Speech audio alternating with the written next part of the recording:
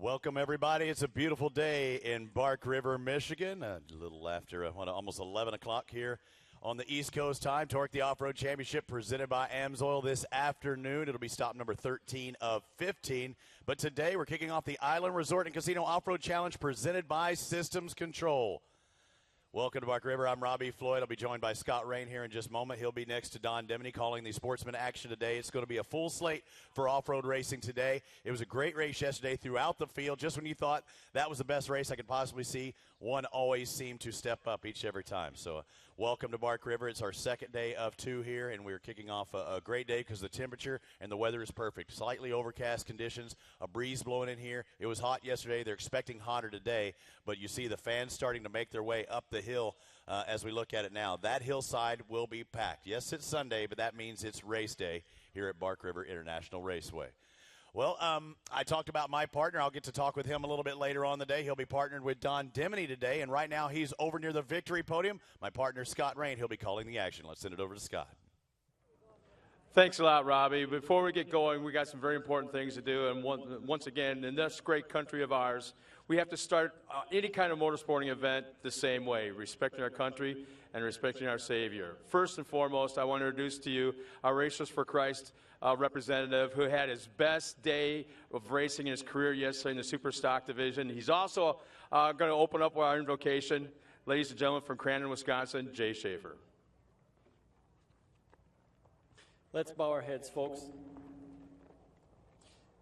Thank you, Lord, for this beautiful day and breeze. Thank you for the Bark River community and all the UP locals who have volunteered here for the past 40 years. Thank you for the USAC workers, for the stump jumpers. Please bless the Glenn White family, and especially bless the wives, friends, and families that make all this possible for our drivers. Please, God, continue to bless the off-road nation and Michigan's Upper Peninsula. Amen.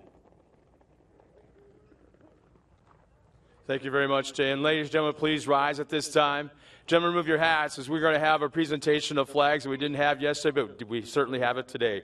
Presenting our colors today from right here in Bark River, the American Legion Post 438 from right here in Bark River, ladies and gentlemen, the presentation of our colors.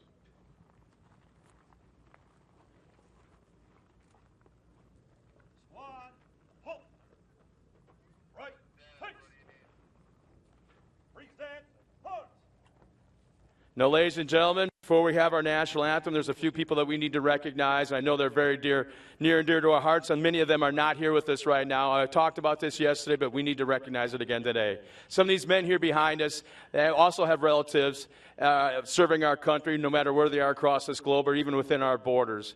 Many of us up in those stands have family members, sons, daughters, and if I remember right, about 10 years ago, we recognized every single name from Bark River area that was serving our country, and that list went well over 50 people, which is such a commendation to this area and its patriotism. Ladies and gentlemen, I'm talking about the service people that serve our country all across this globe, the ones that charged into where the bullets were coming from instead of running the other way. I'm talking about some of the police officers, the EMTs that have served this country, have put themselves on the line every single day. Even for a simple traffic stop, they risk their lives. Ladies and gentlemen, please, a moment of silence in remembrance of those who never made it home and those to this day still serve our country. Please, at this time, a moment of silence.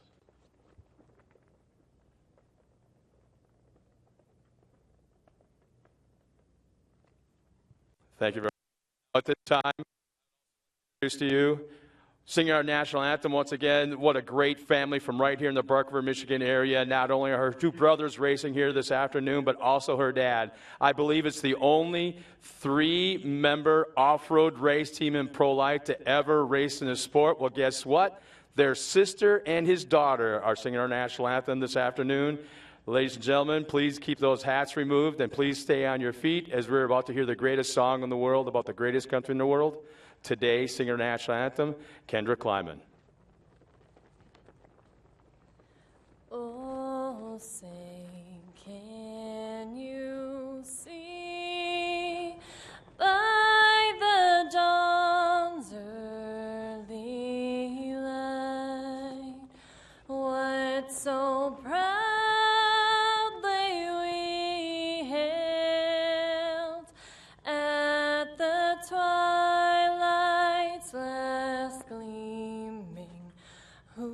with broad stripes and bright stars through the perilous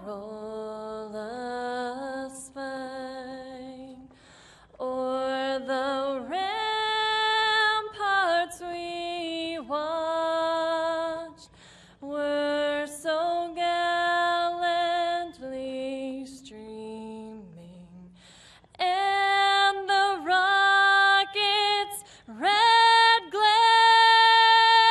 the bombs bursting in air, gave proof through the night that our flag was still there. Oh, say does that star-spangled banner yet wave o'er the land of the free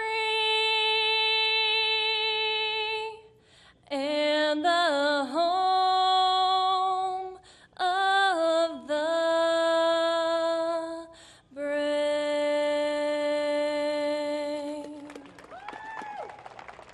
Ladies and gentlemen, Kendra Kleiman as well. Once again, let's thank the men here behind us who've served our country so proudly in the past, and we're lucky enough to meet at home. Your very own American Legion from right here in Bark River. Ladies and gentlemen, our veterans.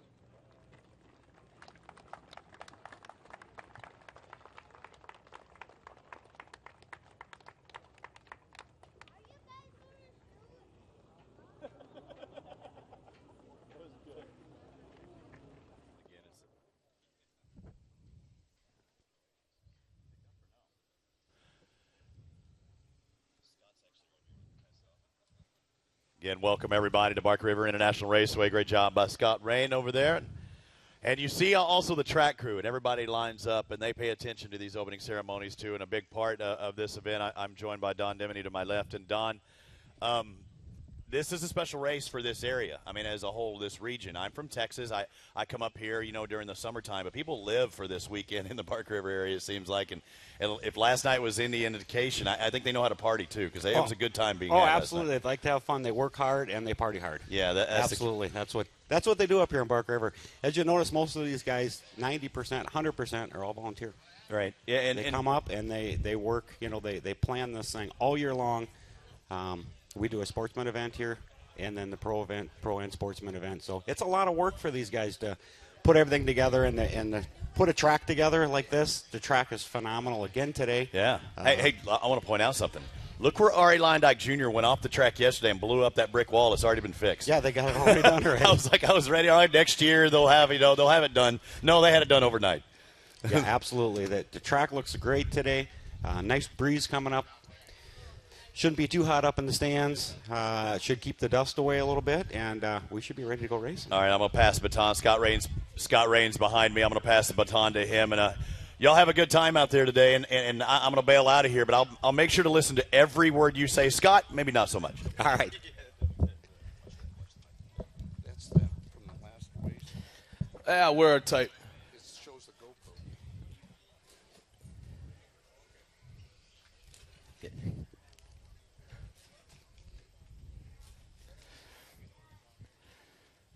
You gotta love when we have voices in our ears talking to us.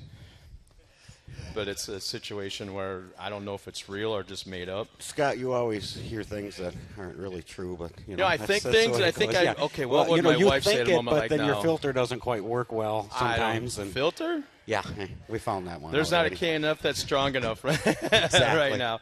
I mean, you and I had a blast yesterday, and I love the Sportsman Series, which is what we're going to start off with in just a moment. The true diehards, the ones that live and breathe and eat and sleep this sport, they have a normal 40-week job, If they're lucky, it's 50. probably, I was going to say 50, You 60 got to hour have week. that extra 10 hours to afford to race, right? And every once in a while, have a couple extra bucks to take the wife out to dinner, even if you have greasy fingernails It's from working usually on the eating race in the truck. shop around the truck is where that dinner Or comes from. maybe you Order buy a in. really nice grill to put it right side the shop entrance, and so you really don't have to That shop. is the Yet case. you can hang yes, out. if you go by most of these sportsman race shops, that's what it is. The grill's right there. Since in you the shop. retired, and there is since you a retired, refrigerator in the shop. Well, that's necessary. All That's just shops have a standard refrigerator. equipment. Yeah. Standard equipment. Not with just soda. Since you retired, is your sticker collection depleted at all? No, I mean, you have got no. the state's largest sticker collection. No, I'm It's- still it's- gathering them as we go here. Oh, yeah. I walk past some of these pro guys, and they're handing out stickers, and, I get a little twitch. I just grab one, though. If you had a sponsor for every sticker that's got been on your race trucks, man. I got a Torc sticker there handing out. Really? Yeah, I stuck it on my razor right away. But what do you think we can expect today after the racing we saw yesterday? There was some nice banging and bump going on. There was some the heated guys. conversation going on. Yeah, There's some penalties we'll talk about that I just got informed about that are going to be put together here. Some guys are going to have to start in the back, and we'll talk about that once we get rolling here. And it's windy. So in other words, you're doing your wind's good. homework. Yeah, doing my You're homework. doing your Yeah, homework as yeah. an announcer. Yeah. I found Is this your third time behind the mic, I think? Third, time? yep. Yeah, third time. There's So a you're couple doing your of homework. You're getting the hang of it. super stock trucks that aren't going to make it out. But you still showed up at the very last minute. Oh, absolutely. I mean, I like to make you sweat a little bit. oh, you were, man. You really were. But it's I had such- Jerry Conrad at my pit till like 3 o'clock in the morning. You His were- whole group. You were up till 3? No, but they were there. Okay, I was going to, what? 3? You? But, back in the day, I think Farmer John would have been up till 3 in the morning hanging out with the boys. But you're supposed to be carrying the torch, my man. Yeah, no. Our time change is weird. At my pit, it's an hour different than it is up here. Oh, really? Yeah. So that's your excuse of being late. Well, I thought it was early an hour. Yeah, They that's call it totally not fast the time and case. slow time. I talked to the locals, and I said, how do you tell the difference? What happens up here? It's fast time On is the east side. Escanaba, and Yeah. slow time is where we're at here. Really? So if you want to make up an hour, just walk back that way about 10 feet, and you're good. Yeah, it doesn't work that way. Yeah, we had a great time up here. I mean, the whole facility was just having a great time, and this is one of those weekends when everyone plans their vacations around this weekend. They take time off.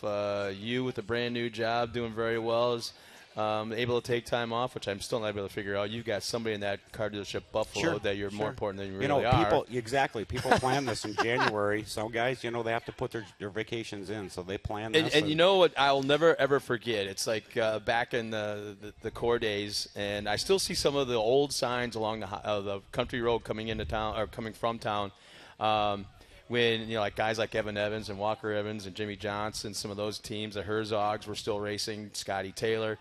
Nowhere else in the country, I don't care where you are, what series you're running, nowhere else. I can guarantee you this. When you got off the highway in Bark River and come down this country road, and a lot of the teams are freaking out about it now because they're hearing banjo music. They've never been to this part of the state before, so all they can think of is banjo music. And all of a sudden, all these houses along the road on the way here got little signs stuck up, and they never give up Evan Evans, Yeah. all hand-painted, and there's some kids sitting in lawn chairs and the thumbs up and cheering as semis go by, like when they come into town, like on Wednesday or whatever. This is a big event for a community like this. I met some people, I just happened to stop. They were sitting in the front yard, and I pulled over. This is a long time ago, back around that time. And I kind of asked them, why do you do this? I mean, I know it's fun to see semis coming down the road that you never see but once a year. And they go, we take the time off from whatever we're doing. We're going to sit in the front yard with a cooler or whatever it is and wait for the Herzogs to go by and wait for Evan Evans to go by and Scotty Taylor because we want to be the first ones they see when they pull in.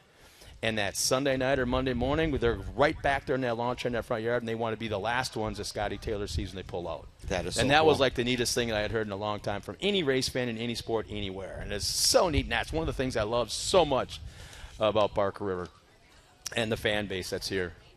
So you got the lineups over there on the headset. We need to get started. It looks like we're going to start off again with the classics and the stock truck divisions. 2 classes in one race can get kind of hairy as we have 11 stock trucks, which is Don is familiar with as he's running that for so many years before he stepped up into super stock before he ended his career, which I think is going to be temporary, by the way.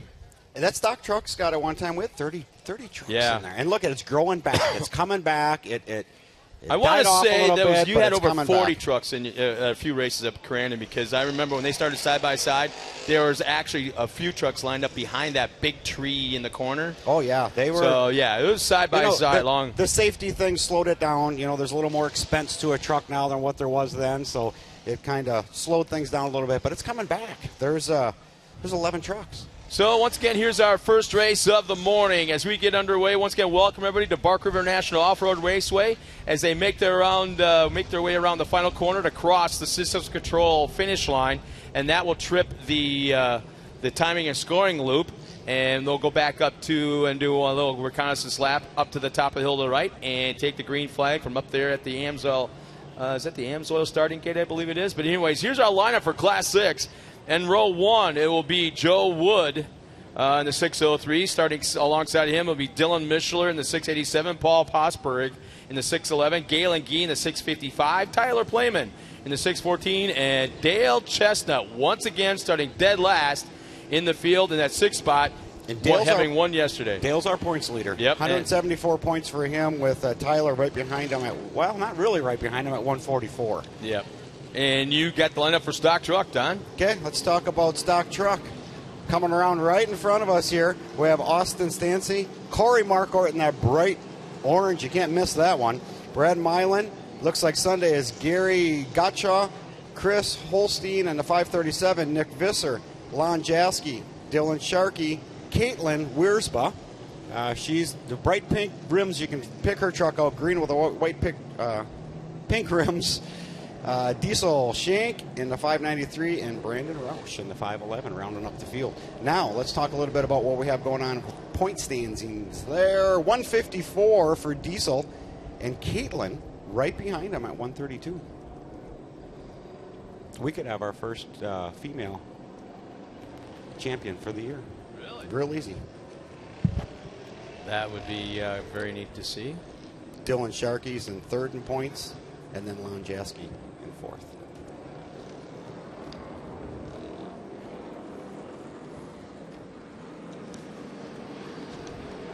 And there we the green go. flag is out. We got the Classics taking the flag first. Once again, there'll be 2 different green flags.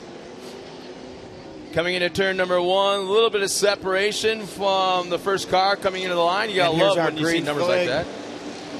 For stock truck, Austin and Corey side by side into the first corner. Oh, nice move on Corey. Nice tight in the inside.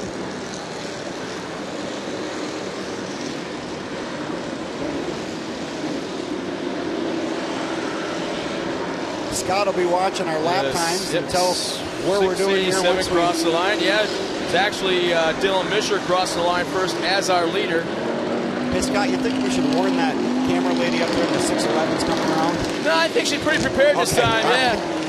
Yep. Let's keep an eye on that one. He had a little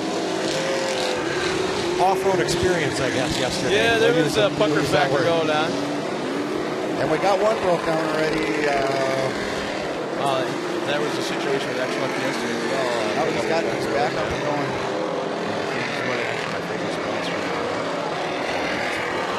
You remember? They were going to bring us ice cream, weren't they? Mishler still maintains a sizable lead. How about that stretch a little bit? Galen Gee crossed the line in 2nd. Stanley Wood, Paul Rosberg, and Dale Chestnut in that 5th spot. Where is Chestnut? Oh, he's only at the 3rd now. So Chestnut's up to 3rd. Corey Marquardt leading the stock truck, and he's catching up to the Classics already, Scott.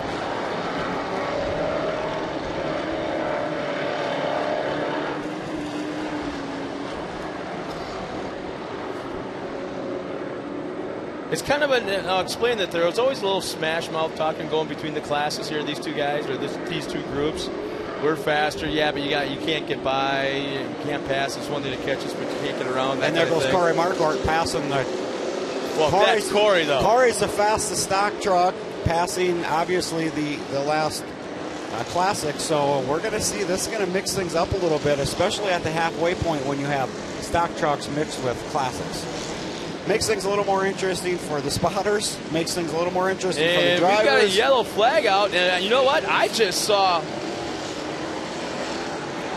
We got a we have We have it's a local yellow, but we better check it out because I think I saw Chestnut pass right at the first yellow, if not just after it. So we'll have to keep an eye on that. Dale's a smart driver. If he knows he did that, his spotter will tell him, and he'll drop back the spot right away. Yeah, they're back at race speed right now. As Chestnut's still running that second spot as he's going by the cemetery turn. I think if the officials feel he's passed under that yellow, he'll let that spot go back. We'll see that happen. He is so strong in this class. I remember there was one race at Podium in the spring. He had an issue and so I think something broke on that. I cannot remember the time in that truck they didn't finish. So reliable.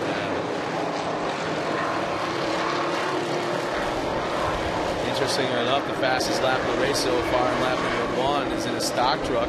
Brad Millen gave it a 1:41.45, and there's no one even close. He's in the 520 truck. Yeah, there's no one even close to him. The only driver to break into the 141 he's catching mark. right up to Corey.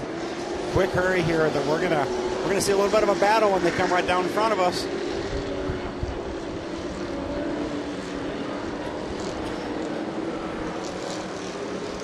You just see how our top 2 cars right now, as they come around the line, just handle so differently. As we take a look a little bit further back, there's as they clear, and a smoke may be coming out of our leader, Mishler, but I want to say it's a Monte Carlo.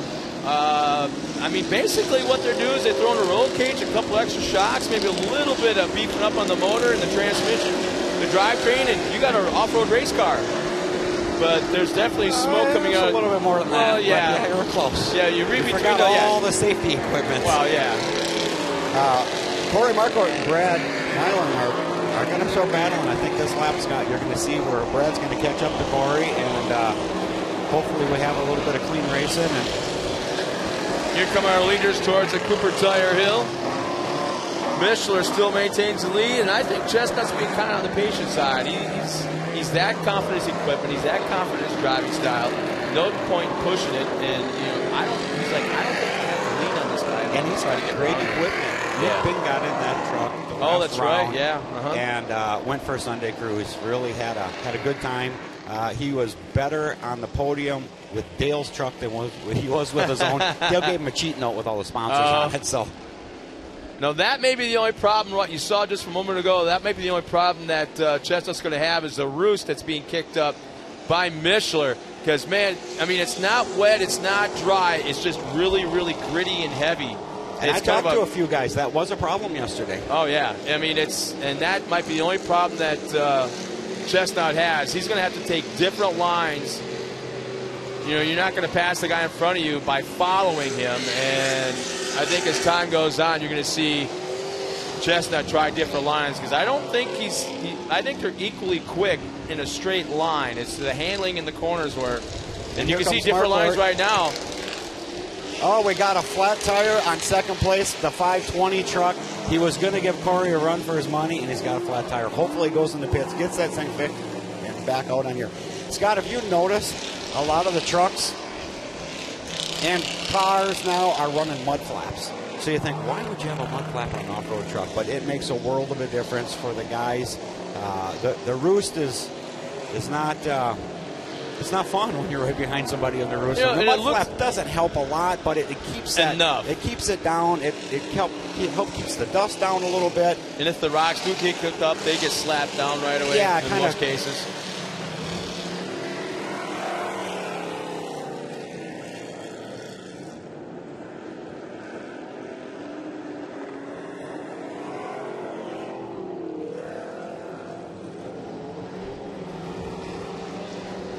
Here come our leaders in the Classics division. Again, now we're starting to see Chestnut try different lines. He goes way to the outside. Nothing there. Got good traction with a nice run off the corner.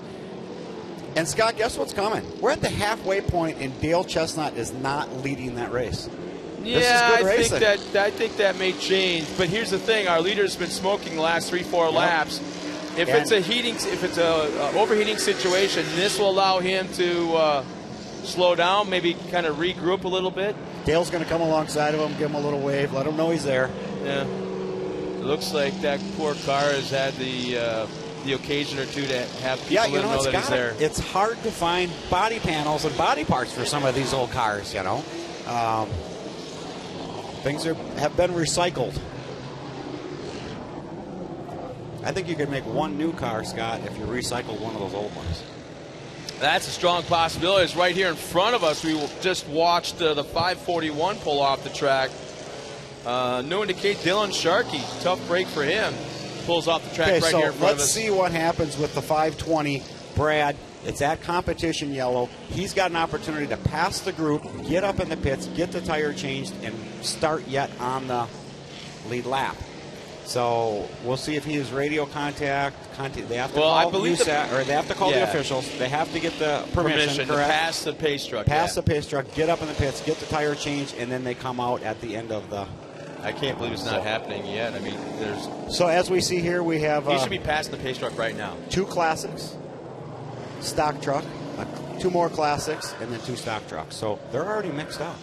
Well, you see our lead cars to the left of the screen. There's the pace truck with Richie Kuloff behind the wheel. But the thing is, I can't believe we're not watching the who was it that had to get in the hot pits? Hasn't passed the pace truck yet. It's getting to the point of being too. Oh, there we go. He's up on top of the hill. No, it's the white 520. He's just staying in line here. He should. I think he's about 7th back. We'll see when they come. We'll see when they come over the hill here. 1, 2, 3, 4, 5, 6. He's about 7 back. It's to the point where it's too late. We got somebody in the hot pits right now, though. But it's to the point where it's too late. And maybe these guys are running on such a budget that they don't have a spare tire. There's nobody on their crew here to help them change a tire. Well, I kind of think you guys work together so much in the pits, off the track, back at home in the shops, that I can't help but think that another team would step in and I tell you what, Scott, last year like I had adopt the team for you during the pits. One guy in the pits. Nick Bing's group had one guy in the pits, so we all work together. Yeah. They're back there, they're just as excited and wound up as the driver is. They want to change a tire. Yeah. We don't want them to because we don't want to. But they want to be a part of something like that. When you pull in the pits, you got guys all over the truck, and they're checking everything out, and we're back green flag racing. Here they come into turn 1. How about Marquardt? He got a jump. Running that 3rd spot in a stock truck. He's starting to mix it up with the classics right now. Now we're going to find out if Chestnut was just playing a little chess in that first half. Well, and let's see what Marquardt's got for Chestnut. He's right behind him. He's got an opportunity to run with him for a couple laps. Smoke is still coming out of our leader, Dylan Mishler. Oh, a little bumping going on there as they cross the system control finish line one more time. Here comes Chestnut to the outside. Man, in the most dangerous part of this racetrack, they make that right-hand corner, and you hit the top of the crest of that hill, the suspension unloads, and you basically lose control of your car just for a moment. Down in this backstretch there, Scott, where they just went through, that's plenty wide enough. You can pass there if you have the power and the speed to do it, and there goes Dale. Yeah, he got to run off the corner coming down the hill. He actually planned that pass about 4 corners before it took place. But Mishler's going nowhere. He's hanging right with him. And Marquardt's right behind him. He's going to run with him for a while. That's 2 separate classes, 2 separate groups. But kind of surprised stock truck has fallen back that much. I kind of expected more as they crawl. Corey Marquardt, very, very strong. I talked to him on the podium yesterday. How is it that you get that truck looking so brand new, so straight and clean every round of racing, no matter what happens on the day before? He's got a crew. And he said over there. It was an auto parts store. He owns an auto parts store, yeah. He actually went, picked up some parts for Troy Shaden, tried to get him back on the track. Got him on yesterday, but not going to be back out there today.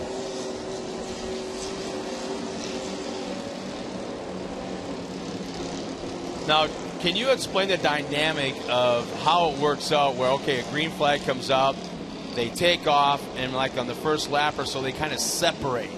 And they're like an equal gap from first on back to, say, 5th. Then with about 2 laps to go, somehow, for some reason, everything they punch back up again. How does that happen, and why does it happen? We always say, let the first lap shake itself out, figure out where you're going to be, what's going to happen, and then come up with an action plan at that point. Your spotter needs to, as you see the classes that don't do that, you end up with a mess in the first corner. Let the first lap like shake itself out here. and then try to figure out, come up with a plan. What are we going to do now? We're in 5th, we're in 7th, we're in 1st, hopefully, like Jay Schaefer was yesterday. Oh, wow, what a race by him, huh? Yeah. That was so neat to see. Oh, right rear flat tire. He's still and he's limping still around. running. He was giving Corey Marquardt a real good run for his money. Brad in the 520 must, like you said, Scott, must not have had a spare tire in the pits.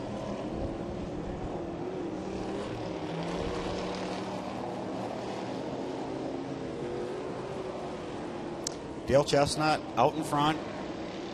Nothing but air. Doesn't have to worry about how many more tear-offs he has. Yeah. I think he burned a lot of them up in the first half.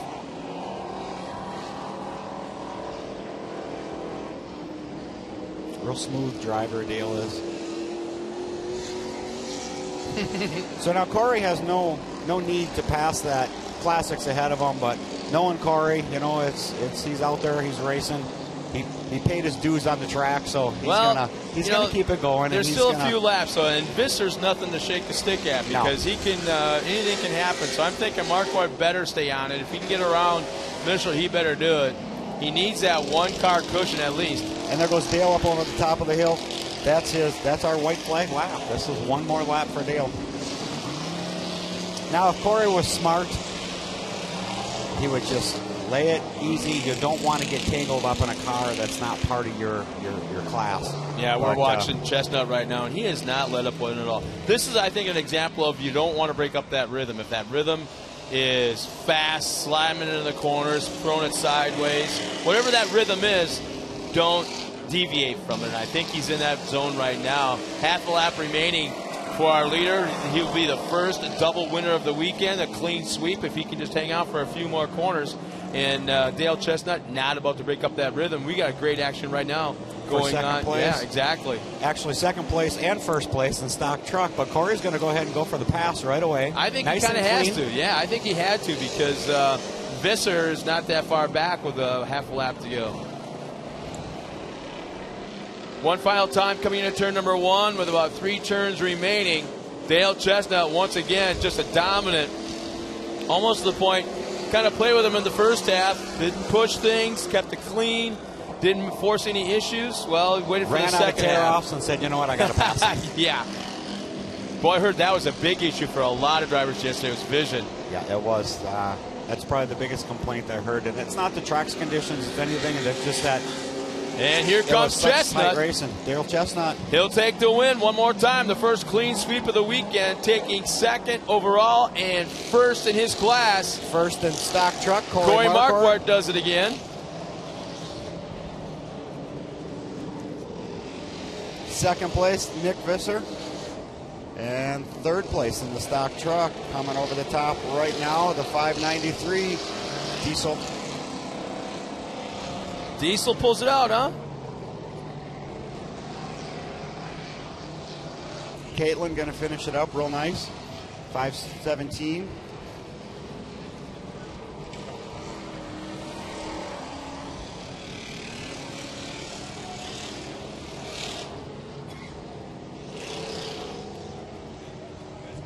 Well, race fans, quality and performance do not have to be expensive. It's breakdowns that cost you real money.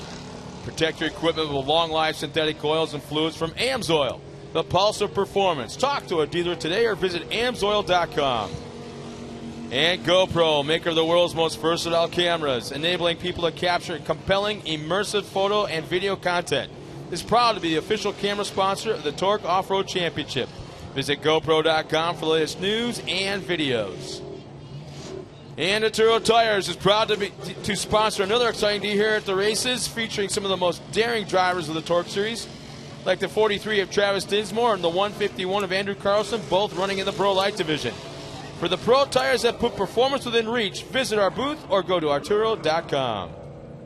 And Pep Boys. Did you know Pep Boys is now the largest speed shop chain in the country? They have over 150 locations across the country with more on the way.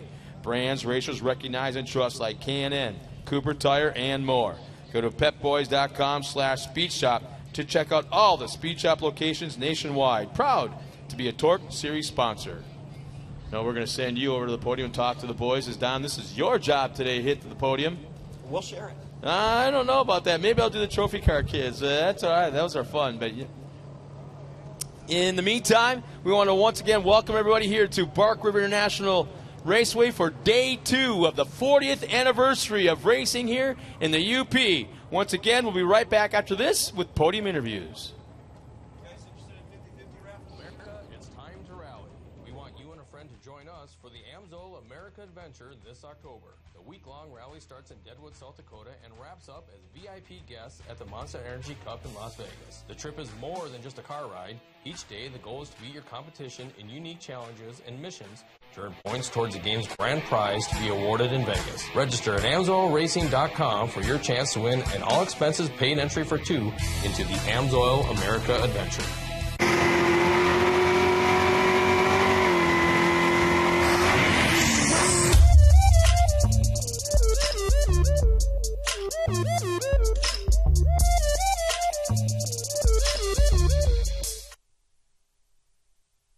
One of the most important routines I always follow is checking my tires. The same way you take a few moments to check your mirror position and buckle up, you should also make it a point to check your tires before every long road trip and at least once a month. Check your tires and know before you go.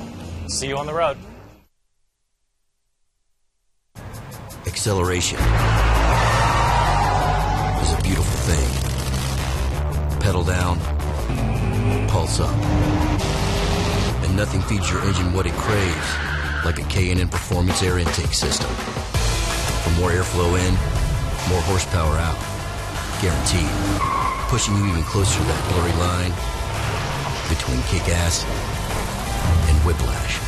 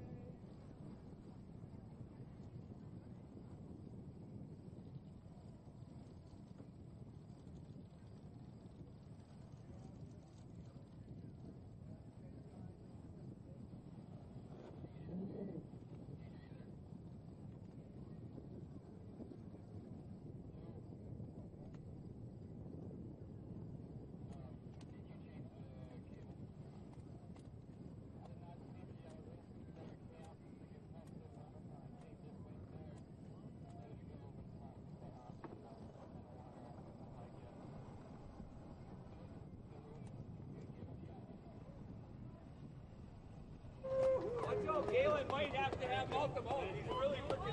He's having a hard time. Did you say you're ready? I'll have a copy of that.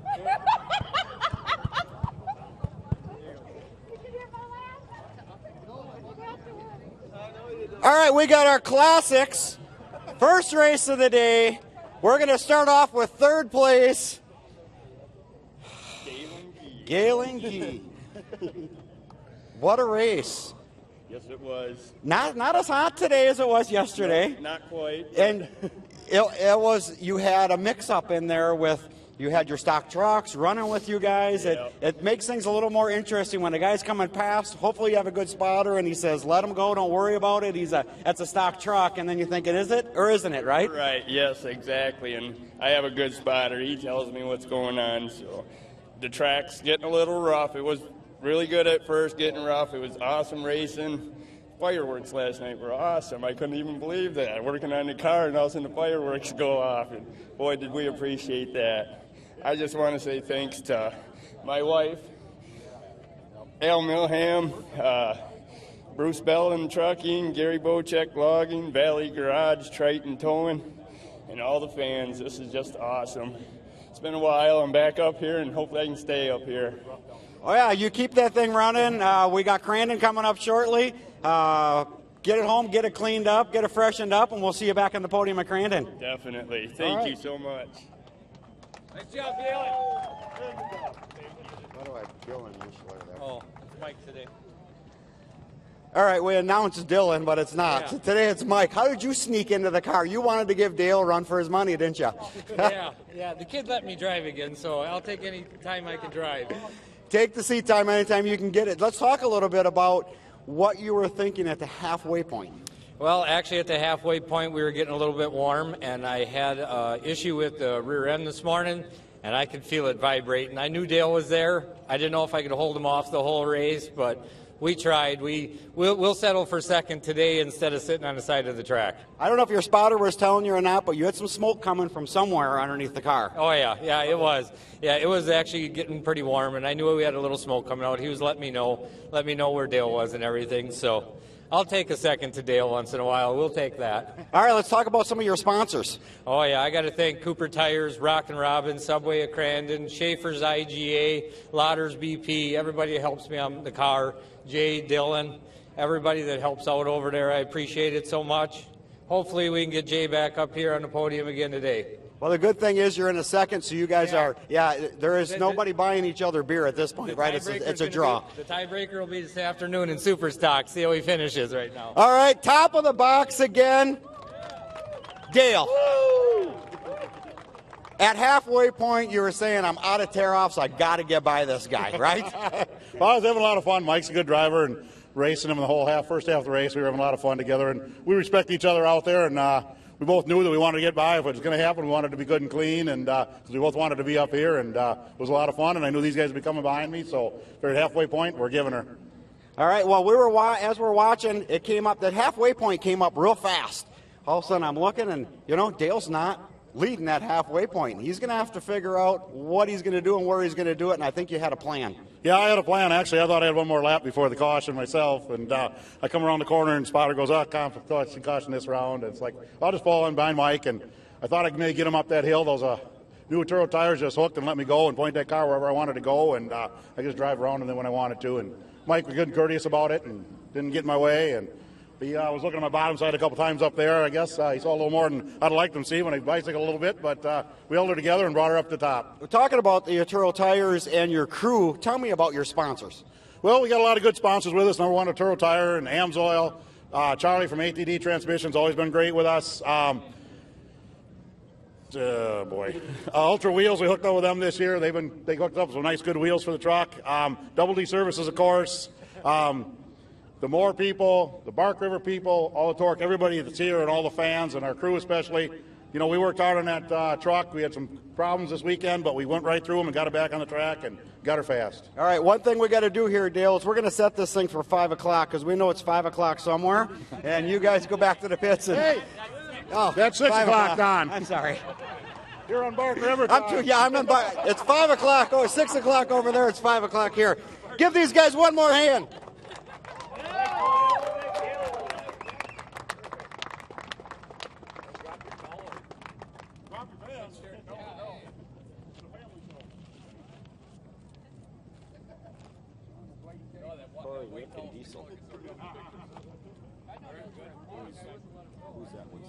Big thanks to Bark River for the nice blocks and clocks. Those are beautiful, guys. Thank you. All right, let's get our stock truck up on the podium. If my information is correct, we should have Corey Marquardt, Nick Visser and Diesel Shane. Diesel? Nick? Right up. Yeah. Come on, Corey, your gal's waiting for you.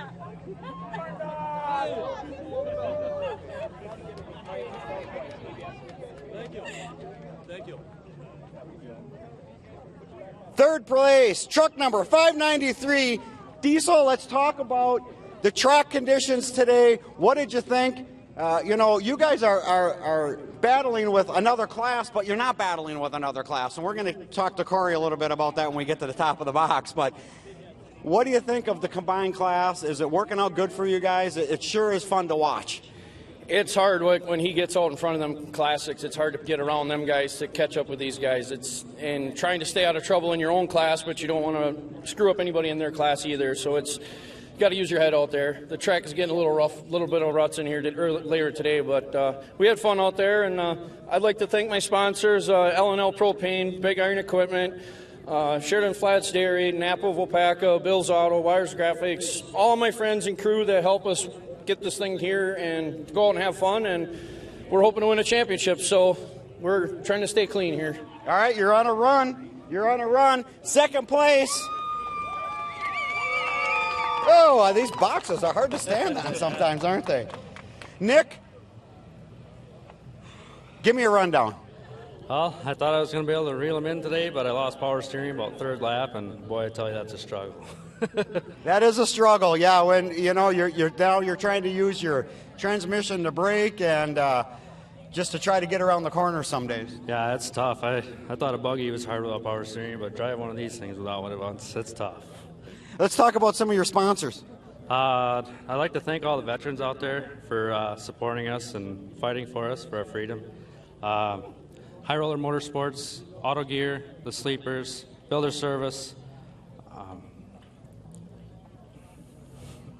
All of my sponsors, my crew, my Uncle Sam, Auto Gear, or Cousin Sam, Kenda Tires, AMSOIL. Sorry guys, I'm terrible at this, but we'll get you a cheat sheet next time. All right, on top of the box, Corey Marquardt. We're going to set his clock for 5:05 because Corey's always late. Except for on race day, Corey, you had it figured out. You had the track figured out. The truck looked like it really worked well. The last couple laps, you were catching up to the classics, and I'm thinking, just run your race, Corey. Take it easy. You don't want to get alongside of a classics and cost yourself the race. But no, you never lifted and just kept on. You were on a rhythm, and you just kept going. Yeah, it's hard to drive what you're. I didn't put that right. Yeah. Well, it's hard to drive half speed or whatever you want to say. You're in a rut and rhythm, and you don't want to change it. Yeah, once you get that rhythm going, if you stop it, and there wasn't an opportunity there for you just to take it easy and stay behind that classics. You needed to pass them. Although my spotter, Jeff Hoskin, was yelling at me to slow down and take it easy, but I didn't listen. All right, well, let's talk about the truck a little bit. Bright orange truck, easy to spot on the track wherever you're at. Sometimes it's a good thing, sometimes it's a bad thing. Let's talk about what you do to get that truck ready. I got a tremendous crew back in Lena. Everybody that helps me, definitely can't do it without them. And having two of them with the kids' cart is double the work. So thank God for friends, family, and everybody else. I tell you what, that's a good-looking truck. Are you painting this thing? Who's painting it for you? No, I got a great sponsor in Todd Lefebvre from Todd's Custom Graphic. Between the painting and stickers. I bet he's pulling a lot of dents every week, yeah? Yeah, we got a couple more after this one, but. All right, well, what about your parts? Where do you get your parts from? Corey's Crank and Nail, of course. I've been there. It's a pretty full store. So what else do you have for sponsors? I want to thank Andy Arndt. I forgot to thank him yesterday for the shock service. Husson Electrical Contracting, Todd's Custom Graphic, McGuire's Sports Bar and Grill, Jane's Classic Touch, AMSOIL, Evil Smile Photography, my wife Jody, and the kids Kennedy and Sam. So I just got one more quick question, Corey. We'll let you go. What's the deal with the hat? Said it yesterday. The last time we were here, my son podiumed in the short course cart and had a fedora on. So he started the trend. We're going to continue it. Well, I tell you what, with the heat this weekend, those things probably be real popular. All right, 5:05 for Corey.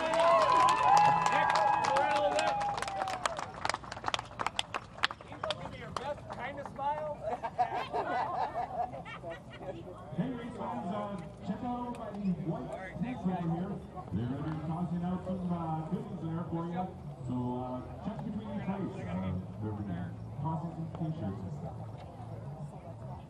Valley Resort wants to thank all race fans. They want them to join in jumping out for racing this weekend. Please be safe. May the fast riders and pros. We do not drink and drive. Race fans looking for a new career opportunity? Systems Control of Iron Mountain is not only the premier sponsor of off-road racing, but also now hiring, offering incredible career opportunities. As one of the fastest growing, most successful organizations in our area, Systems Control is the blue you've been looking for.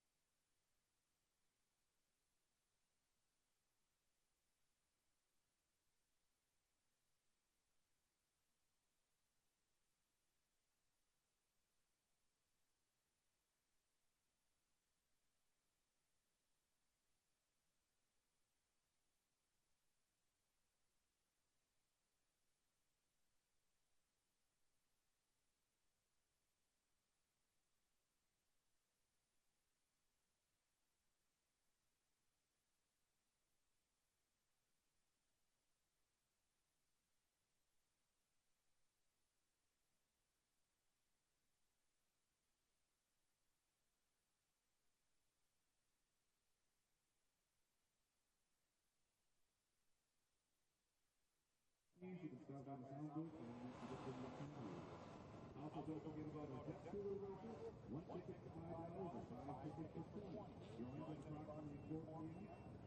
Sponsored by Roger, Short on the CCA, Slade Point Financial, and Scott Canal DC. Make sure they're override.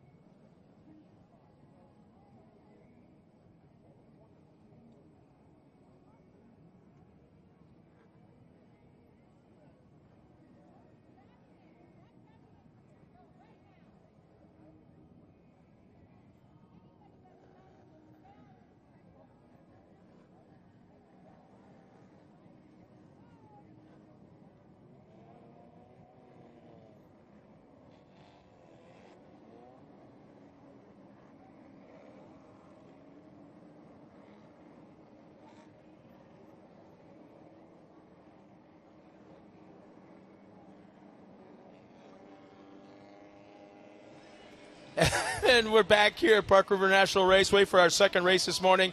It's the largest field. It's the 1600 light buggy division, and it's been very, very competitive. Light buggies, limited suspension, running a restrictor plate, low horsepower. What is it? I want to say like 52, 53 horsepower, something like that.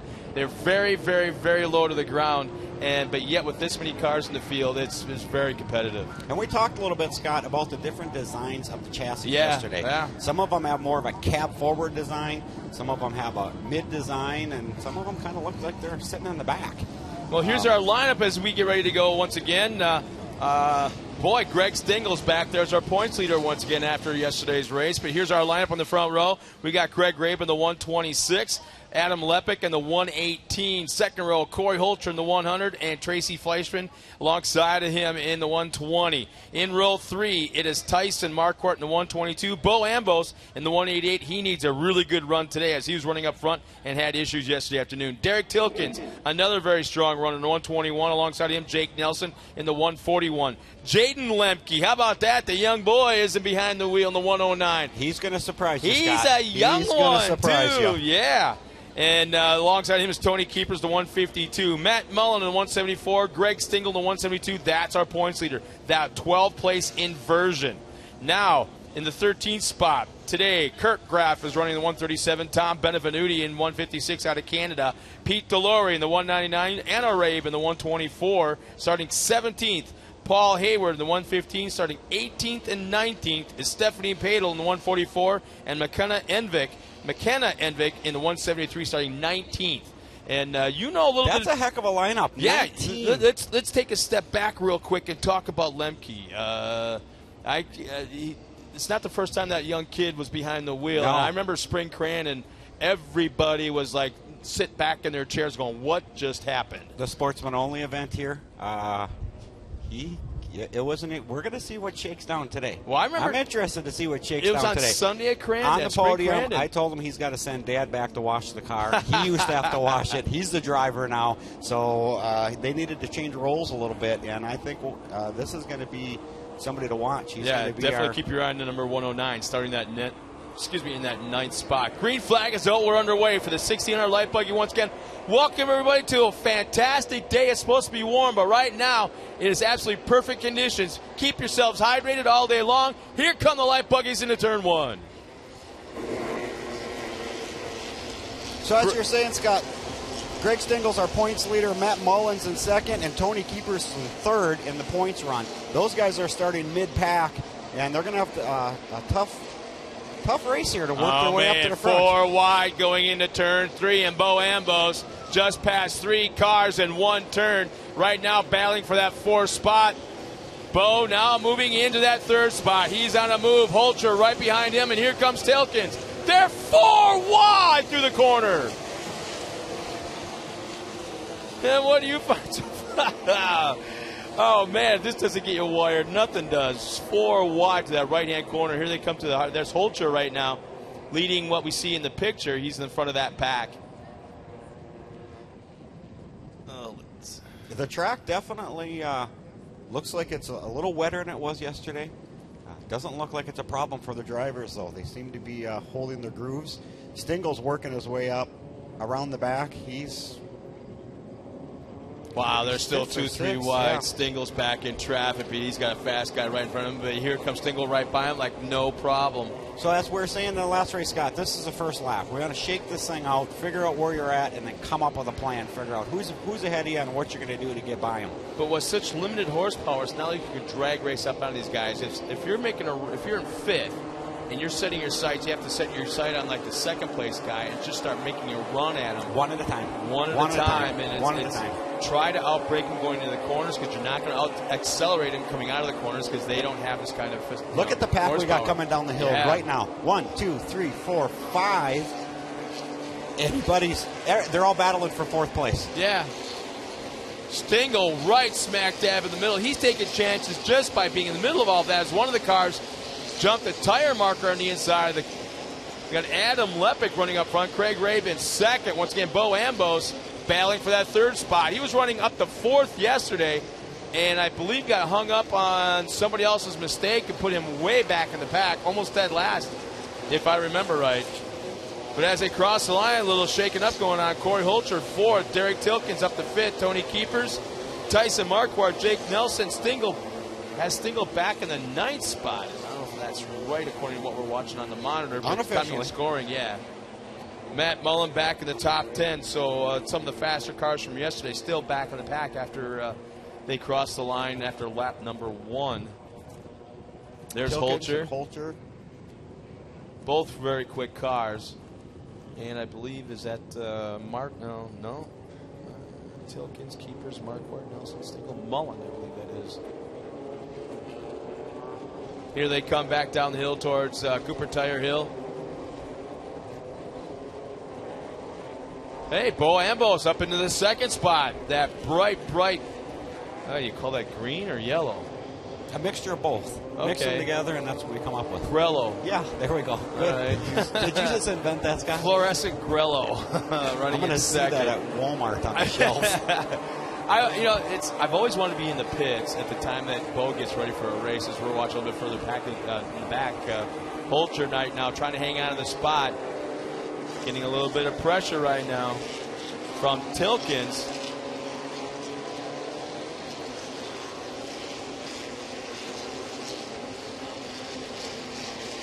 Actually, that's 152. That's Tony Keepers. So it's Tony Keepers and Holcher battling back and forth. So watch, if you look at the whole group here, Scott, they're starting to, we had the top 3 were kind of pulling away. Now we're getting almost a single file. And Greg Stingle loves to see that because now he can pick them off one at a time. He's got and a just long a ways moment to ago, go. yeah. So where is he at according to the unofficial? So just a timing moment here? ago, Craig Rave got back around Bo Ambos. Bo falls back to 3rd. Corey Holcher 4th. Derek Tilkins 5th.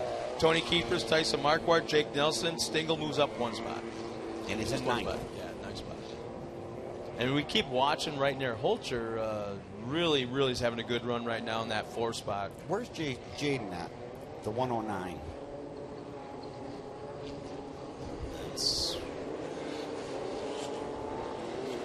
He didn't work his way up to the top 10 yet, I don't think. Lemke's running in 12th last time by.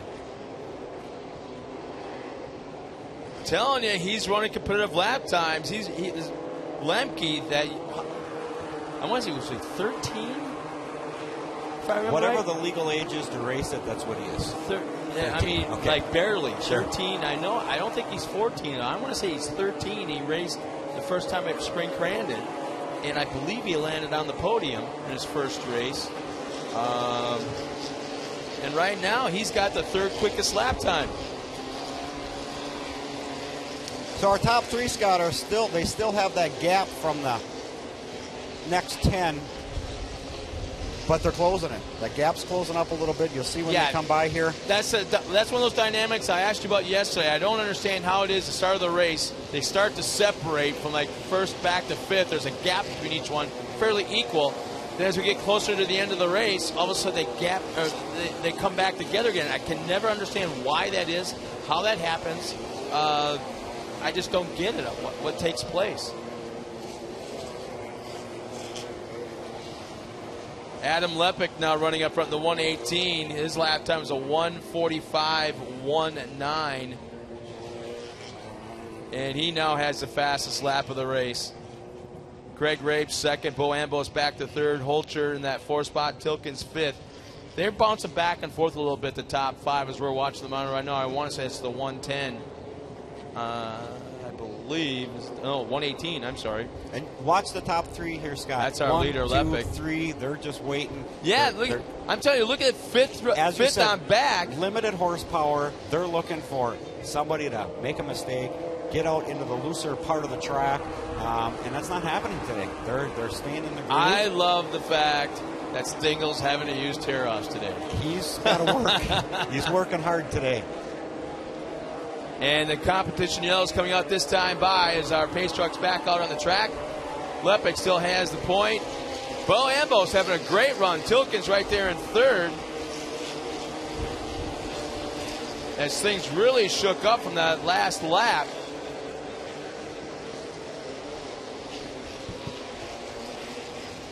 Scott, I'll let you call them as they come over. for the competition yellow. Telling you, Matt Mullins was 10th across the line last time by, so right now it's... Oh, I love it when my screen freezes. So as the competition yellow comes out, we'll regroup everybody, bring them back bumper to bumper, and we'll call off as they cross the line the positions. Because, man, the top 5 changed a lot in that last lap as they're waving the simultaneous red and yellow. So generally, Scott, at this point, as a driver, you want to be in the top 5. You have half the race left. If you're not there, you know you're going to have to work hard to get on the podium spot. Yeah. Especially in this class, you have to. You're crossing your fingers for somebody to mess up a little bit, but. Well, I'm looking at the lineup now as they cross the line. Matt Mullen was 10th 1 lap ago, and right now he's in the top 5 in the 5th place. But Adam Lepic crossed the line. Bo Ambos is up to 2nd. Tilkins, Tony Keepers, Matt Mullen in the top 5. Jake Nelson, Greg Stingle running in 7th. Craig Rabe, Corey Holcher, Todd Lemke, all in the top 10. So Stingle started 12th, worked his way up to 7th. I don't know if there's enough laps for him to get to the top of the box. And that young 13-year-old Lemke's running in the top 10 right now as he crossed the line with a 1:42.76. And he's actually probably mid-pack now as far as lap times. As the track was starting to come together, the lap times obviously got a little bit faster. So he's running about a very low 1:42. And I think the quick lap of the race is a 1:38, and that's Matt Mullen. He had a crazy last lap before the competition yellow. So here they come over top of the hill. We'll watch that pace truck. If they pull the yellow flags in, that means it's going to be green flag racing. I want to remind everybody that also stop by Racing Dirty Tim and Timmery. They got the T-shirt trailer here once again. In fact, congratulations to Tim. They got a very cool award from Bark River Lions Club yesterday and Bark River International Off-Road Raceway for coming out here for so many years. And again, on a personal level, I want everybody to stop up there, not only to check out all the event-specific T-shirts and hats that they have for just this weekend, but also they have got the Chris Cobb Memorial stickers and flags that they're selling, that 100% of the proceeds go to that foundation, as a big check is going to be presented to Wayne Kyle, the father, I believe at the NASCAR race in Charlotte coming up in just a few months. All right, so as the green flag comes back, it's going to get fun now, because all of a sudden all kinds of crazy stuff's going to happen in the next few laps. No longer are they nose to tail. Look where Stingle went. He went right to the outside. He needs to pass as many cars as he possibly can. Yeah. No, he didn't make up any ground. He started 7th, and he's still sitting there as they come out, as they take the green flag. He's moved his way up, but right now in that 7th spot. And as long as they stay single file for the most part, Stingle's got a shot, because he has the ability somehow, keeping that momentum up, maintaining that. Oh, we got one car pulling off to the side.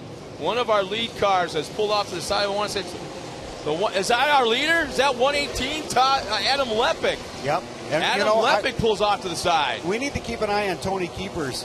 When he came around, he was out of the groove, but passing people. So I want to see, he's on a mission. He knows he needs to be aggressive at this point to get up on the box.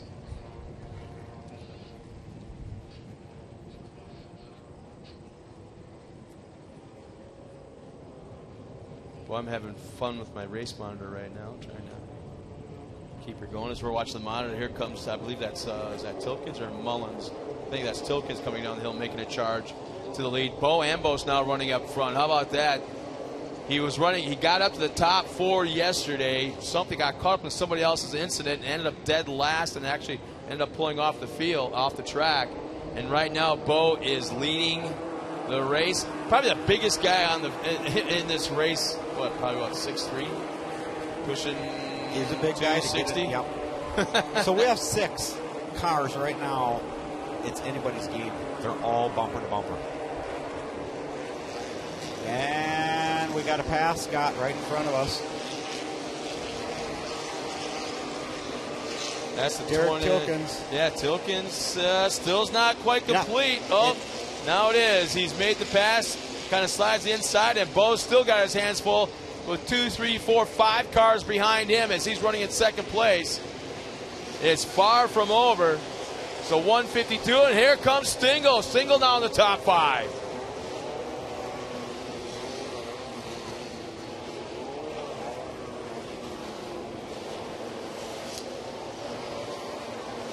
Scott, it looks like on that restart, on the restart, you have to no. stay single file. Oh, no. The young boy made a mistake, I take it. He was anxious. He knows he needs to be in the top 5 to get on top of one of the, the top 3. And he got a little anxious, and he passed before he was supposed to. Well, see, the process that they need to go through when they take that restart, they need to stay in single file line, and they cannot pull out a line or make a pass until they pass the flag stand. And evidently, well, no, Scott, and what they're telling me, who he wasn't nose to nose. He had too much of a gap. Oh, he was too far back? Too far back. That's why the flag's coming out? This is all unofficial, obviously. Anything we say is unofficial today, right? Oh, boy. Anything I say is unofficial. You're always official. Yeah, no. So they're saying he wasn't nose to nose, and it's critical here. In this class, as we were talking all day, it's critical. We just had the 114. I see That's a little Matt flame. Mullins. Seen a little flame come out the back. Oh, yeah. Sure. He's trying to fire it back up, but I don't think he's... Well, at least he got past the little crick there. Yeah, and look at that. Great racer. Pull off the track. Not going to cause a yellow. Gets out of the raceway. And who do we got in second place already, Scott? Yeah, Stingle. Bo Ambo's third. Tilken's running in the top spot, the 141. Jake Nelson running in that fourth spot. So things are starting to heat up. We talked about it. They separate a little bit right after the green flag for a lap or so. And now we got a pass for the lead. Stingle now running up front. Where did he start? He started in that 12th spot. Stingle now 2 laps past halfway, now running up front.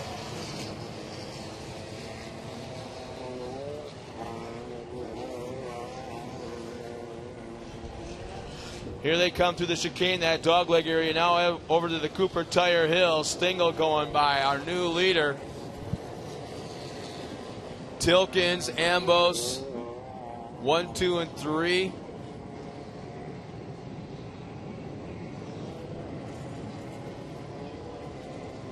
As I was just talking with Corey Marquardt, once you get in the groove, Stingle's got the groove.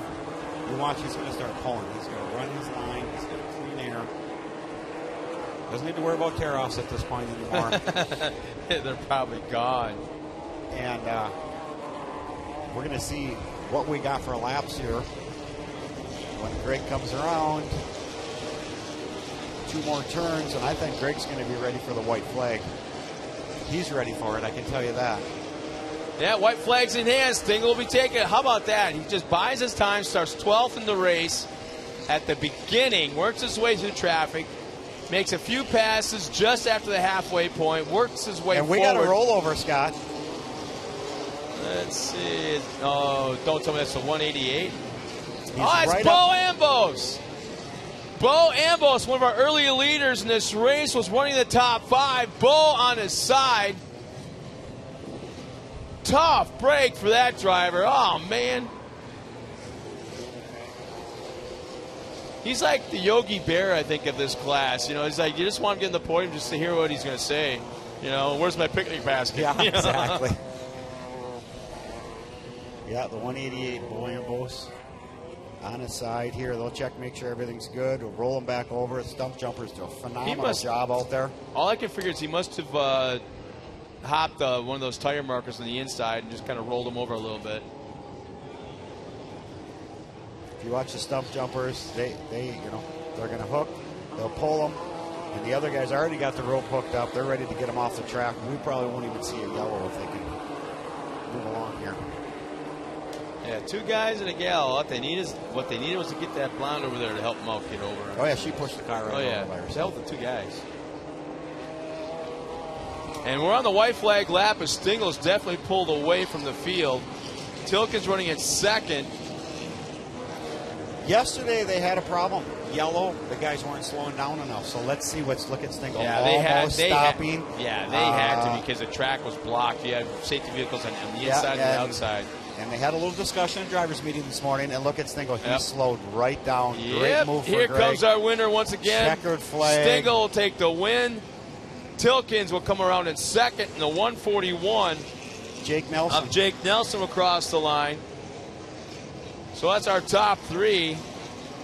What a bad bad day for Bull Emblems. Tell you, Paul Hayward did a very good job finishing the top 5 as he started 17th in the field and passed more cars than anybody else to finish up there as well. So nice job by Hayward. Tom Benevenuti crosses the line out of Canada. The farmer from the Tundra.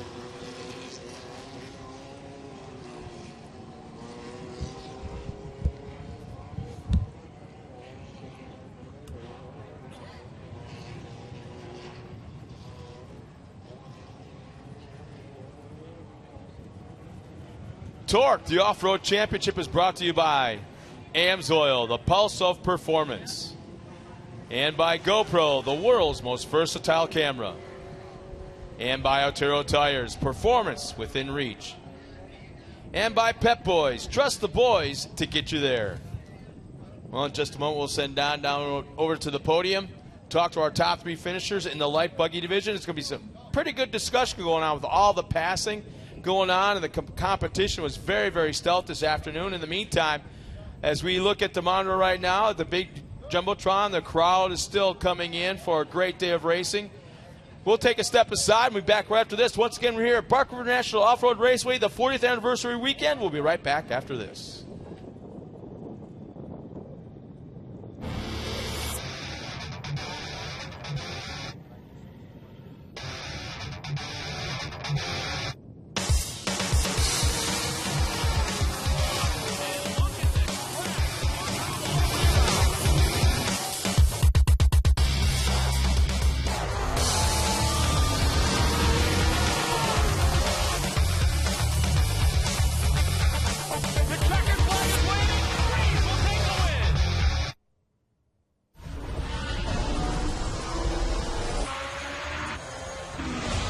I'm professional drifter Ryan Torc, and I use VP fuels.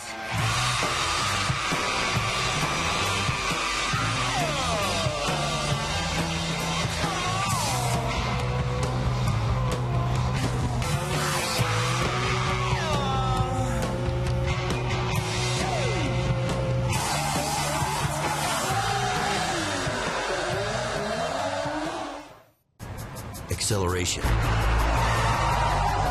is a beautiful thing. Pedal down, pulse up.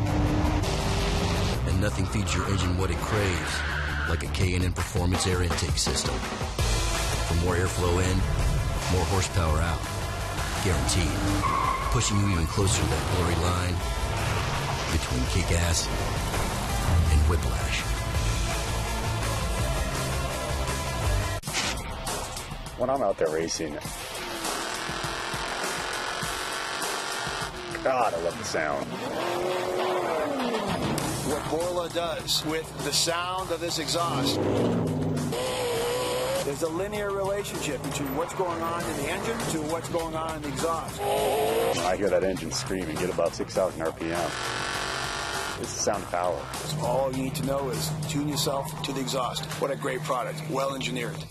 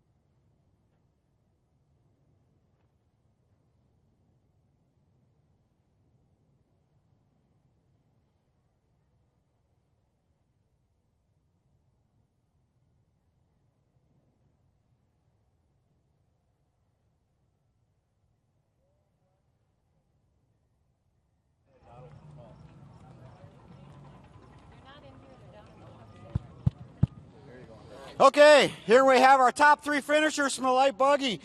Jake Nelson, 3rd place.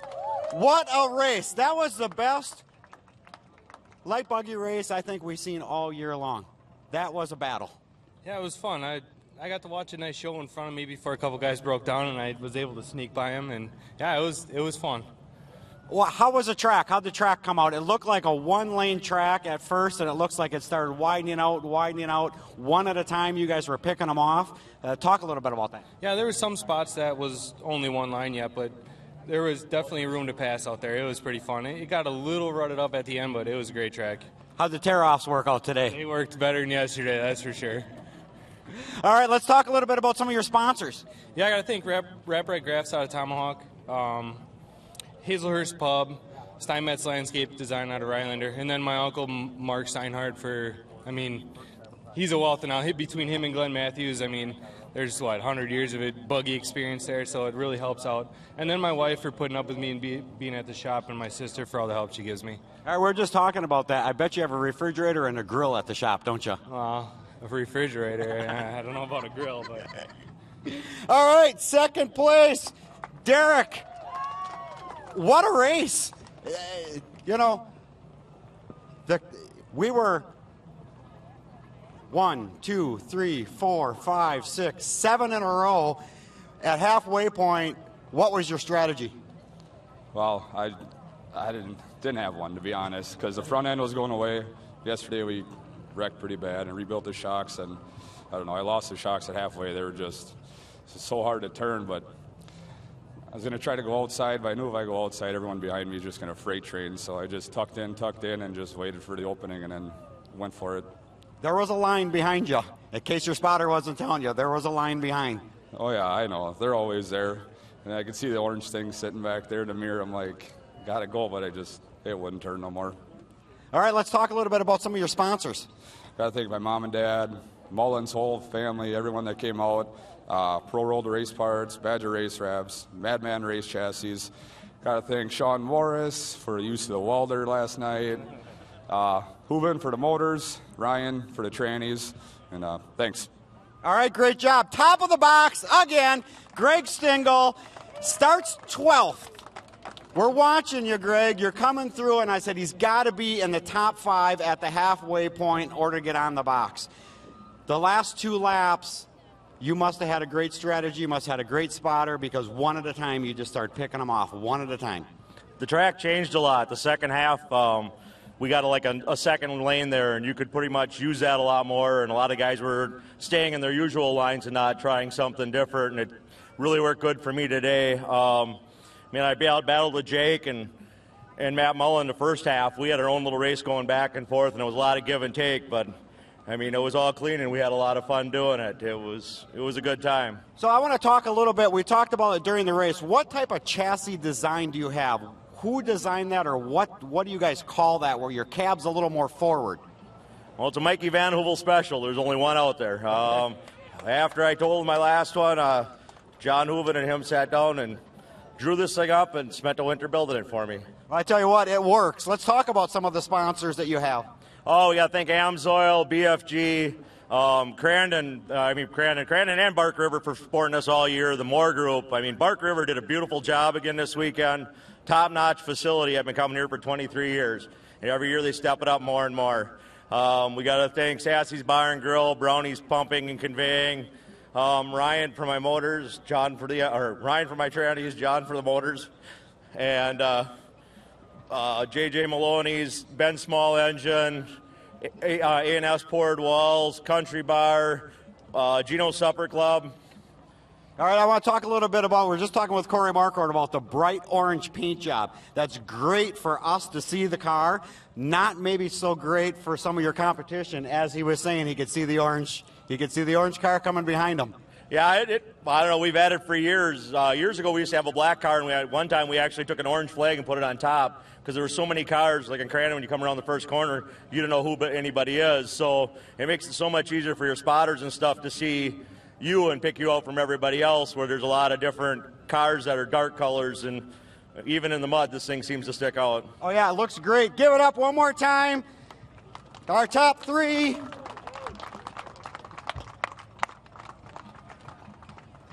Back to you, Scott.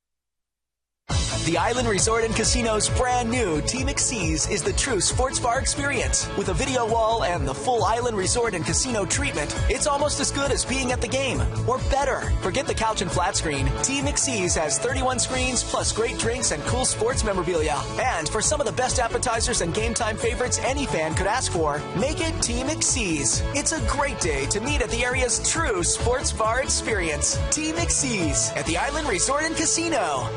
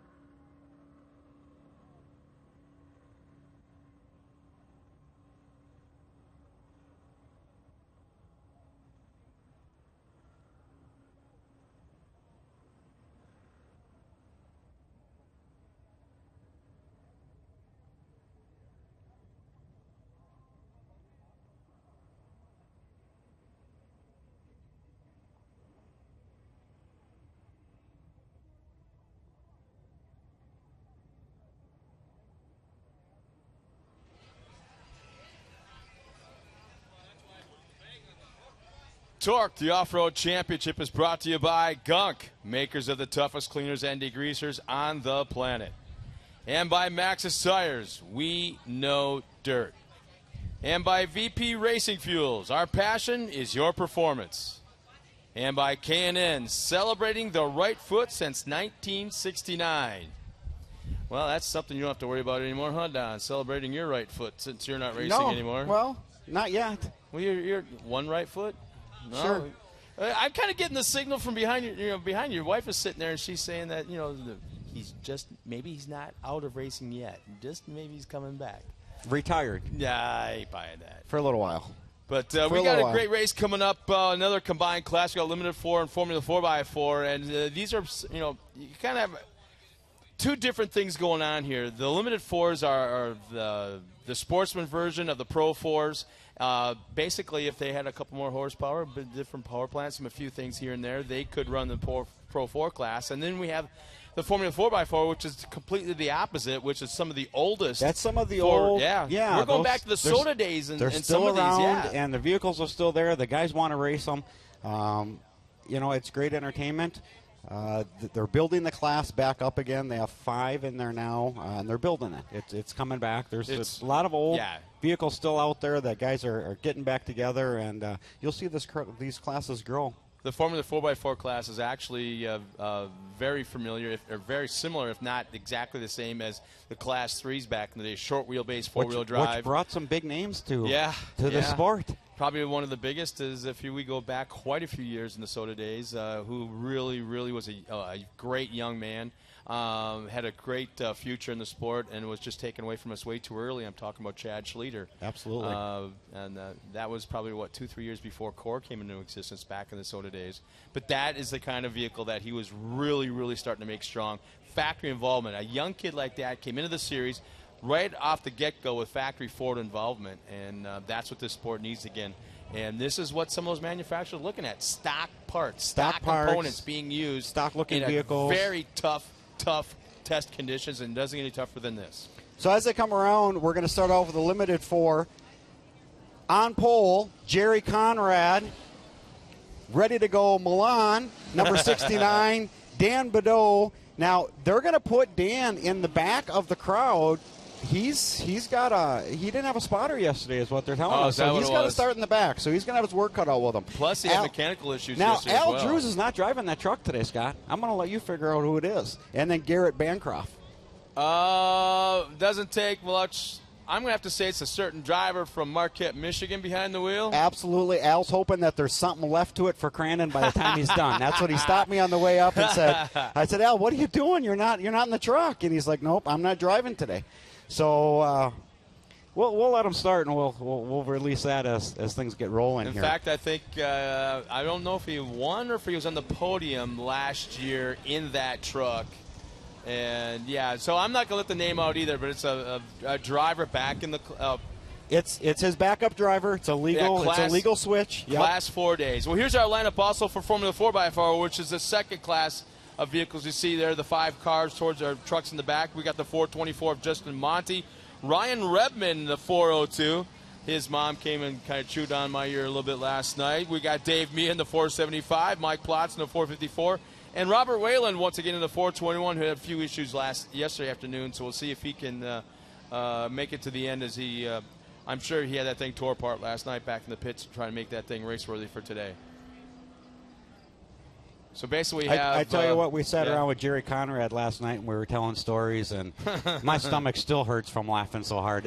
You want to hear stories. They are such a good group, such a great guys. You want to hear stories, talk to blast. Gary Johnson. Gary Johnson, Jimmy Johnson, Jared Johnson, and Jesse Johnson's dad. Oh, my gosh. Yeah, it's, that's the racing part's cool, but last night was about hanging out you have in the God. It was interesting. Yeah. Well, the pace trucks pulled off the track. There's the green flag. We're underway. Here come Jerry on the outside, Milan on the inside. We're going to see how this shakes out after the first lap. Look at Milan. When did he get so aggressive?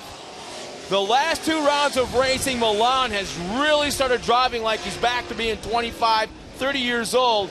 and he's no spring chicken, but man, oh man, can he huck that truck around this racetrack right now, having taken the lead.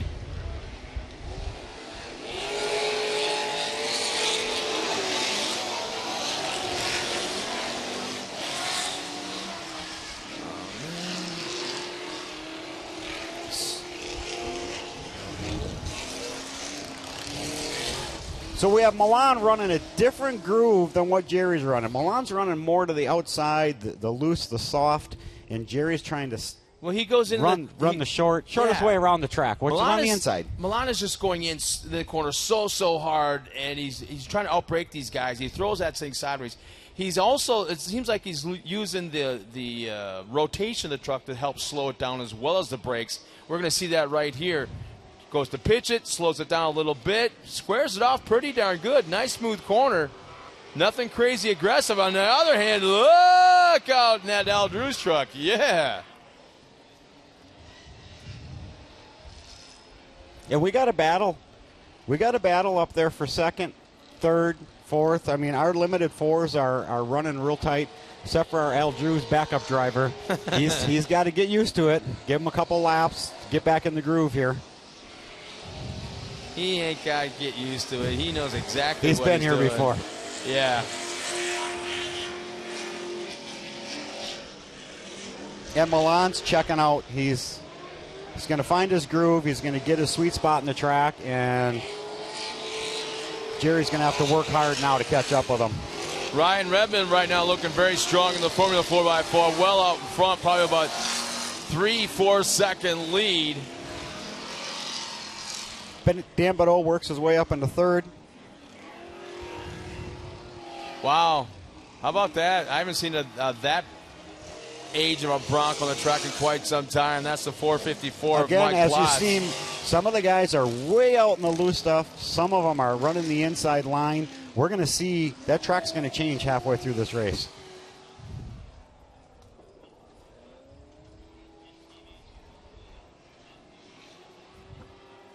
So I look at lap times right now. It's absolutely a dominating race right now by Milan.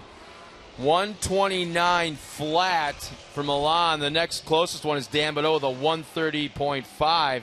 Never thought I would say that Milan Mesnick is a full second and a half quicker right now than Dan Badeau around this racetrack. Again, Dan Badeau had some sort of mechanical issues and wasn't never. I did stop by there last night to find out what the issue was. But I heard secondhand that he lost his tear-offs, got mud in his eye. That's kind of what we were guessing. That's what we heard. We were guessing that last night. Because the truck looked good.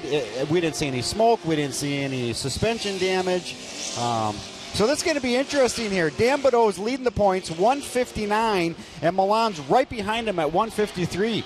That's anybody's game yet. Jerry Conrad's doing a great job out there. Conrad, Dan Badeau now has the quickest lap, a 128.1.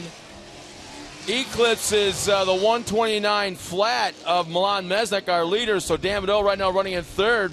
Now at the fastest lap of the race as they make their way past the cemetery turn. Milan still has it. Here comes Badeau to the inside on Conrad. And made it look easy. Conrad kept it clean. He kind of gave him the inside line.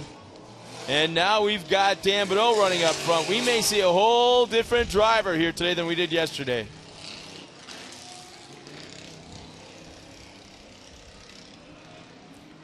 Coming around the corner, Milan, Dan, and Jerry, right tight. Still anybody's game. Obviously, we know that from yesterday. As we watch right now, Badeau is all over the back. Milan's trying to make that truck 20 feet wide. He wants a 20-foot wide truck right now. He's on the inside. He's got the advantage here, Scott. Well, we don't know that. How many times do you see guys pass on the outside? They got up on the outside berm and just stayed on the power, and it looked like they're giving it up a little bit, but now that set them up for the inside on this corner, which Dan Badeau couldn't take advantage of.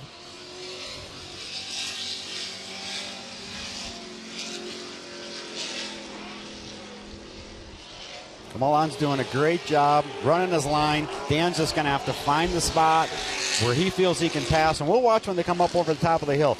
This is an opportunity to pass if you can be just there where you need to be. You need to have a run on it. Yep. I can't help but think going into this corner here, You got to enter the corner wide so you can cut to the inside on the exit, and it looks like that's what Podium is doing. And they're going to run side by side. Well, Milan still holds them off. Milan is doing one heck of a job, man.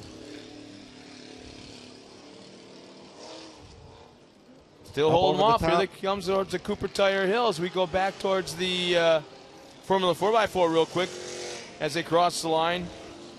It's the 475 of Mia going by along with the 454 of Mike Plotz. But Dan Badeau is eating dust right now. Milan's getting out a little bit in the loose stuff. Hoping for mud in the eye, I think, at this point, right? Yeah, Milan's get me. I don't know if he can do that and get away with it, but he's got to make that truck real squirrely in the back, kind of spread out that roost a little bit. So it seems like Milan likes to run the inside of the corner. Dan's going to go outside and then come on the inside, and Milan's shutting the door every single lap. Yeah. And you can see a little bit of difference in those trucks. Dan's truck appears to be larger. They're a little different design. Yeah. Yep. Wider chassis. There it is. The door may be open right here. They're side by side up across the system control finish line. Here they come. Nope, Dan's checking up. He's not taking any chances. He's checking up around that corner. We see a lot of trucks unload that suspension coming around that corner trying to make it right, and they can't make the turn if the suspension's unloaded. They end up in the infield. So Milan's chassis and Jerry's chassis are the same. Dan's is a little bit different. I think it's a little wider if you look at it. Yep. It's a little different design, so we're going to see where the advantage is. Milan thinks that Dan's a little more of an advantage, but I don't see that today. Yeah, well, the thing is, you couldn't run, if you put a bigger motor and transmission and a little heavier dutier parts in Milan's truck, you really couldn't run Pro 4 with it. Where Dan's truck you could. Yeah, exactly, yeah. And I think that was the design when Dan built the truck, to see where things are going. That was intentionally designed also for Milan's truck when they designed that and built that a few years ago. That was to be the economy Pro 4, so to speak. And I still think there's a couple of those trucks out there that aren't racing yet today. I think there's two. There weren't that many built, but I think there's two. I think one is actually sitting in a shop in New Jersey right now. Bring it back. I know the driver, but he's too cheap. Liam O'Donnell. Milan is doing a phenomenal job out here today. Here comes the competition yellow. Here comes the competition yellow. Dan right on his back bumper. Dan wanted to be in front at this competition yellow. That ain't going to happen today. Oh, Milan. Well, here's the problem. Yeah, we had. Did you see that on screen there? Milan just about took out the pace truck. Well, the pace truck had really no choice because right in front of us is Robert Whalen to lap traffic. So somehow it looked like Richie tried to get out on the track in front of the leaders, but behind lap traffic, and that came close to biting him in the butt. So yeah, they're waiting for that red Silverado to get in front of Milan Mesnick right now. As we still have some Formula 4x4s to come around the track. Dave Mia right now currently leading out on the track. And I believe he won yesterday as well. I'm not sure where the pace truck's going. There we go. I bet you Richie washed it and waxed that thing last night. Yeah. Look at it. Just shine. Yeah. Yeah, right now leading in the Formula 4x4 once again is Dave Mia in that red number 475. And I kind of like that old school square Bronco running in second. I believe that's Justin Monty. Let's talk a little bit about Al Drew's truck. Who's driving that today? I don't want to give away the secret. I bet you it's Jack Heidman. I'd buy the lottery ticket to say that too, yeah. As our second place vehicle in the Formula 4x4 crosses the line, that's Mike Plotz. Here comes third place across the line. That is the 424 of Justin Monty. So that's why the pace trucks kind of slowed down a little bit, trying to get these guys a chance to catch back up to the back of the pack. Well, meanwhile, I'm going to do a little recap. So we have Milan right behind the pace truck leading. We have Dan Badeau, was wishing he was in Milan's spot at this point in time. He don't want to eat any more dust. So we have Jerry Conrad, and then we have Garrett Bancroft, and then we have Jack Heidman right behind him. Yeah, Jack Heidman right now running, let's see, in that fifth place. So there's your top five. Milan Lesnick right now running up front with a best lap of 129 flat. Jerry Conrad running, something's wrong here. Had him in second, but right now it's Dan Badeau in second with a lap time of 128.16. So, it just seems like Milan, it's just a matter of time before he gets enough pressure that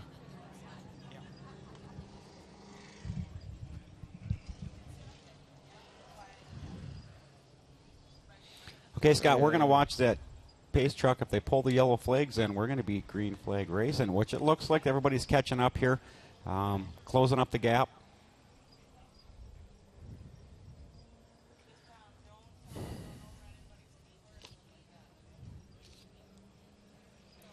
Milan needs this win today for the points.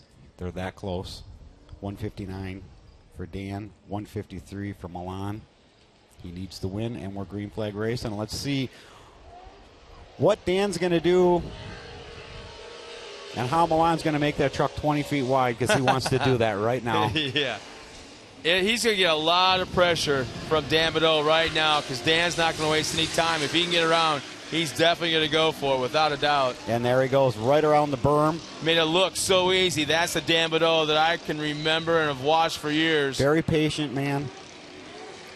Very tough interview. Yeah, he is a tough interview.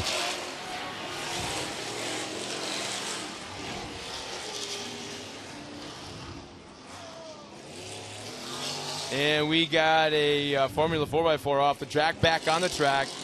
Getting a little squirrely with the 424. That's Justin Monty. No harm, no foul, back on the track and underway.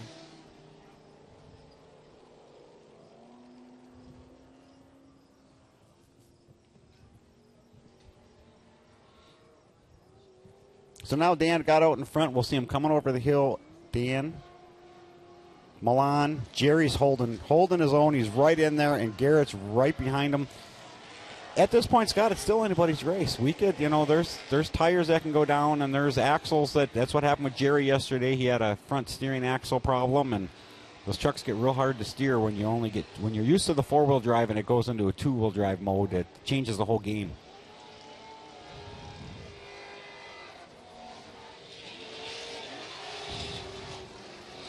And you see Dan's out in front, but he's not slowing down. He wants that comfort zone. He wants to get out there, and if he has a problem or an issue, he wants to have that comfort zone, so he's got a nice gap.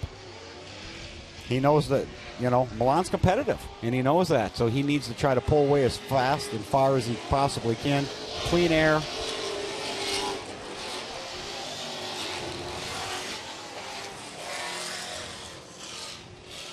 As they make their way down that back section, again, Dan Badeau pulling away a little bit at a time. I wouldn't be surprised if he's got a big old pony sitting in his shop back at home, he might toss that in and try to run the cup race in a few weeks at Crandon. That truck definitely is capable, and so is his driving talent, without a doubt. And here now we have a battle between Conrad and Milan Mesnick. Those are the same exact chassis vehicles there, built about the same time. There's Dan Badeau in that tight right-hand corner. Side by side going to the corner. Not a very good thing to be. Conrad's going to try the outside and can't make it stick.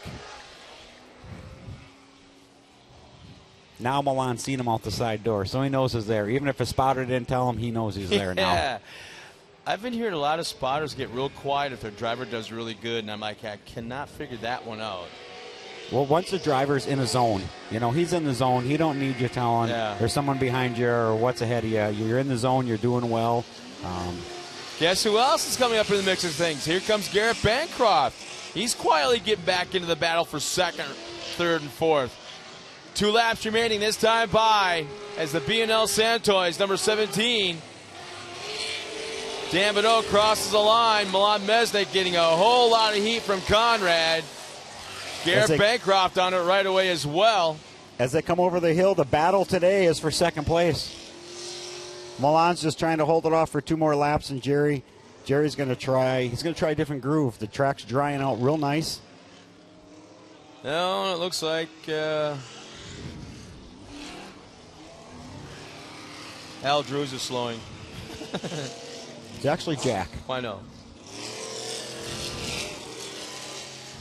Tell you, Milan Mesnick he's working hard for that second place today. He has got a mirror full for the first half of Dan Badeau. Now he has got... Now this is where Jerry got past him on the last lap. We'll see if he can get alongside of him, give him a wave.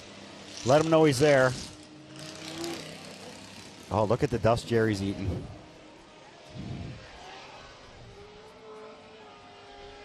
Oh, man, Dan Badeau has got that truck dialed in. He had an issue yesterday as well as vision. Oh, man, here we go. Conrad trying the outside. Watch the outside entrance, inside exit. Can he pull it off? And look at Milan. Beautiful corner. Just cut it. Yep. Yep. Protecting his line there. Again, Edgerton comes inside to the double jumps. Milan again able to hold him off. White flag is out. Dan Bonneau goes by.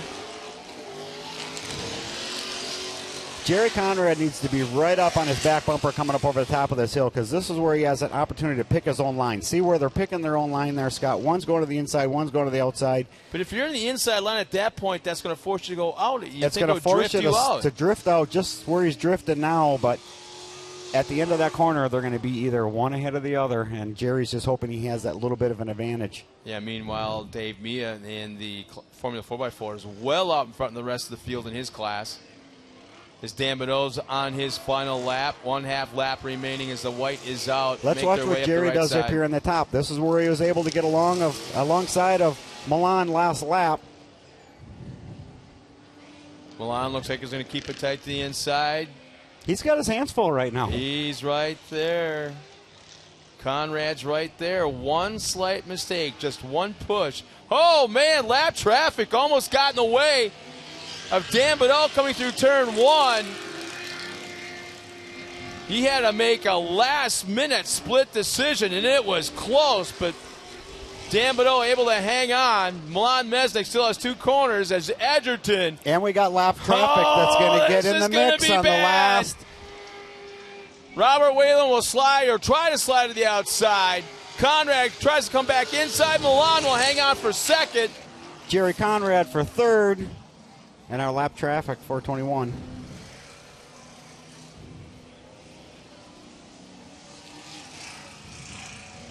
As on the last lap, it looks like Garrett Bancroft is slowing off the pace, and he'll cross the line. But now we got a battle for the second place, second and third for Formula 4x4. Here comes our leader, Dave Mia, through turn 1. He's got a couple corners to go. Here comes Garrett Bancroft, right rear flat tire on his truck. Oh. There's the reason why for the slowing in the last lap. And Dave Mia coming around the corner. He'll take the easy win in Formula 4x4. But the battle for second and third is still going on. Oh, big contact! Oh, and we got a rollover. Front axle right off the truck. That's not a good way to finish it. Took a dive to the inside. I believe that's Justin. Is that Justin Monty? I'm trying to. 424. 424. Actually, yeah, it's Justin Monty's the driver that went over. And look at how fast the track crew is right there on the spot. Oh, yeah, they're coming from every direction, Scott. They'll get him up and out of there. We'll get up to the podium and see what they're doing out there, Scott. The first thing they're doing is they're checking with that driver. Is he okay? Is everything good? Is he getting a thumbs up? If that's the case, then they'll worry about what they're going to do with the truck. But the driver's the most important thing. We do have actual professional and we got a thumbs EMTs up from the driver. So. Yep. And the thing that I like about the Torc series and more as well is they basically use the same guys locally. They're basically a bunch of guys, safety guys from Crandon, but we have professional EMTs off to the side. 2 vehicles waiting just in case, always have that insurance policy. But one thing I like in instances like this, if an ambulance is called out to there, our guys, our Torc guys, say step aside. They're our drivers. Yep. We will take care of them. We will get them out of the truck. From that point on, we'll hand them over to you, meaning the EMTs, and take care of them from there. But right now, at this point, they're our drivers. We know them personally. We will get them out. Well, and with all the safety equipment that's in that truck, it's not easy to get out. So, you have a head and neck restraint. You have seatbelts. The EMTs aren't used to. Yeah, there he goes. He's crawling out right now. Yeah, well, look how long it takes the drivers to come up here to the podium. Yeah, it takes a little bit to get out of the truck. So the Torc guys are familiar with the seatbelts. They know the steering wheel comes off. Don't cut it off with your jaws of life. They'll get the guys out. They'll get them out safe. Oh, he's pounding the roll cage with his fist, so he's not a happy camper. Yep. Well, Justin Monty's out of the truck and definitely not happy. Ladies and gentlemen, a big round of applause for that young man as he was trying to hang on for second. Nice battle going into turn 1, but just wasn't meant to be. Justin Monty A-OK in that 424.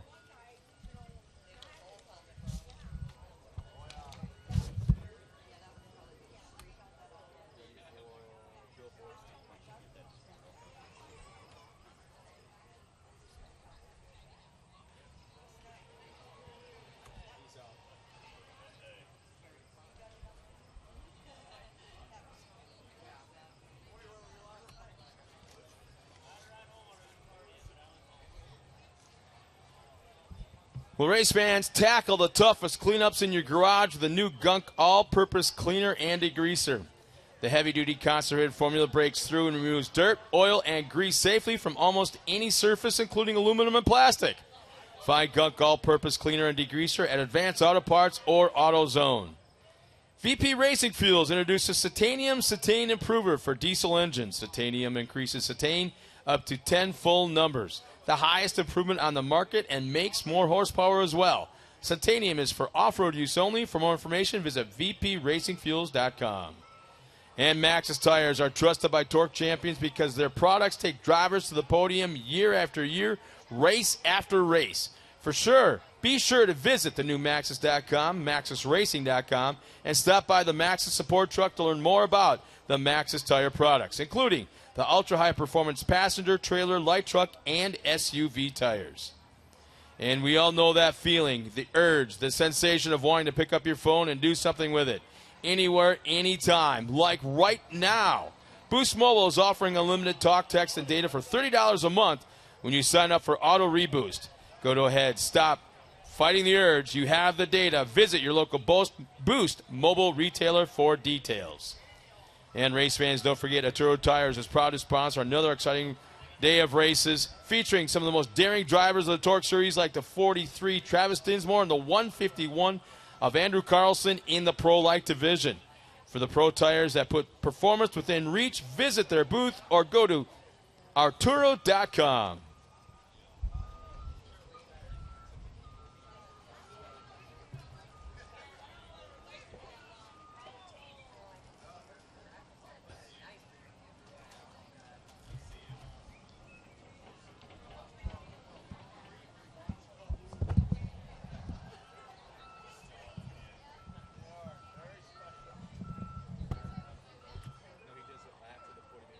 Yeah.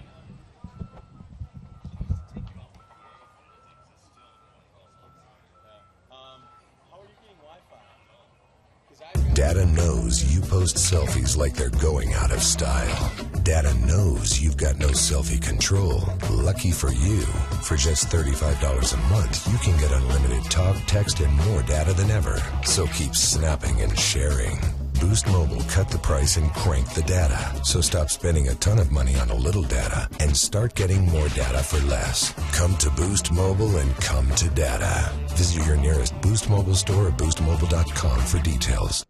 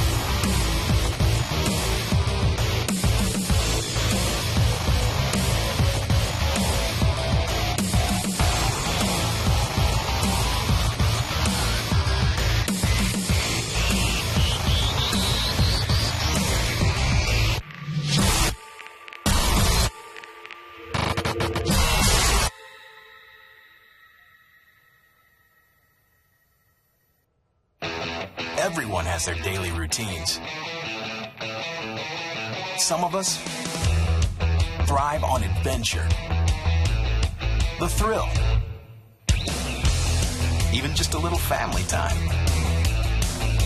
We live for the weekend. Whatever your passion, Kenda Tires is there for you. Kenda Tires, designed for your journey. Getting out in front on the racetrack or on the trail requires every performance edge you can get. AMSOIL Synthetic Dirt Bike Oil is formulated to maximize horsepower. Its synthetic base oils reduce energy loss to friction, meaning your engine works less to deliver more power to the ground, helping you get out front and stay out front. AMSOIL Synthetic Dirt Bike Oil. Out front performance.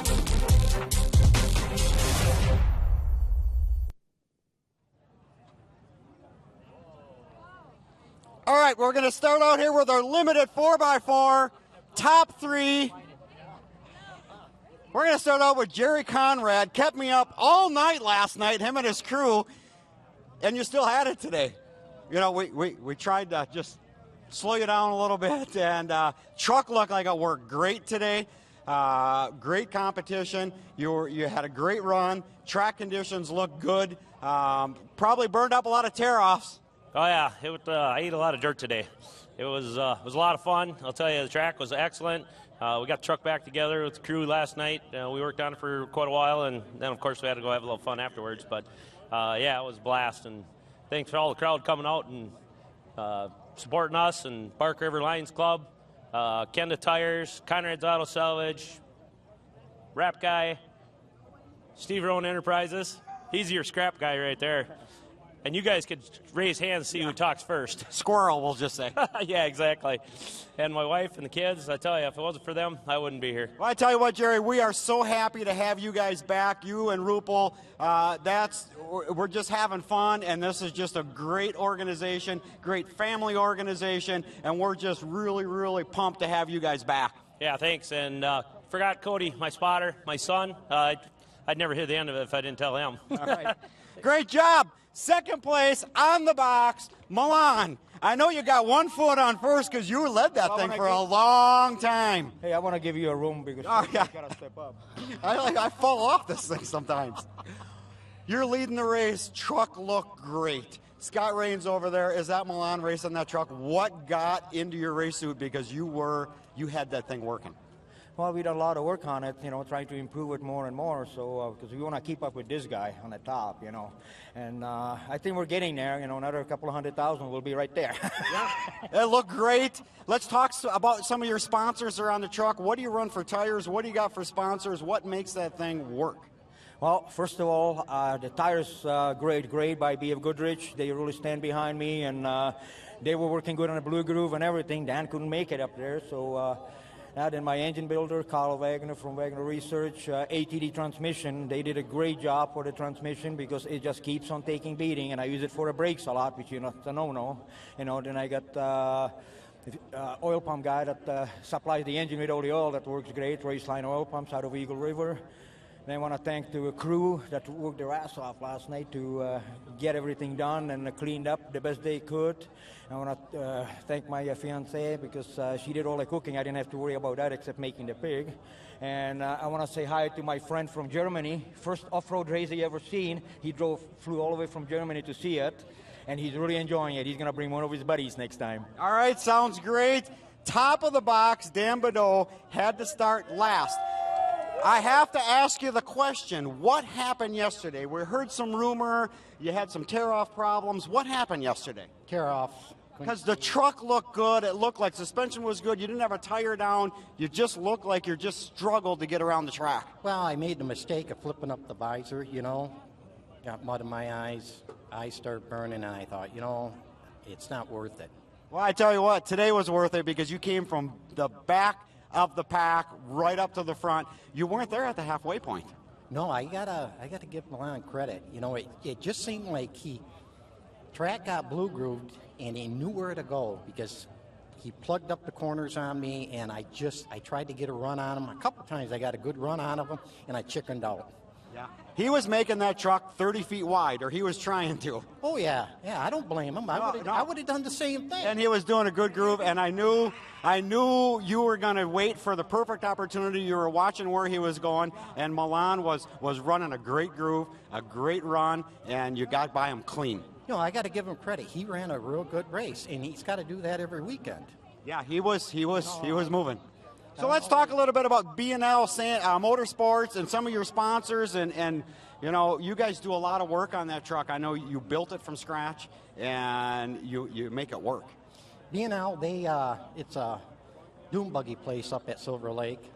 Garrett's brother Albert owns the store, and that's where B&L came from, and he's basically funding the program, along with, you know, a Turo tire, AMSOIL, J&H transmissions. I got to thank them all. All right, great job.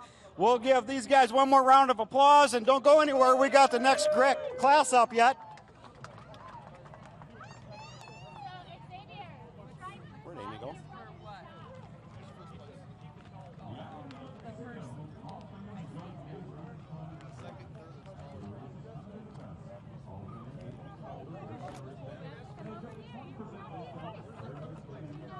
Where's our formulas? They're not here.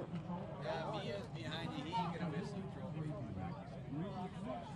Get up on there. Is it just you? Dave Maya.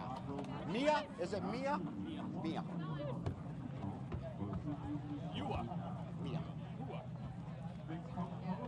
Mike? And then Justin Monty. You know what? Huh? It was a wild ride. You're Justin. Yeah. All right.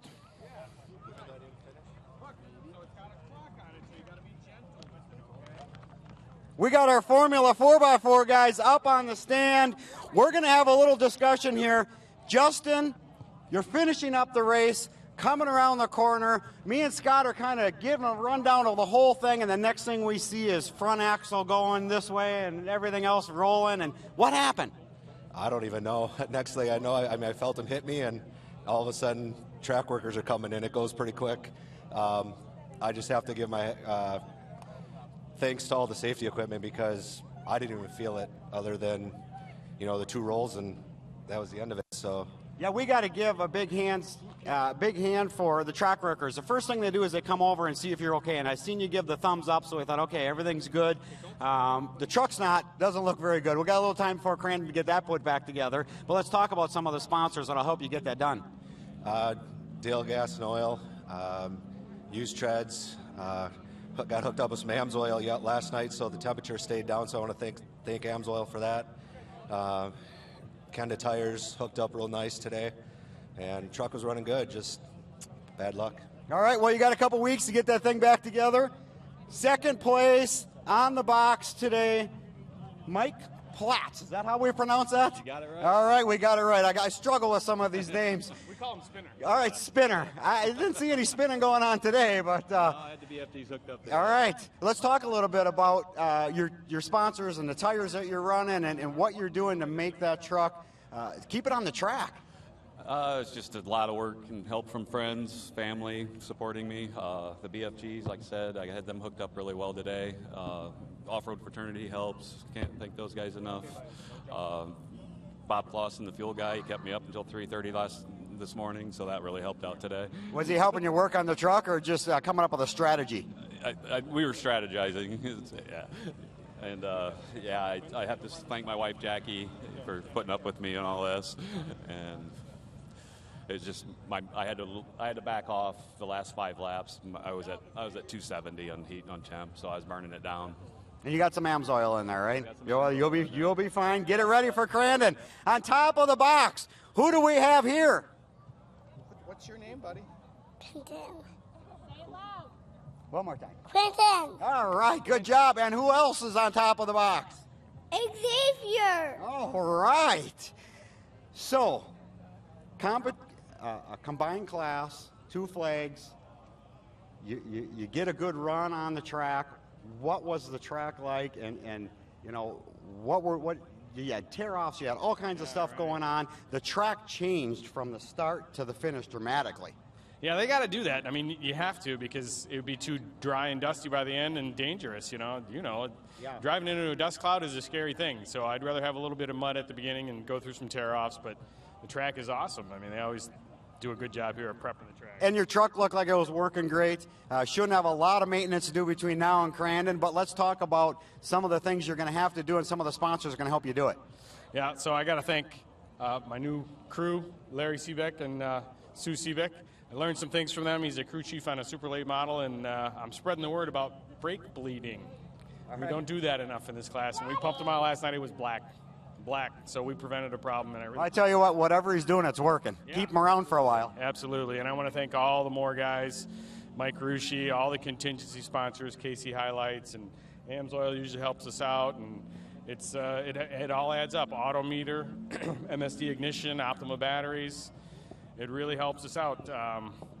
All-star performance, right down to 5th place and 2nd place, and all that adds up. And I love to see the kids up on the podium, as we say over and over and over. This is a great family event. Looks like in a couple of years we're going to get him into a kid's cart, and you can sit back and be. I really honestly think the drivers, Chad Horde and those guys that have their kids out there, they're more nervous and more racked up when their kids are out there than they all go out driving. So I think you're going to get to experience that in a few years. I can already feel that, and looking forward to it. We'll see if they're into doing the work. You got to do the work. You know how it is. You can't just show up and have Dad do it for you. So we'll see. Absolutely. Let's give it up one more time for these guys, and we got about 3 to go for the next round.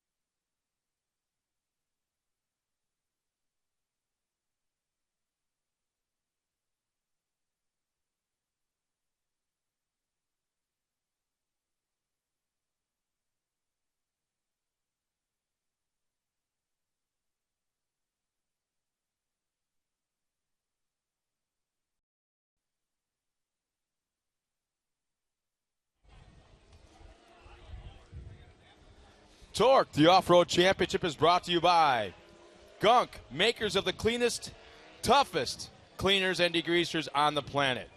And by Maxxis Tires. We know dirt.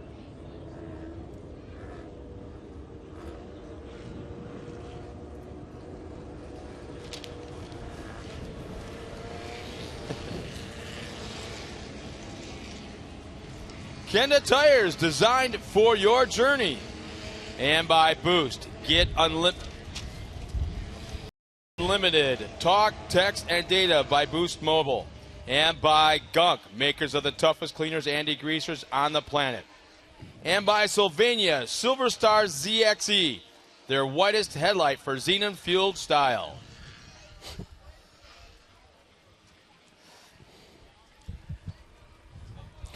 All right, Scott, we got 1,600 Buggy coming up. Right now, I'm going to let you run through that lineup, but I just want to start off right away. Mark Steinhardt's leading the point series at 166, and Robert Kinner behind him at 146. And Bruce, all the way from Las Vegas, Nevada, Fraley is in third place. He's happy as heck to be in the top three coming out in the Midwest. He's happy to be out of Vegas, I think, and being part of an honorary. He loves it here. The Midwest. Yeah, here's our lineup real quick of 1,600 Buggies. At the line, that bright pink number 333 of Natalie Lottie Shoppers. Starting alongside of her will be Guy Sankowski. Second row outside will be Brian Holcher in the 300. Alongside of Brian will be Bruce Manicki in the 301. Row 3, Bob Blaney in the 376. Jason Flugrant in the 356. Row 4, Jeff Pashinsky in the 324. And this young man made the podium for the first time in quite a few years, and he did it in style. The 395 of Matt Gerald. Row 5, it's Dave Luger in the 328. Bruce Fraley at 312 out of Las Vegas starting 10th. And row 6, Robert Kinner 326. And our points leader, Mark 331 starting 12th. Jeff Villamore in the 379 starting 14th and 15th will be Terry Fitzgerald out of Nebraska. And Cynthia Gauthier in the 341 from Ohio. Green flag is out. We're on our way.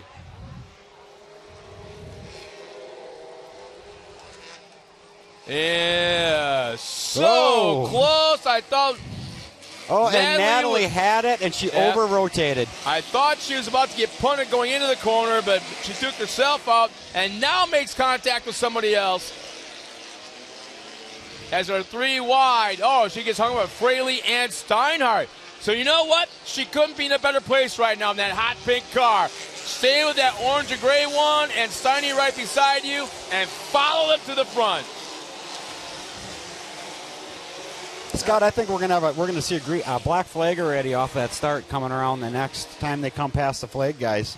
We're gonna have to watch for that and see what happens. Yeah, we'll keep our eye on the flag man. We have no report, or don't have a report yet on what the situation was. We'll learn it. Hopefully, get reports on it in a bit. But right now, all eyes are on the flag man as we tuck back into the back section and watch where the battles are occurring right now. There we have a little bit further back. Let's see who we got here. It's hard to see in camera. Here they come alongside.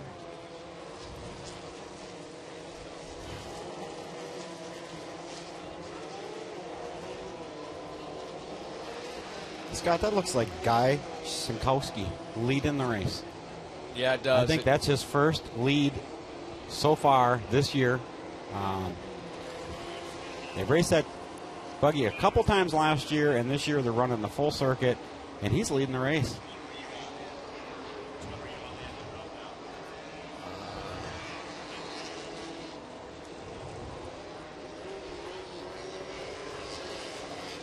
Yeah, that's Sinkowski right now at the lead, and it looks like it's in the red and white car. It's Manicki in the 301. Trying to duck the inside. He's got the spot. Couldn't make it stick. And here comes Fraley to the outside. Fraley, great run out of the corner, pulls up alongside, and he'll take second away. We got Fraley out of Las Vegas, having won yesterday at the top spot, now running in second as they duck into the back section.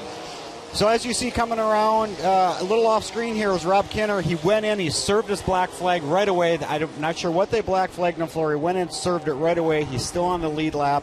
He's got a long ways to go to get on the podium.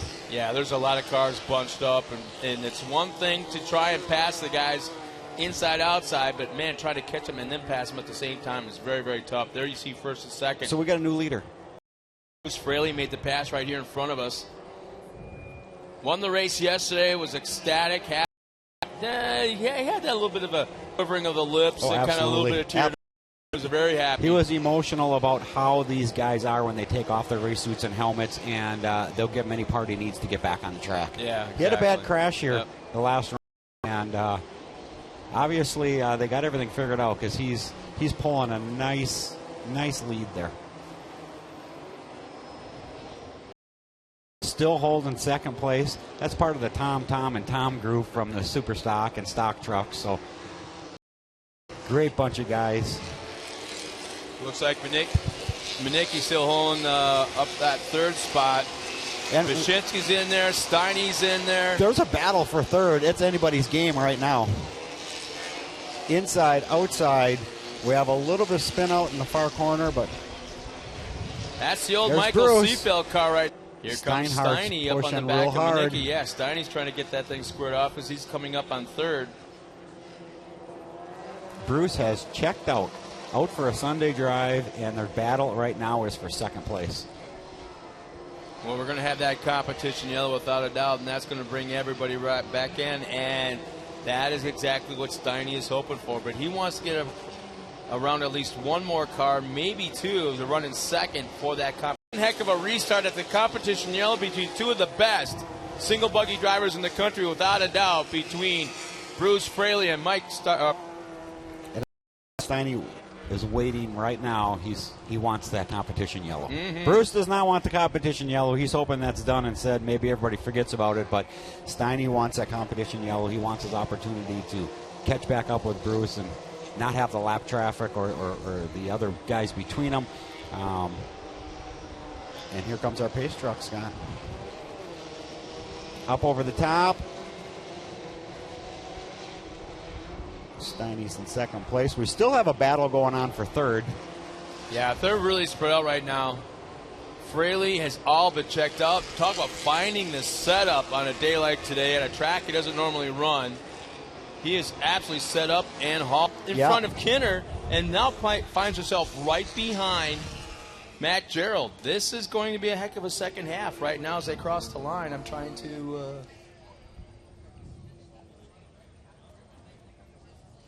get on my laps. If you're not familiar with the name, from the movie American Sniper. So we flags in, and we should have green flag racing right about now. There we go, Scott. Bruce Fraley. He's Mark got a lot Steinhardt. of heat from the back. This is what we've been wanting to see for so long, and sometimes there's been a car in the middle, something in the mix, something happened. We never Bruce brought them and Steiny together. right now. And right now, we got the two best guys in the country, without a doubt, running up front, and I can't wait to see how this is going to happen. Fraley has a setup third place he's ever had, and he said that without a doubt, because not only did Fraley win, but Matt Gerald finished second. He's a little bit further back in the pack. But I'm really, really impressed right now as we watch the monitor. That bright pink car of Natalie Champer is working her way through the field. She's in the top 10. But here come our leaders. 4 cars. Whoa! Restart. They're going to give you the green. You got to stay in line until you get to the flag man. So let's see if they pull out that black flag. That's what we're hearing. They're going to black flag her for passing before the actual flag. Long left-hand sweeper. Wyszynski has about 10 car lengths between second and himself. Now it seems like Bruce has a location on the track where he can pull a little bit of a gap, and then Steiny catches right back up with him. It appears that Fraley may have the horsepower for the straight line, and Steiny may have a little bit better handling.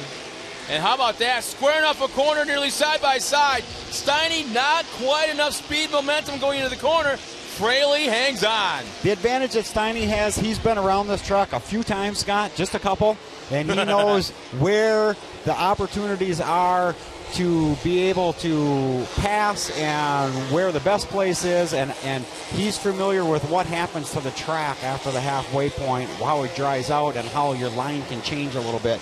He's going to watch Bruce, and he's going to watch Bruce's groove and where he's running, and he's going to try anything as we've seen up here up on the banked corner. There's first, second, third, and fourth. Man, and it looked like Luger running in fourth has just got a snoot full of roost. Yep, there's Natalie going by in that hot pink triple threes as she had served the black flag. Still in the lead, back underway, but pretty much out of contention for a podium finish. And, you know, I don't know where, we'll have to look see what happened to Rob Kinner if he made up any time after that halfway point. No, Kinner's back behind Blaney. Blaney has moved forward quite a bit. He was outside the top 10 for the longest time. now running in, let's see, 2, 4, looks like the 6th spot right now as they make that long left-hand uphill sweeper. I'm kind of surprised that Fraley's pulling away a little bit like he is. Like I said, there's spots in the track, Scott, where Fraley pulls a nice big gap and Steiny catches right back up to him. More so on the front here, it seems like Steiny's faster here and Fraley's faster in the back section. Yep. And if they can, if Fraley can keep doing what he's doing, he should be just fine. There's a few laps left to go. It's still anybody's game. Oh, yeah, without a doubt. One mistake away from Steiny being right back in as well as Bashinsky. But not only are they the two best drivers in the country in this class, I'd have to say, as Kinner pulls off the track right here in front of us. So Kinner's out. He's a front runner, but tough break for him. No idea what happened there. No smoke, no steam, no nothing. Just pulls off the track. As right now they're coming out of the cemetery corner, and it's still Fraley up front, about 3-4 car lengths in front of Steiny. And, you know, Scott, I love to see it when these guys pull off the track. They're having problems. They pull far enough off. It doesn't cause a yellow, and racing just continues on.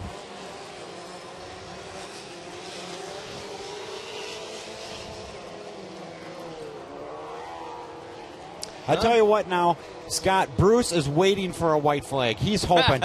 Every time he goes by, and I've been there, every time he goes by that driver's... Where is it again? And, are you kidding? It's green. Crandon has actually numbers of how many laps. I wish they would get rid of that. Yeah, because really, I don't want to do... I think sometimes they go up. You know, I thought I just did lap 9. Yeah, and now I remember it's 9 that again, race I you rode know? with you. It's kind of like you were beating the heck out of me with the 3 inches of travel, bottoming out every single corner, every single jump. We come across that start-finish line, and all of a sudden he flips up 12. Yeah. I'm like, I thought it was just a layup. more. I'm like, oh, and man. I tell you what, right now, here comes Bruce. He's going to have a smile on his face coming across here. White flag, one more lap. He just needs to keep doing what he's doing.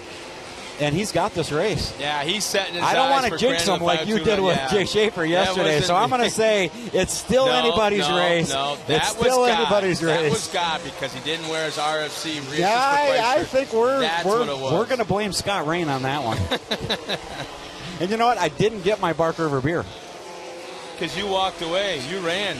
You ran out, man. I'll make sure you get it. The Bashinsky's going by. We could double or nothing today. We'll come up with something. Oh, boy. I'll just donate and be done with it, so you know I'm going to lose. Fraley. Somewhat of a comfortable lead, about 20 car lengths now, back to Steiny. Now, this is where Steinhardt catches up the game here. So there's still an opportunity. And what's interesting about these two drivers, are also fabricators, and they build their own cars. And Fraley has built a lot of single buggies back on the West Coast for other drivers, and to be able to design, drive your own vehicle and tweak it as you go along. You know what's going to be fast. Fraley looking real strong, nice and clean and straight through the corner. Sounds like Kinner may have his car fired up. And you see what he's doing? He's going back over the line to grab one more lap. Yep. He is in second place in points. He needs anything he can get at this point in time. Wow! Did Steiny make up some ground? One turn remaining. Behind him. Time has run out, but man, so close. Give me one more lap, please. No, checkered flag is out.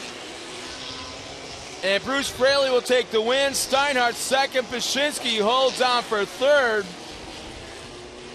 As the rest of the field crosses the line, that's going to be a fun podium interview for you.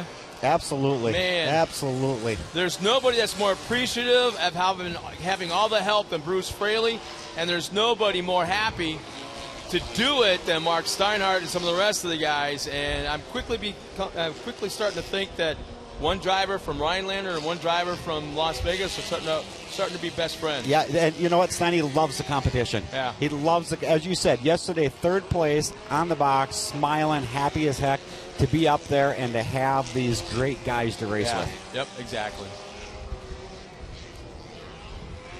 Scott, I'm going to head over to the podium.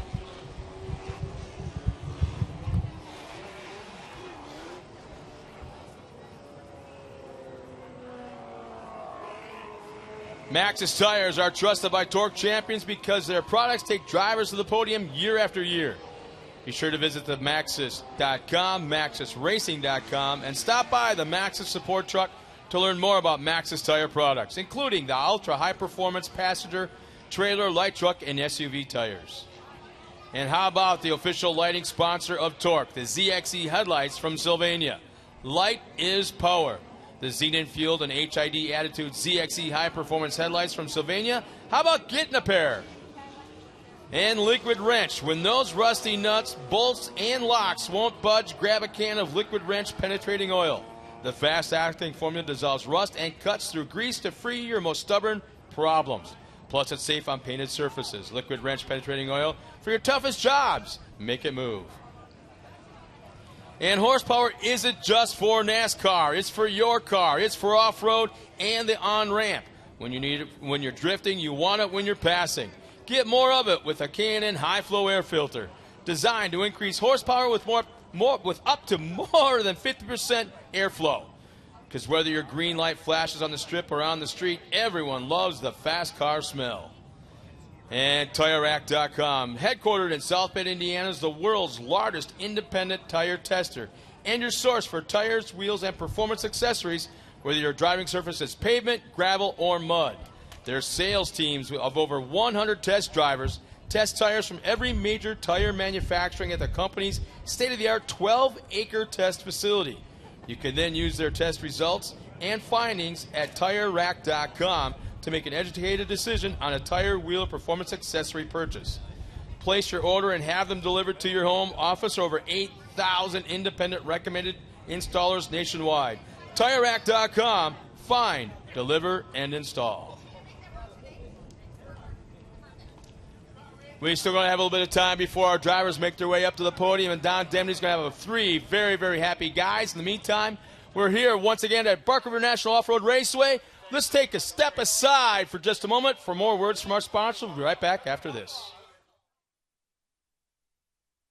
Is checking my tires. The same way you take a few moments to check your mirror position and buckle up, you should also make it a point to check your tires before every long road trip and at least once a month. Check your tires and know before you go. See you on the road. Horsepower isn't just for NASCAR. It's for your car. It's for off-road and the on-ramp. You need it when you're drifting. You want it when you're passing. Get more of it with a K&N high-flow air filter, designed to increase horsepower with up to 50% more airflow. Because whether your green light flashes here or here, everyone loves that fast car smell.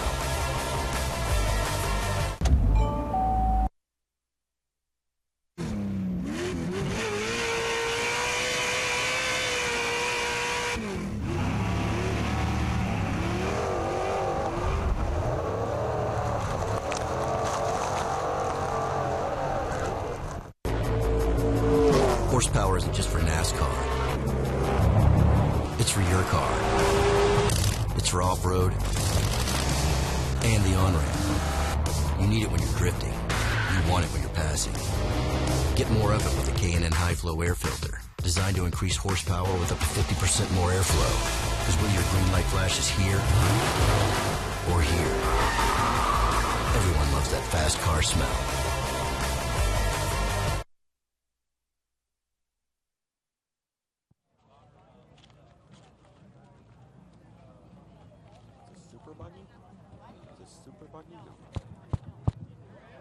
All right, on the box. I know that's a big step, Jeff, but Jeff Paczynski, third place. What a race. Nice, clean racing for the all in all of it. You had a battle going on ahead of you, but you had some battles of your own out there. Finishing in third on the box today is a great feat, I think, in this class. Yep, that was very good. When you finish behind these guys, you've done something. So that was great. All right, let's talk a little bit about some of your sponsors and what does it take to get here? First and foremost, I want to thank my wife and family, and Ryan and Greg. They do all the work. Mud Muncher, VP, Sleeko, and Dinsmore teams help out incredibly. So I'd like to thank all those guys. All right, great job. Second place. not used to being here, still the points leader. One at a time, one at a time, one at a time. You had one to go, and you couldn't get it done. Yeah. That's okay. You're still leading the points.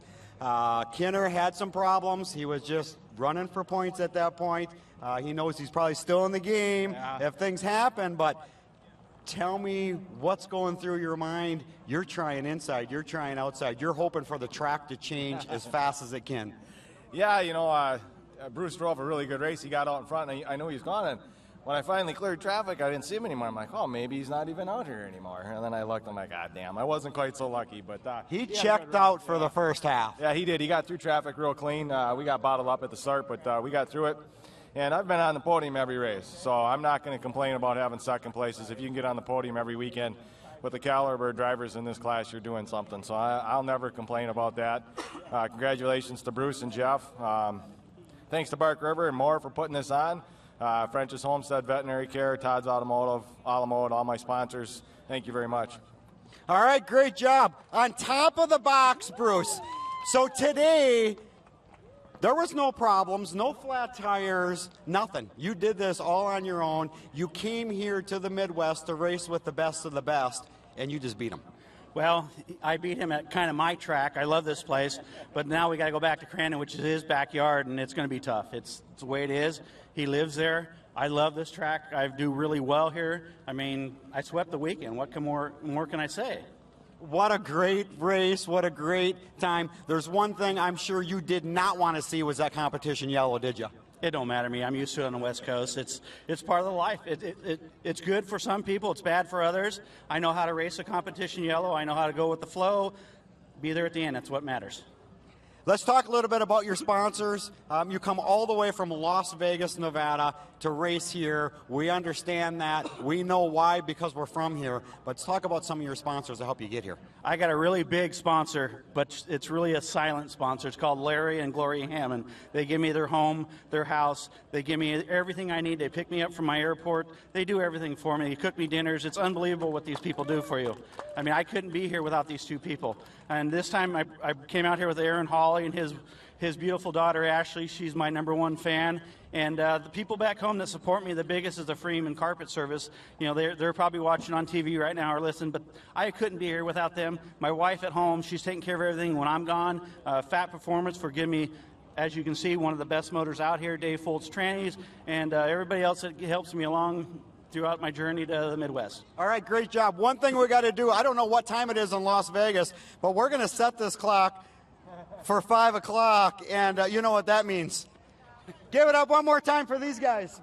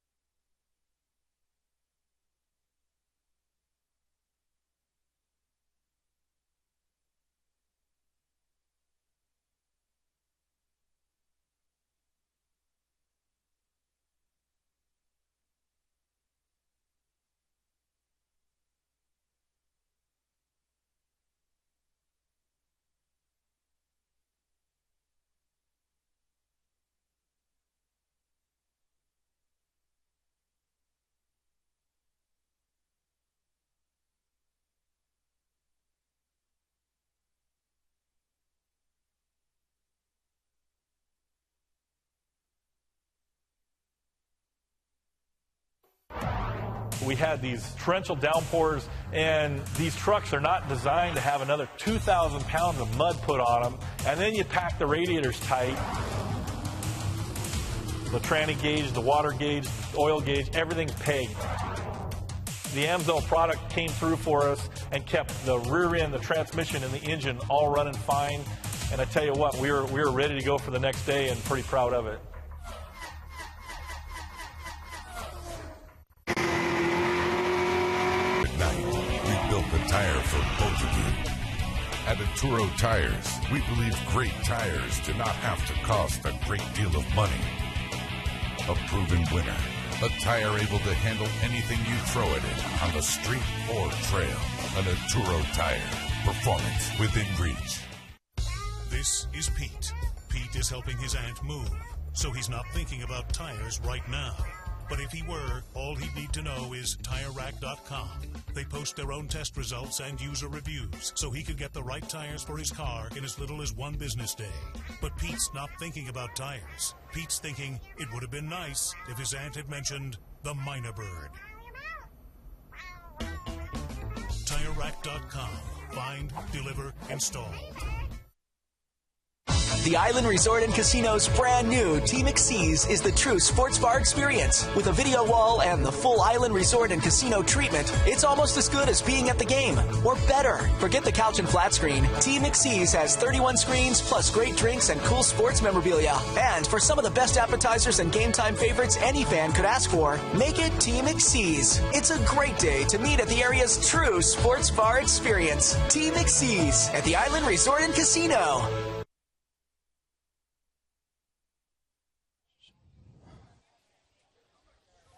And we're back here at Bark River National Off-Road Raceway, and we're getting ready now for probably one of the most exciting races of the afternoon, at least for the moms, dads, grandpas, neighbors, brothers, sisters. We're talking about the littlest drivers and the littlest trucks, and this is the future of... it's the next generation here, Scott. This is the future of Moore and the Torc series right here. And yesterday we had some fun racing to watch. Half the fun for me is watching the parents' reactions out there. Their body English leaning this way and that way and leaning forward and kind of getting into it. I honestly think that all the parents should have to sit right in front of us for their kids. I want to see the reaction I get out of Chad Horde and Rodney Van Epperen and Bannon Hoovels. I want to see that reaction. You know, it's kind of like bowling where they're leaning. Hey, you need to turn that way. They lean back this way. Oh, yeah. These guys... All these carts are built identical. Full safety equipment, helmets, gloves, little boots, little tiny race suits, and they'll line them up, and they'll have a drag race start, basically. They do run a shorter course here right in front, so we should be able to see everything right off the front here. And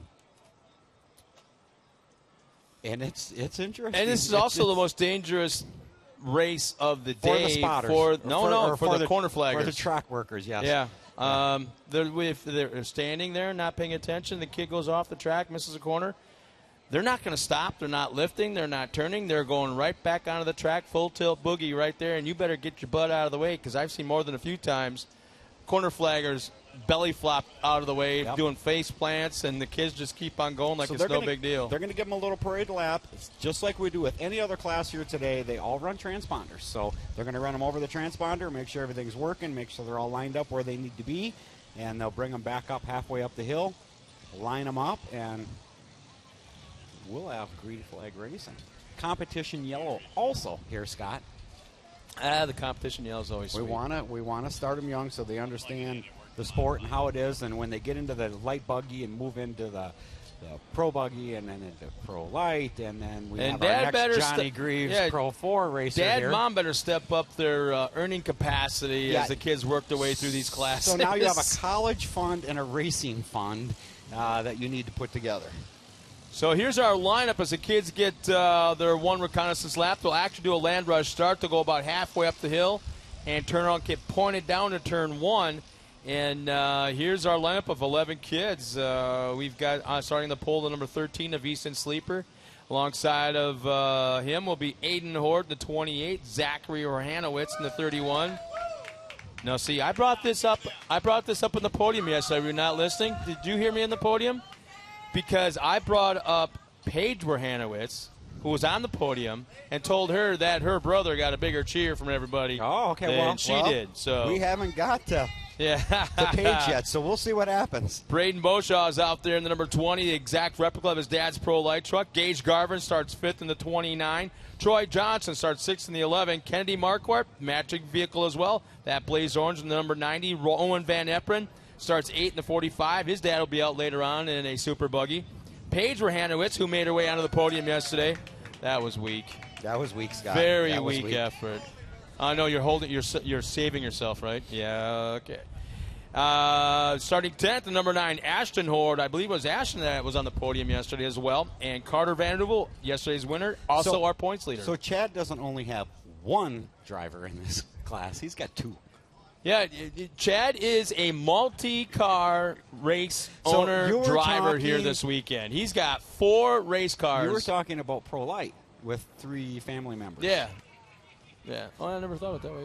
Yeah. In the same class. Well, no, but I had to justify. Here at the track, yeah, things are family event again, as we say. You think Chad sleeps at night when he finally crawls into bed and with a Pro 2, a Pro 4, 2 karts, 2 daughters? Oh my gosh, I'd probably be asleep before I hit the bed or pillow.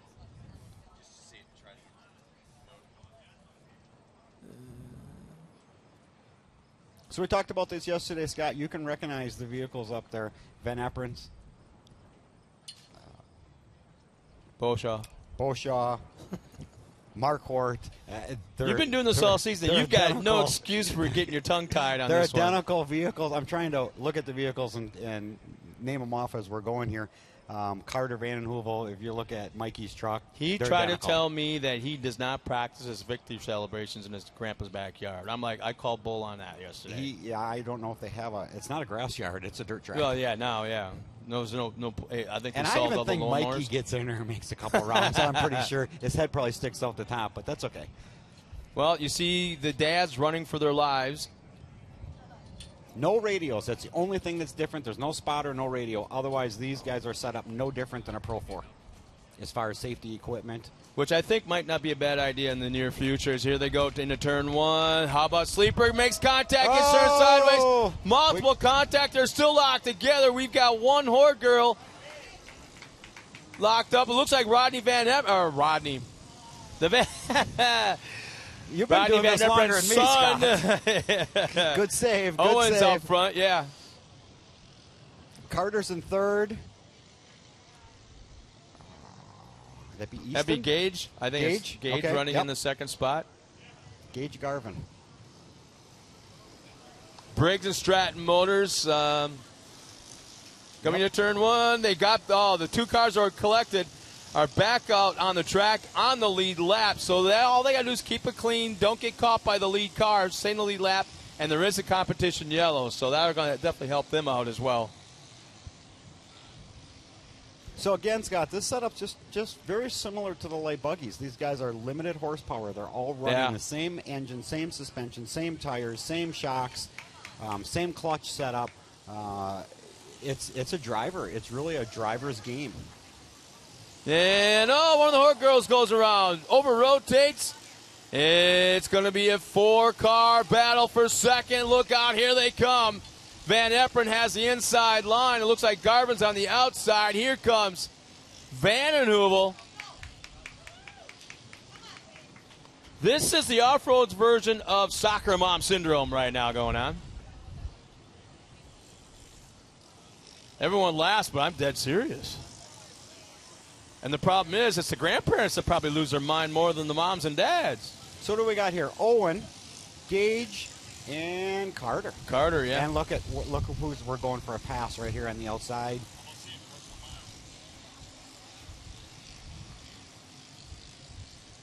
Nose to tail, Scott. Nose to tail, nose to tail. You know, yesterday there was no a lot. fear at all. Oh, exactly. Except for the corner flaggers. Well, yeah, those are the guys that have fear. And rightly should be. But yesterday we had so much contact in this race. I'm counting off the price tag on the body parts just alone. Oh, how about Carter, man? He's hucking that thing sideways. And those same 3 corner workers are stepping back from the turn, as they rightly should.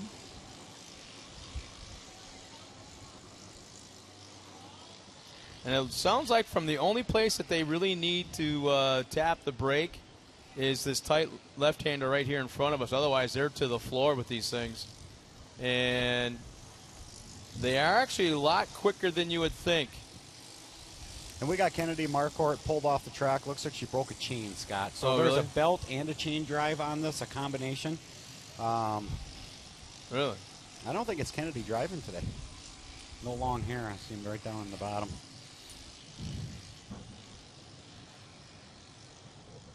Tough break for Easton Sleeper as he got hung up on the opening lap. And here we go, Scott. And Competition comp yellow. There we are, finally. I shouldn't say finally, but there it is. That went fast, that first half of that race. So it's Van Eperen, Garvin, Van Heuvel, and they're not slowing. See what I mean about being a corner marker? Look at all the parents out there. Slow down. That's why you need radios. They're still Van not slowing Eperen, down. Van Eperen, slow I don't know down. what they're trying to do here. We got a four-wheeler chasing one down with a yellow flag. Is that one of our guys without a helmet? Hey, perfect. I think he just came off. Yeah, that's actually... oh, that's our... Is that Danny Jr.? Yeah, he's our kind of our race director for this part of the for these carts. He's going to gather them back up.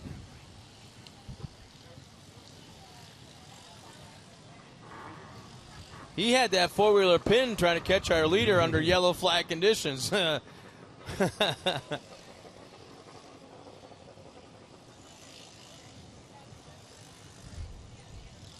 not quite sure why he was trying to catch up to that one and gather them back up. Yeah, but I think maybe Mike or Danny kind of thought he might have been the leader. So they do the parade lap right in front of Yeah, we're going to slow it down a little bit, gather them all back up, and did we lose? Looks like we lost two. The Beauchamp.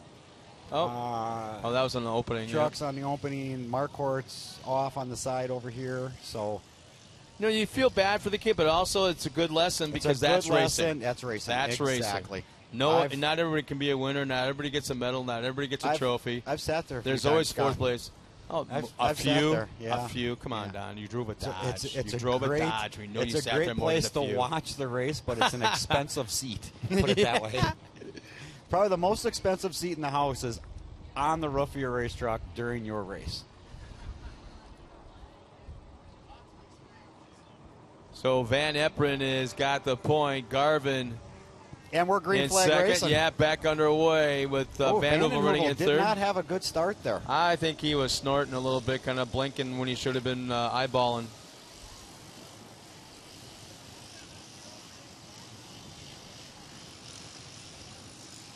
Oh, gosh, and right now you got Chad Hoare probably scratching his going, I don't like what I see because I got my girls running right together. Side by side.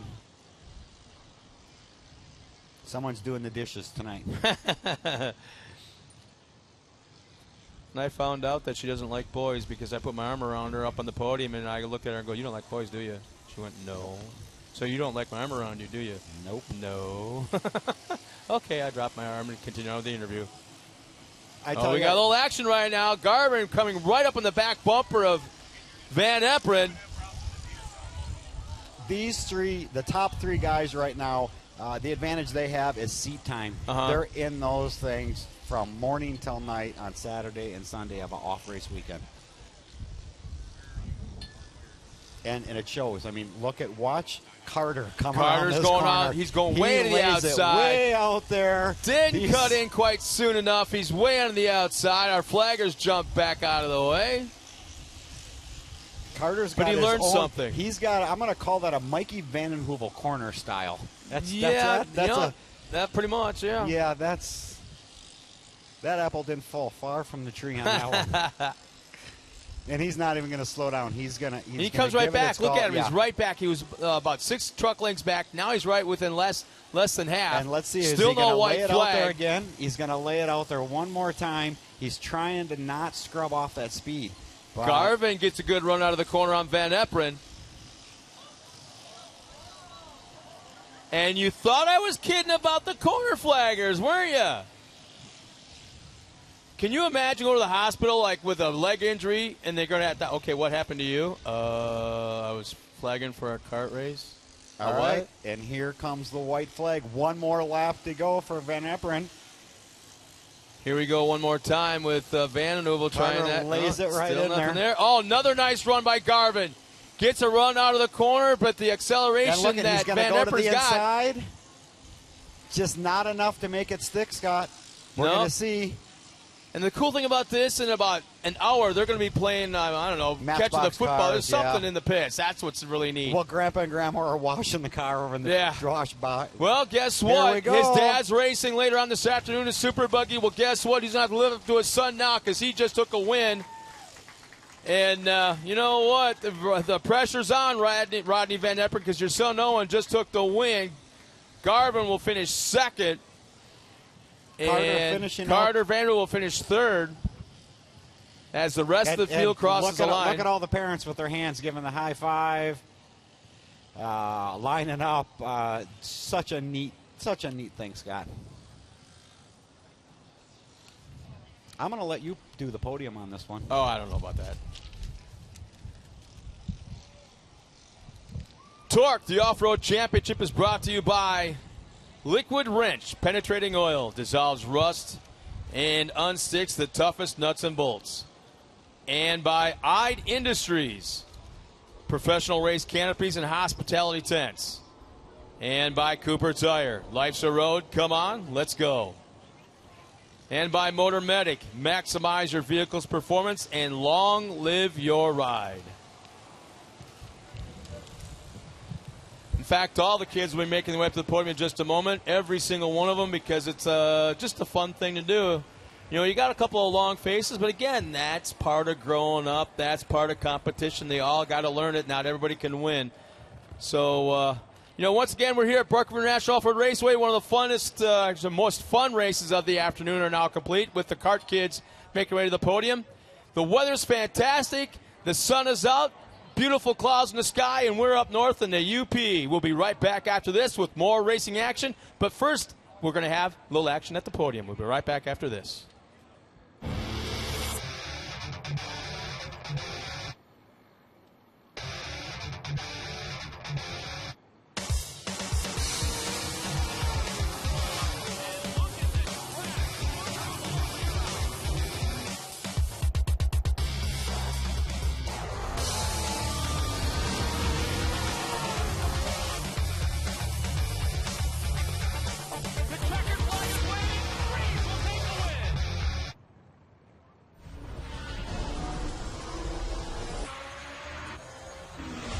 I'm professional drifter Ryan Torc, and I use VP fuels.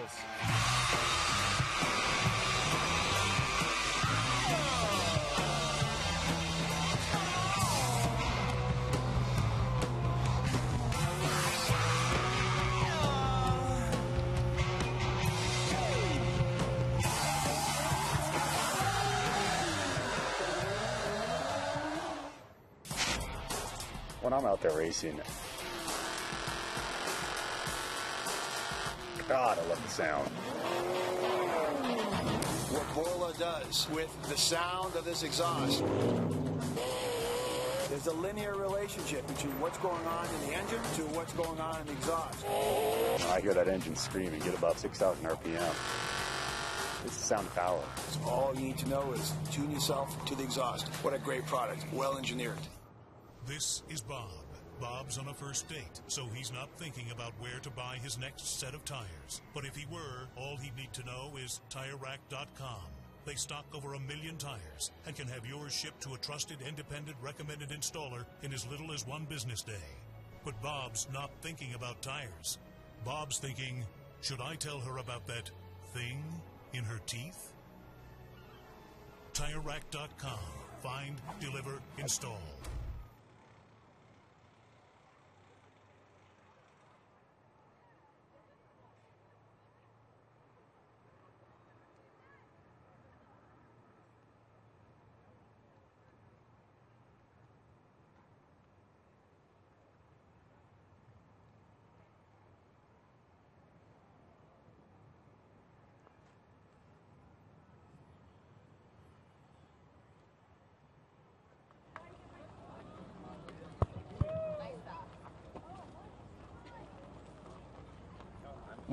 Where's our third place finisher? Where is it?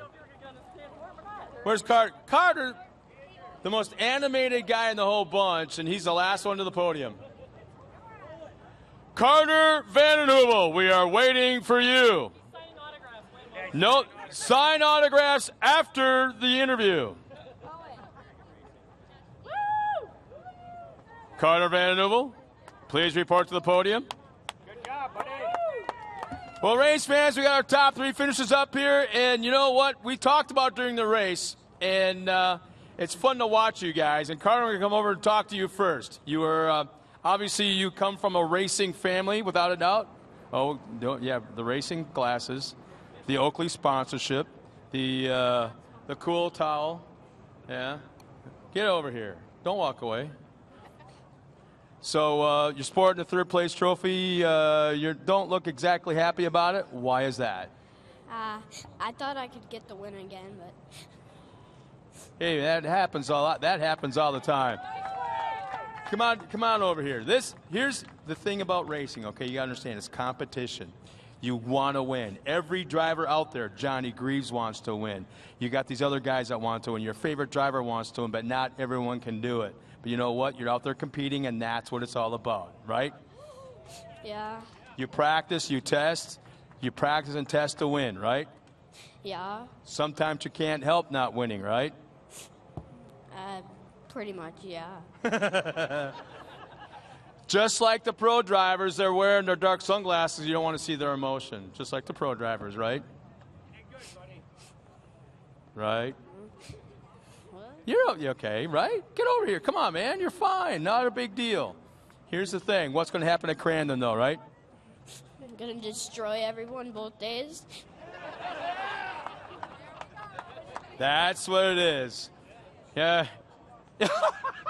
What you didn't hear was what the reaction was over there to that comment. But you know what? You did a great job today. You're still the points leader. It's going to be very, very close. The championship is coming down to 2 races at Crandon. What did you say you're going to do? Win both days. There you have it. Ladies and gentlemen, Carter Vandenheuvel.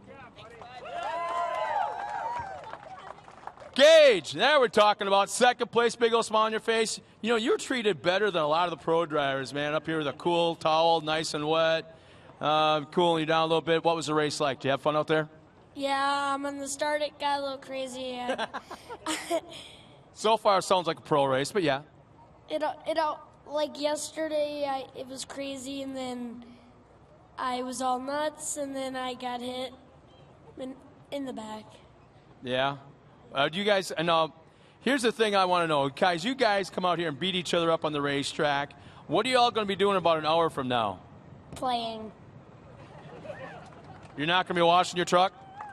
Maybe. Does your dad do it, or do you do it? I did it yesterday. Okay, that's once. So what's your plans for Crandon? Win the championship. You're going to go for it, right? Yep. Going to get that other Flying Dutchman truck up there. Maybe we have a black one and a red one running side by side to the finish. How about that? Yeah. Beating on each other? No. Liar. No. Such a liar. No. Congratulations, man. Nice job today, buddy. Thanks. Wait. I don't have you fully trained yet. Who do you have to thank? Mom. Attaboy. Dad. Sister for helping clean last night. Flying Dutchman Off-Road. Flipside Graphics. AMS Bullfishing. Edco Electric. Fred Miller Automotive. Westside Motor Coach. And You're doing it all from memory because I don't see a list or nothing here. How about that? Good for you. Not written on your wrist or your hand or nothing. Nice job. Yep. There you go. Nice job, Gage. All right. Here's the deal. First off, happy birthday. Secondly, you put a whole lot of pressure on your dad now because you won today, and he's coming out later on in the buggy, isn't he? Yeah.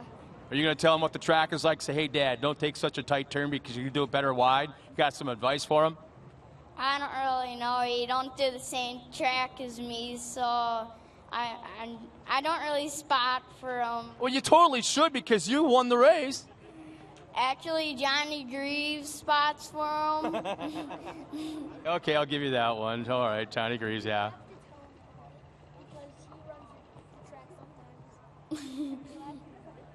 They're helping each other with the interviews up here. How about that? You know what? What's it like to go out there and win? I mean, you had a pretty easy second half of the race, but the first half wasn't so much because there was a lot of banging going on. But could you kind of nervous that first turn?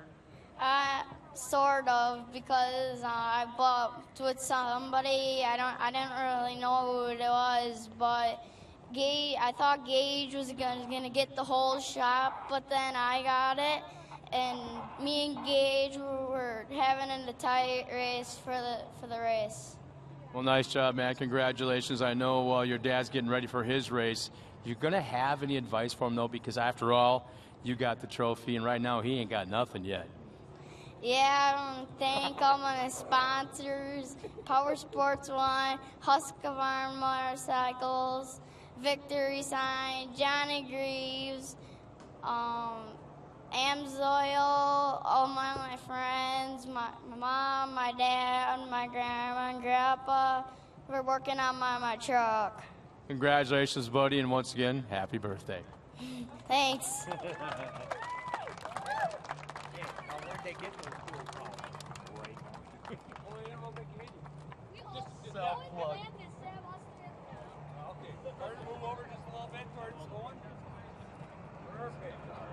Come on up here. Let's get all our drivers up here in front of the podium. Come on, everybody, come on up. All right, good job. Like picking up a horse's leg. You got to shoe him or something.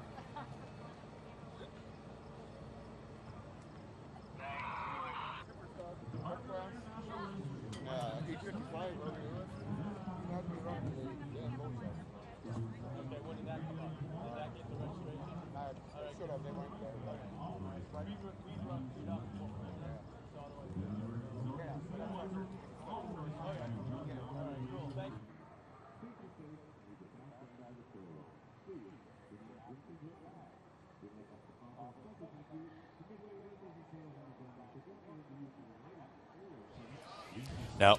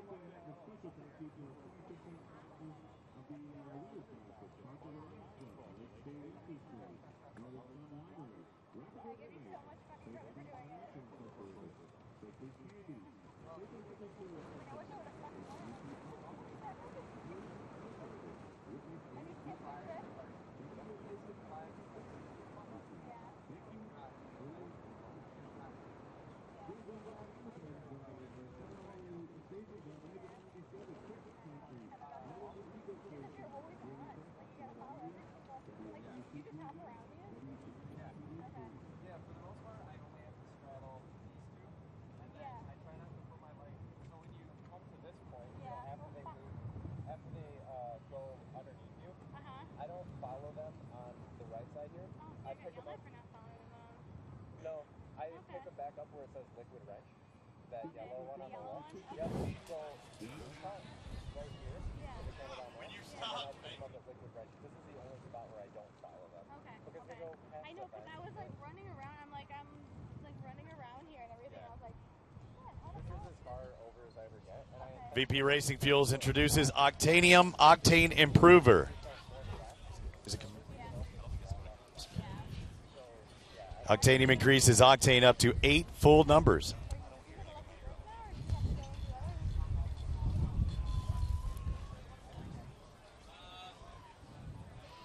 Test 1, 2. No. It's coming. You've got it. You should have it. Test 1, 2, 3, 4, 5, 6, 7.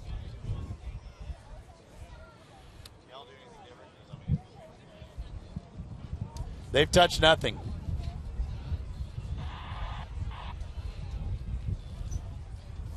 They said they've touched nothing. They said they've touched nothing. It's not going out over the PA like right now it should be.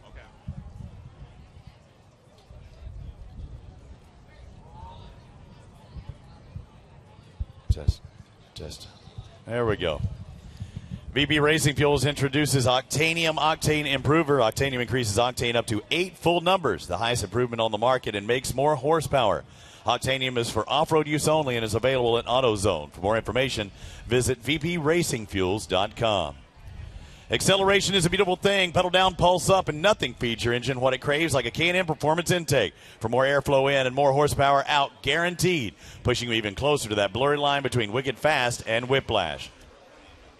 For over 50 years, Kenda Tire has produced high-quality, affordable products in the automotive and specialty markets. Kenda's the tire of choice for the number 27 Pro Light of Sean Morris, and you can visit their products display here at the track and find out why Kenda Tire is designed for your journey. And check out those good-looking uniforms the Torc safety officials are wearing, and you need something like that for your personal safety? Call our good friends at Impact Racing to order your custom-designed drivers or crew suits today. Or visit them at ImpactRaceProducts.com. Welcome back to the Island Resort and Casino Off-Road Challenge presented by System Controls. Coming up next, the Super Buggies. Starting grid, number 22, Herman Barnum. Number 29, Scott Schwabe, Ryan Schwabe, and the number 2, and Rodney Van Efferen. We just seen his kid out there. I know, yeah, it's familiar. So now Rodney's pressure's on. The pressure is on. Jamie Kleikamp, he finished on the box yesterday. John Fitzgerald, Aaron Holly, all the way from Las Vegas, Nevada. Chris Heelan, Larry Pegram. Hey, that's your Pro 4 podium finisher. Yeah. Hey, I've heard Pegram and Pegram. Yeah. Baca. Here we come. We're coming up over right in front of the crowd here. Yeah, it is funny. The number 5, Larry Pegram, is the Pro 4 driver that finished 3rd yesterday in Pro 4, and he's out here in a buggy, a class that he gets to race on occasion. But how about somebody just saying, hey, here's the keys to my Pro 4 and going out there the next day? Absolutely. I'd be in. Yeah. Too bad there ain't keys in them. But you've been doing off-road, vehicles for quite a while. God. Larry just dabbles in the buggies occasionally. I mean, he's a superbike rider as well as a pro dirt track rider as well. So he's used to the twos. He can do anything.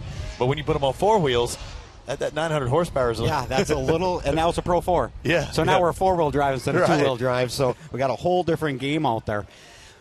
As our pace trucks comes along the top here, if they pull in that yellow flag, that means we're going to have green flag racing. It looks like we got a good, tight bunch here. So the strongest of the buggies are the super buggies? Strongest of the buggies are the super buggies. Rodney Van Efferen's going to start mid-pack, and we're going to see if he can work his way up. Now, yesterday, that didn't happen for him. Those Schwabe guys, I remember them from years past. I got a buddy, Jim Schwabe, down in Texas, probably related somehow. I think everybody's named Schwabe is related one way or another, but I know always to watch them as well. And what do we got? Rodney right out in front, right away. Who's that dive bombing on the inside backwards? Oh, You're backwards. going the wrong and way. Right over the wall. Both of them over the wall. Teeter-totter. Those, and away they go. Never even missed a beat. Maybe a couple positions. First lap, no yellows. What a phenomenal way to start a race. Rodney's got clean air right away. He's going to be the one to watch. John Fitzgerald back. Herman usually is real strong in the first half of the race. Is that the 972 of Hanlon? That was Chris Hanlon. Yeah, he was one of the ones that went over, I believe, on Team Teeter-Totter there. That's on kind of, I guess you'd call that a shortcut, but maybe not. No, that was a long not cut. the shortest distance, or not the best way to treat one of your vehicles, huh? Yeah, that undercarriage has to be a little scraped up, that floor pan or skid plate. We'll get the mud off right away. Yeah, look at this race for second place. They go through the S's, they head towards that drop-off. It's like a race for third place. And Barnum's always strong in the first half. Just a factor of how he sets up the vehicle. I mean, does it go away, or mentally does he go away? He's out here having the time of his life, doing it for the fun of it. And I think the track just changes a little bit. He starts up in the front, and these guys come hard charging. You have both of the Schwabes right behind them, the green one and the yellow and white and green and white. As Scott was saying, Scott Schwabe, he built a new car, didn't like it, gave it to his son, took it back, gave it to him, took it back. So we're going to see what happens here. Who beats who on what one that Scott will be driving in Falk Randon. So good races throughout the field as they complete their first full lap. The 45 in front. Rodney Van Eperen trying to take He got a heck of a hole shot, and you know what? He needs to be on top of the box, or he's doing the dishes, I guess, tonight. Yeah. Low mount on the household totem pole. There goes Pegger and McCross. A good race here for the back. A couple of guys they got in that first turn melee. Mine looks like the 32 in there as well. Might be Boccia. Is that Basia? I remember that last year. It's a different name. Basia. Sure. Good track. Track's holding up well. Not very dusty. Of course, they put water on it just a moment ago as Van Eperen back onto the front portion of the track. Oh, look, there's Scott Rain with his Chris Kyle Memorial flag hat on. Oh, and he's trying to tweak our Ponzi Palace here. Give us a little shade for... You need to climb up there, Scott. Shimmy up that deal. No, you can't. You could if you stood on that. Rodney had a heck of a hole shot. He's got a nice lead. Oh, my gosh. He's going to pull something. Scott, what? We got EMTs on site here, so we should be okay. But if you're Rodney, though, I mean, you could be out in, what has he got, about a 4-second lead at least, it looks like, about that. I would hold it at that. I wouldn't make it a 5, 6, 7, or 8. I mean, yeah, you could make a bobble, but you can surely collect that buggy in that amount of time. But don't hurt the equipment. And look what happened to him yesterday, prime example. So, yeah, he just needs to get in his rhythm, whatever that's going to be, whatever speed that's going to be, and just stay there. And the same thing for the 14. Is there really any reason that John Fitzgerald has to push it more because he's getting no pressure from behind? Because the one thing we know about all of the races today is we have that competition caution to the halfway point. And John Fitzgerald would be real happy to be second place on the box today. Yeah. So he's just going to run it cool. If it were the last half of the race, he'd be loving it right now. Oh, absolutely.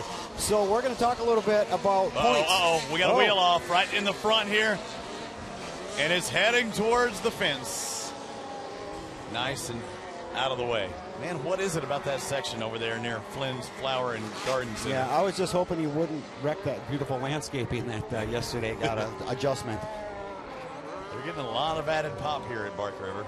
Absolutely. So Rodney Van Eperen, 177, leading the points behind Rodney, Ryan Schwabe, and Scott Schwabe. So we got Scott and Ryan, and right behind them is Herman. So we're going to see how this plays out. 2 more rounds to go after today. It's still anybody's game. Both at Crandon the last 2 rounds? Crandon the last 2 rounds for the Sportsman.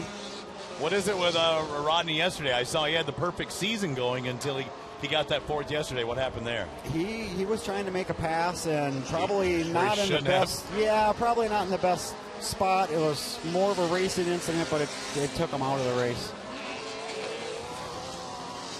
I think Fitzgerald's actually turning it up a little bit. I don't have the time to scoring in front of me, but it looked like he's actually made up a little bit of that ground. We're hearing a different exhaust note from the white buggy going away from us. Sounds a little different than I think it should. Fegerin's going to try and close in on him. I'm sure he hears it too.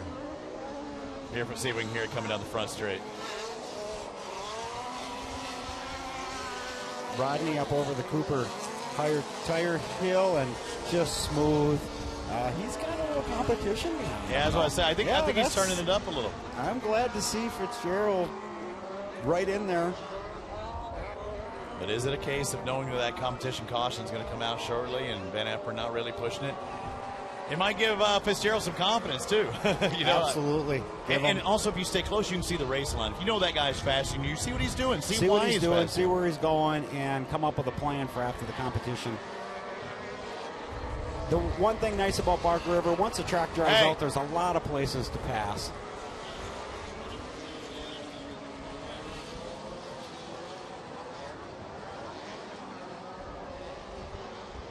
And we're already there. We're at the competition yellow. This is the fastest, sportsman buggy class that we have, so these guys can get 10 laps done in a quick hurry. Yeah, they get on. So 1,600 cc's. I mean, everybody speaks in inches in these races, but 1,600 cc's for these buggies. How many horsepower generally are they putting out? Do you know? No, I don't. I think there's a range. How many inches is 1,600 cc's? I'm not good with I need to ask a Canadian that probably, huh? I can tell you about a truck when it comes to horsepower. Yesterday I was looking for metric wrenches to work on Scott's Honda Cub. Nobody had metric stuff until I went to the Canadians pit, and Densmore had actually a 10 and a 12 for me.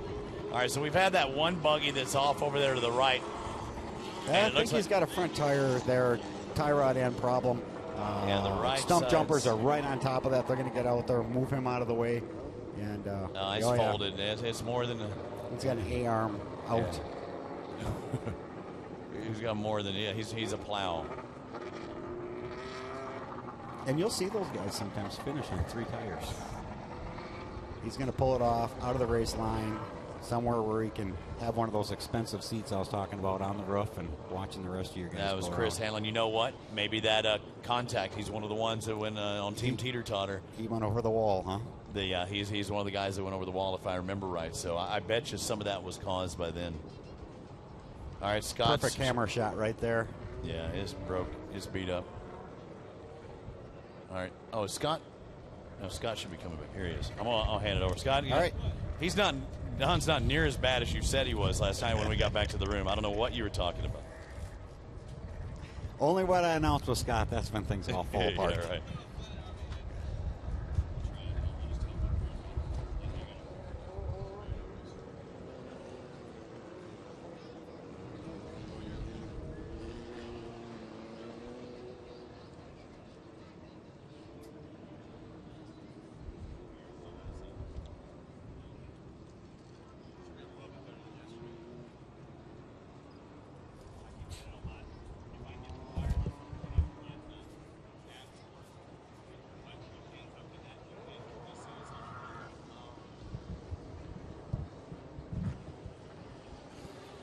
All right, Scott, I'll get you caught back up here. Herman Barner going by the right front. Yeah. Rodney. Rodney's leading right behind him. Could be a father-son sweep of the day. What do you mean no? His son won the kart race. Oh, yeah, with Rodney, absolutely. Rodney needs to win today, or he's got to do the washing tonight. Oh, yeah.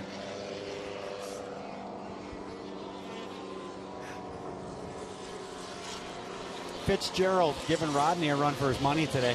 And he's going to hang with him. I'm impressed with Aaron Hawley, who got hung up on the wall in the first corner, and right now he's in that 4 spot, so don't count him out. No, he was just trying to scrape that starting mud off the bottom of the skid that extra pan. weight that he acquired from the starting. Yeah. The Rodney Van Epper's going to be very tough. Fitzgerald, awesome to see him back here again. Brian Schwabe, showing his dad around the track. Again? Yep, showing him where Dad, you take away the old car from me and give me the new car. We were just talking about that. I think they're going to switch again before Crandon. What do you think? Depends who. Yeah, I don't know.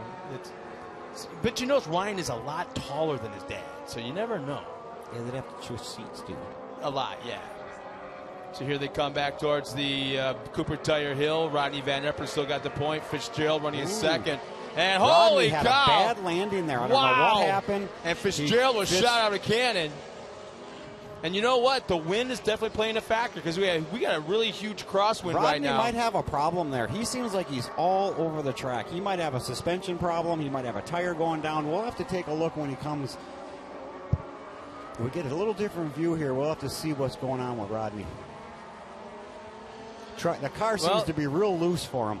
And the thing is, too, now that he's in second, he's going to have vision issues because those things, even though they're only skinny tires, two-wheel drive, they're still kicking up a ton of roost on the guys. We'll get a real good shot here, Scott. It looks like we got air in all the tires. Everything looks good. I think he just got a little loose and out of his groove, you know. You can't tell me if you were at speed during the race and you had a heck of a crosswind here at Bark River if you took off on the inside of the line off that big Cooper tire hill, then when you landed 100 feet later, you were on the right side of the track. It would blow you sideways. I can remember one of the pro guys coming off there. Oh, there's many that did that. There's tons of pictures out there. I know that Art Schmidt dragged the rear bumper perfectly 90 degrees vertical to the track. I know Rick Huseman has done it a few times. Rick Huseman is the one I was talking about. Yeah. He landed on the back bumper. Yeah, he's had to do basically, I think he rear clipped his truck that night to get it ready for racing. And Rodney he's got his work cut out for him. I don't know how many laps we got left here, Scott. A few. Fitzgerald's going to show Rodney what his line is around the track at this point. Fitzgerald has got a lot of laps around this racetrack in an open-wheel car going back to the single buggy days. Has raced the Torc /Core Series for so many years. Both him and his dad making the drive up from Nebraska. And Van Eperen is not going away. This is so cool because this 2015 season has been so dominant for Van Eperen. Basically a runaway after a runaway after a runaway. And right now we are definitely not seeing that because he's actually the hunter going after Fitzgerald. Still no white flag. This is awesome racing as 1 and 2 have pulled away. But then again, Aaron Hawley has now moved himself into third place on the track. So we're going to see what kind of lap times this guy can kick off all by himself with nothing but clean track in front of him as he's trying to track down 1 and 2.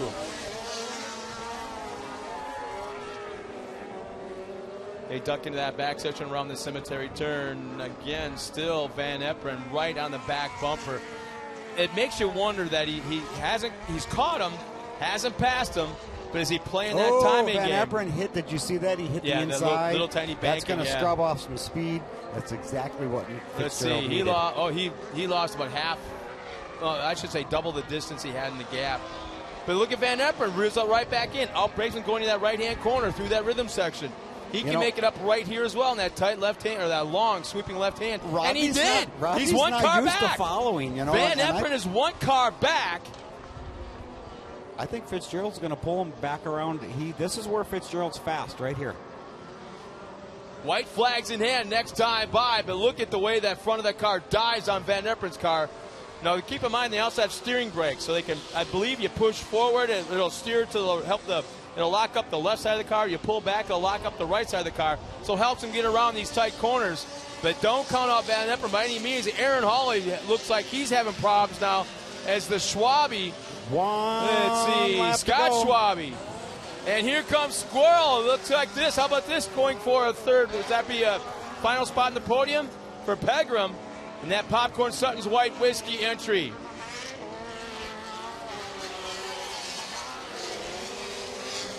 Our leaders making their way towards that cemetery turn. Once again, a little bit of a gap, about 5 car lengths. You see it right there in the monitor right now. Fitzgerald up front. Now this is where Rodney had the problem last time. We'll see if he's no problem there. Nice and clean. Yep, straightened it out.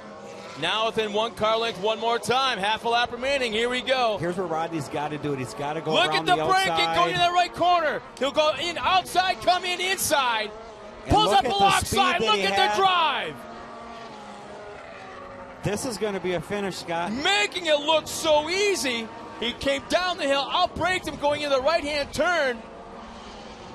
Van Eperen went around the outside of Fitzgerald, and I think he may have caught Fitzgerald by surprise. It happened so fast. One final time into turn number 1.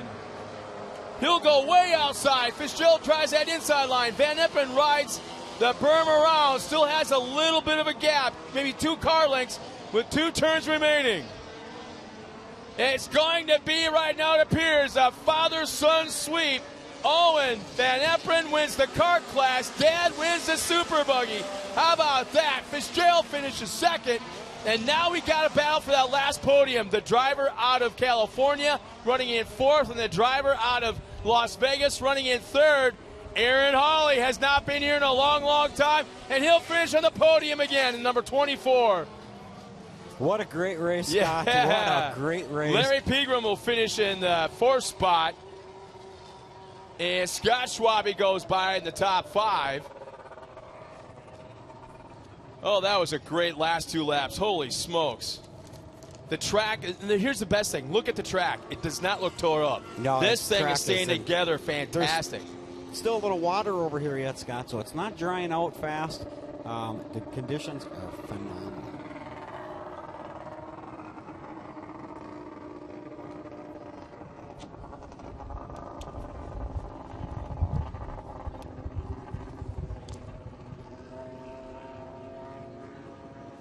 Race fans, carbon is the enemy of any fuel system, zapping the power and performance out of your engine. With MotorMedic's new Fuel Pro Complete, the professional-grade fuel system cleaning kit, you can take back the power in just 5 minutes with 2 easy steps. Fuel Pro Complete from MotorMedic. Find it at your local auto supply retailer. And IDE Industries is the official race canopy sponsor of the Torc Off-Road Championship presented by AMSOIL. IDE is an award-winning fabricator of transport trailer canopy systems, corporate hospitality tents, mobile marketing exhibits, and custom shade structures. IDE provides pro hospitality for pro teams. Visit them online at racecanopies.com. And Pep Boys, are you a hardcore racer? Don Demony used to be. A weekend street warrior? He wishes he was. How about an off-road enthusiast? He drives a big, huge motor coach. I'd have to say no. Well, the Pep Boys at Speed Shop has you covered, whether you're Don Demony or not. Thousands of performance and off-road parts. Don't wait for mail order to arrive. Check out the thousands of in-stock speed performance and off-road parts, all brands you want to keep you going. Go to petboys.com/speedshop to check out all the Speed Shop locations nationwide. Proud to be a Torc Series sponsor. And Cooper Tire. Follow all the action of your favorite Cooper Tire driver on Twitter at Team Cooper Tire. Cooper Tire, an official tire sponsor of the Torc Off-Road Championship Series. Visit coopertire.com to visit and locate a dealer near you. And man, oh man, has the equipment hit the track after this last race. They're trying to stay on top of it, so to speak. Keep it graded, keep it smooth, keep the ruts away, and then they'll throw down a little bit of water for the next race, as it's going to just speed up from this point on without a doubt, as we got 2 truck races left remaining in the Moore organization or the Sportsman Series, and then the final 3 pro races of the afternoon. So we got nothing but trucks from this point on as we get ready to go. We're waiting for our top 3 finishers to make their way up to the podium. And in just a moment, we'll turn it over to Don Demony one more time for the Pro Buggy interviews. And how about that for a shot? Bark River, give yourselves a little bit of credit, because there's a lot of people across this country that are watching us online, or maybe even not watching us online. But I can tell you this firsthand, they wish they were here, because this, without a doubt, is a bucket list item on every off-road racer. I kid you not. All you got to tell them is how green it is when they land in Green Bay. You won't believe it. And then you got to drive up to Escanaba in Bark River, and how green the lakes, the rivers. And they're like, I remember years ago. You know what? I'll finish that story later, because we got more important things to take care of. Once again, we're here at Bark River National Off-Road Raceway. We'll be right back after this.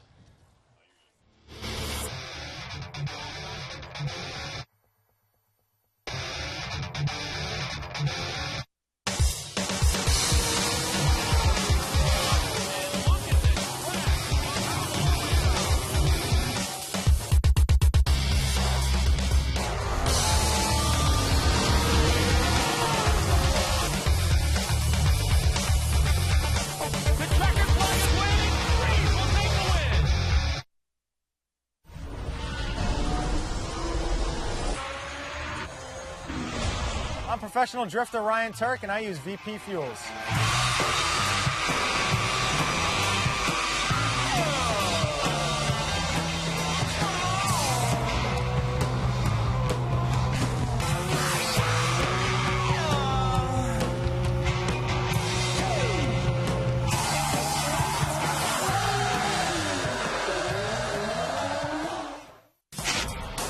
When I'm out there racing, God, I love the sound. What Borla does with the sound of this exhaust.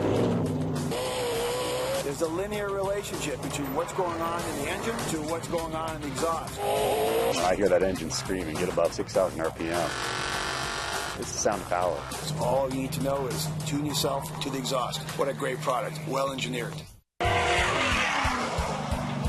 Whether you're a professional driver tearing up the hot mud of the track or a daily driver hitting the cool city streets at night, we built the tire for both of you. At Turo Tires, we believe great tires do not have to cost.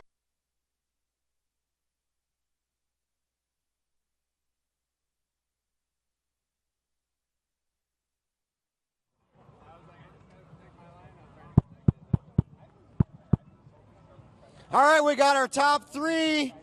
Rodney Van Eperen, John Fitzgerald, and Aaron Holly. We're going to start off, Aaron Holly. The low step.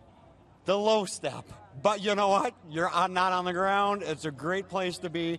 A great track today. Great track conditions. You're back on the box. Tell me what you thought of the track conditions, what you've seen ahead, what was going on. You were catching those guys. A little splashy the first couple laps, a lot of tear-offs. But sitting at the pre-stage over there, my water gauge malfunctioned. I was running 300-plus degrees on my oil. Something's going on in there. They tell me my engine doesn't look too good, but I don't care. We got another one. But it was a good race. I tried hard. Somebody in the first corner came in like a unprofessional and just drove in really hard, spun out, and I had to go over the back of the wall there. Yeah, we weren't sure if you were just scraping mud off the bottom of the car or what your plan was there, but it didn't seem to, you didn't lose a lot off of it. You were right on it, had a plan, got right back on the track.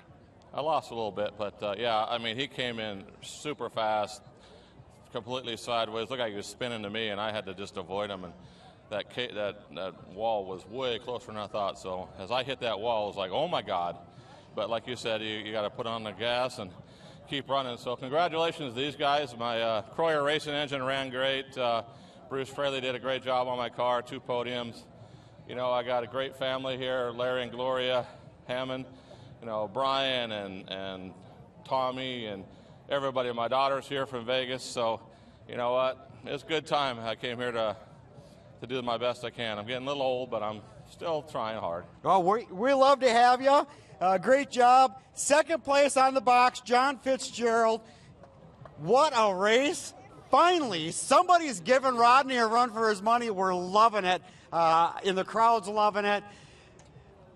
You got past Rodney, and I think you rattled him a little bit, but you just couldn't hold him off. Yeah, this is what I come here for, is to race races like that. It was a clean, fun race. It was awesome, and I was just waiting for the halfway, and I was just pressuring him, just trying to stay with him, just running, see if we could run with him. And he made that one mistake, and we got by, and then I just had to try and run hard, and he ended up getting us. It's not what I wanted, but we'll take it. It was a fun race. Absolutely. Let's talk a little bit about who sponsors you and helps you get to the track and build such a great vehicle. I mean, it's a Lumacraft car, Adam Wick motor, and just, you know, haven't had the car out for almost a year, and just came out, and 2 podiums. I'll take that. Well, I tell you what, we love to have you guys back. Great job. On top of the box, Rodney, you got rattled a little bit today. I was watching you in the back corner. You hit the inside of the berm, kind of scrubbed off a little bit of time. I don't think today you thought you were going to get past. I'll tell you what, you know, before the halfway point, I felt comfortable, and after that, I realized during the halfway point I put my tear-off pull on the wrong side, and that's all I could think about. As soon as they got by me, I'm like, I'm really in trouble. I kept having to take my hand off the steering wheel, actually, switch hands, and pull the tear off. But regardless, it's great to see John out here. I wanted nothing more than this all year, and I love racing.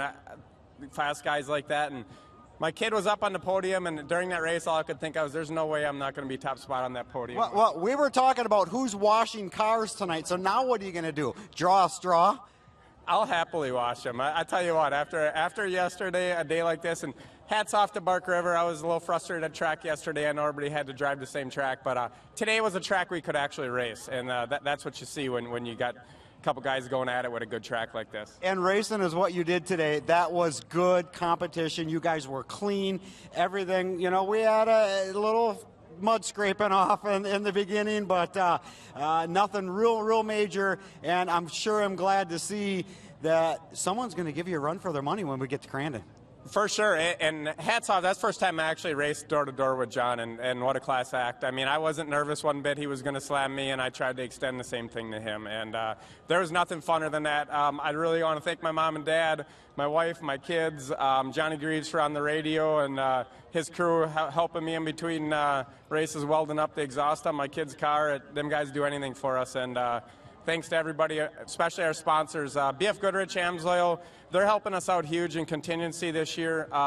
Balin Buildings, Power Sports One, our Yamaha Husqvarna dealership, and Motion Industries helping us out now. Victory Sign, everybody who's helping us, thanks a lot. Now you're telling me that Yamaha's coming up with a new side-by-side, so I'm going to have to trade in my brand for this Yamaha. We'll get down there this winter and we'll sit down and have a discussion. Yeah, for sure. Everybody should know that. In 2 weeks, Yamaha's going to unveil basically a Razor competitive side-by-side, something that's going to be a full-blown race machine like the Razor. So you'll see that out September 1st. Make sure everybody checks it out on the internet. If my wife okays it, I'll come down and we'll pick one up. All right, give it up one more time for these guys.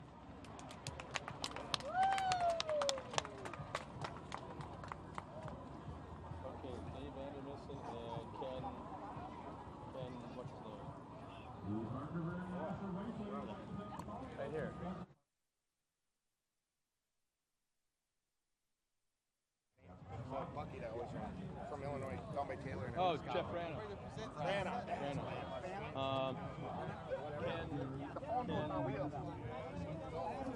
What's Ken's last name again?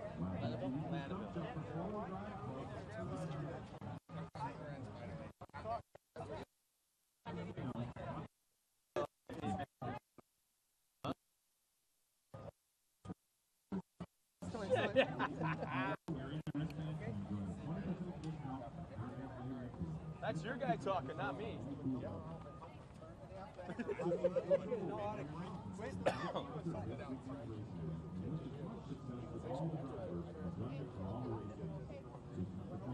Convince my dad, we're going to give you that. We're going to present to you. I'm trying, man. I've been here 21 years as an announcer, don't you think? No, see, the thing is, he's willing to give me a pallet for the K-Mon, though. Just share that box with your friends? A pallet with a cow pie in the middle of it. Yeah. That's what it was 40 years ago. Calcium. Piece of shit out of Oregon?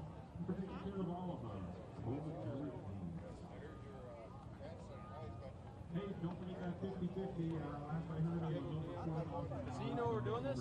Tim?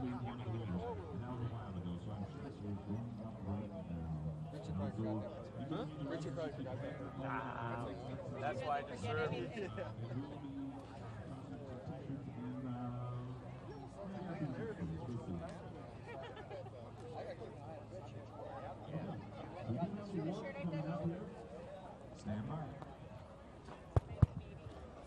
Well, thanks a lot, Tim. And we had some very special guests, some very special people up here yesterday. And again, I want to remind everybody this is the 40th anniversary of racing up here at Bark River International Off-Road Raceway. And right now we have some very special people to hand out an award that, you know what, they got a little bit yesterday and now they want to hand it out themselves as well. What's really interesting is who they're awarding has nothing to do with this racetrack, has nothing to do with this facility, but yet has been a steadfast supporter of Bark River International Off-Road Raceway from day one. And right now I'll introduce to you the two guys that started this thing 40 years ago. I got Ken Lanaville Did I get that right?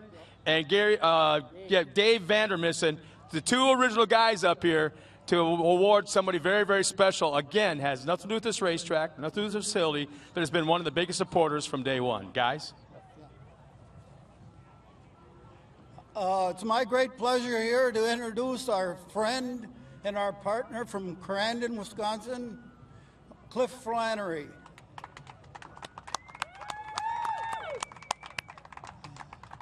I guess I got to say a few things too. Without Crandon, Bark River would be nothing. I guess maybe without Bark River, Crandon wouldn't be as great either, maybe, was it? Because it takes everybody to make a race.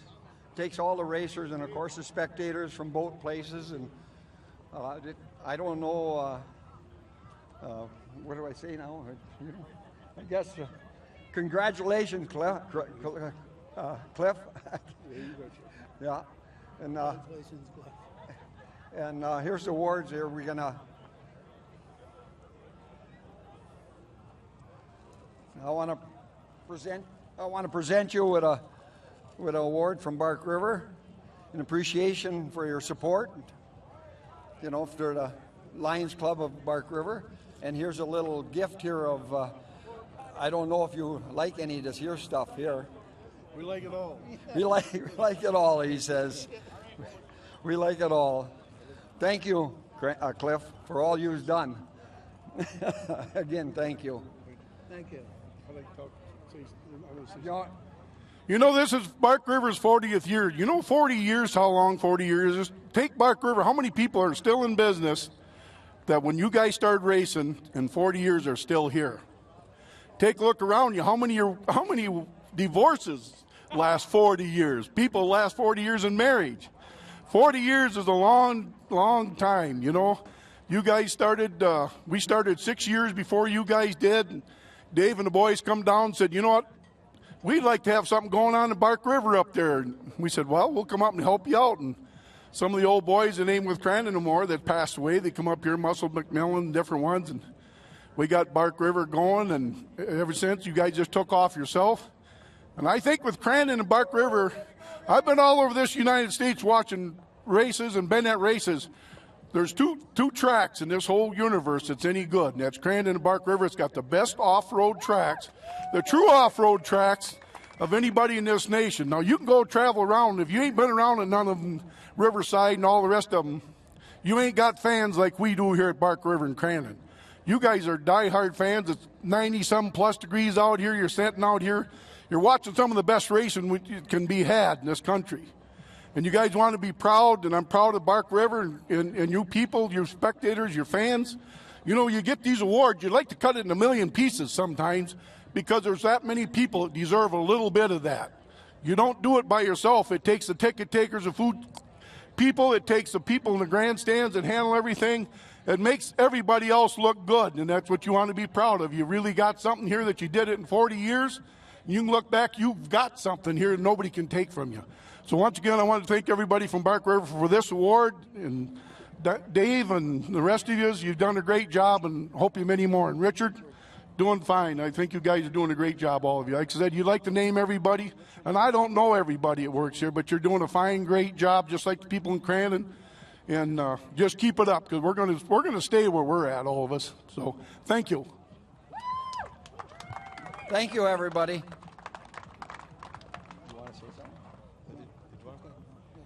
I just want to reiterate a little bit of what Cliff said, because both him and I have traveled the country all over the place at different racetracks. He had mentioned Riverside. I'm going to go south of the border a little bit and talk about Ensenada, a racetrack down there I've been to quite a few years ago when it was the Kurt Leduc, the Rick Huseman, and Evan Evans kind of show. Amongst all kinds of stadium off-road shows over the years, Cliff is not lying. Cliff is not kidding. Everywhere you go, California, Nevada, Las Vegas, it doesn't matter. Arizona, it doesn't matter. Every single desert racer, desert race team, and desert fan, to say nothing of all the short course fans across this country, These two locations are on their bucket list, both Crandon and Bark River. They want to come here. They've got to come here before the day they die, because this is what everyone talks about. I bring it up, the fact that they're going to be in tears when they land in Green Bay, whether they're driving to Crandon or driving to Bark River, because they see the lakes, they see the green grass, they see the trees, and then all of a sudden they come through the woods for miles, a couple hours of driving, and all of a sudden, here we come across the Cathedral of Off-Road Racing in Wisconsin and the Cathedral of Off-Road Racing in Northern Michigan. You fans are so lucky, should be so very proud, because they've been here for 40-plus years, because Crandon's been here for 40-plus years. The only reason that they are both here is because all the fans out there and all the workers they have helping them out. So, ladies and gentlemen, give yourselves a huge round of applause. It's because of you that Bark River is celebrating their 40th anniversary. Congratulations. Nice to meet both of you. On the track right now is Ari Lyondike. He's being permitted by USAC officials to come out and do a couple of shakedown laps, as he had issues before in qualifying this morning. So Ari Lyondike out there in that gunk entry, Pro 2, is doing a couple of shakedown laps. Little Jim Baldwin almost screwed it up for us. Oh, it wasn't. Can you, in between, like when you pump like Cooper tires and reading your list, pump the urgency of the last T-shirts and last flags and stuff and everything, just when you go down? No, I don't hear shit, but it's just when everybody's walking down the stands, because like when you go to your what you do is just throw us in there, just because that's what everybody's doing. Because everything's going down very nicely. So, okay. All right. Cool. Really only got yeah. Now really probably only have 4 laps. It's really we're selling a lot of them today. So anyway, thank you. Cool.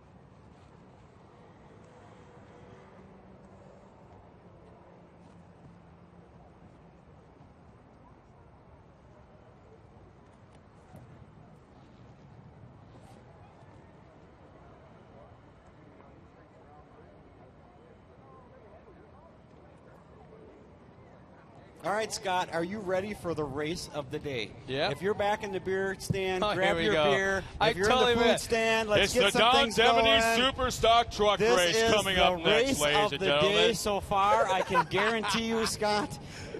Yesterday we had Jay Schaefer lead from almost flag to flag.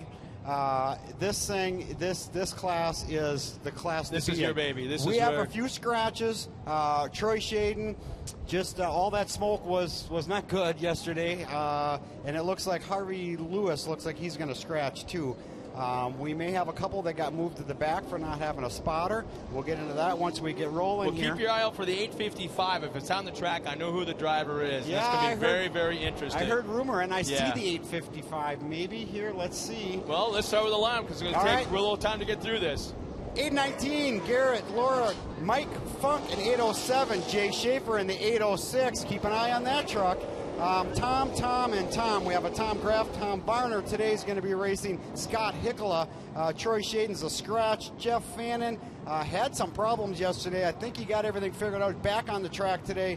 Joey Matuszek, 851, Danny Boshaw. Is Danny out there now? I think he's scratching today, too.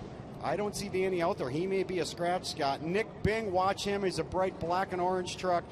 Matt Sierick in the 827, Mitch Dorr, the guy to watch. He's going to have to start in 12th, Scott, and work his way up. That he's going to have Mitch Dorr being this is a full points inversion, Yep, top so 12 inversion. So that's your inversion. Starting out behind the inversion is Matt Dale, Harvey Lewis. Scott, see if that truck's out there. I was told it was a scratch, but we might have another driver in there. 803, 804, 897. We may have missed it up front. No, I don't see it, but Mitch Dorr went by in Scott front of me. Allison in 813, Kenny Platten in 812, Rob Lenegran in 870, Ken Wilson 803, and Charlie Wilson 879. Now, interesting enough, Scott, I just seen a 826 number plate that looks like it's on a stock truck. Well, here's the thing. I'm also looking at Mitch Dorr, and if I'm not mistaken, he's starting back row. He's not starting the 12th. He's not starting row 6. He's starting in the back row, the black and white Ford. There he is. Do you want to know why that is, Scott? No, you're going to tell me. He had to serve that penalty. He didn't have a spotter in the spotter stand yesterday. Well, you should know better. Him in the 804, Jeff Fannin, going to be starting on the back. So they're starting to pull the gauntlet So down that's a on some long of these guys. run. We're about a second away from the green flag. There it is. We're underway. Super stock. The Don Devaney Super Yeah, stock. and here we go. Mike Funk did not pull the whole shot. And Jay Schaefer's seeing a hole, and he's going to go for it. Tom is on the inside with Joey holding tight, and we'll see where Jay's going to end up. He's not going to go flag to flag today, Scott. No, it wasn't a very good spot. And look at Nick Bing right in the middle of the mix, just trying to work his way. This first lap is the worst lap. You need to figure out where you're going to be, and from there, just start picking them off one at a time. It's almost like the outside line. Nick Bing makes contact with Schaefer as he goes by. Matt Sark goes by Schaefer as he makes contact. There's a bunch of fender rubber as we go around turn number 3. And Mitch Dorr in last place. He's got a long day ahead of him.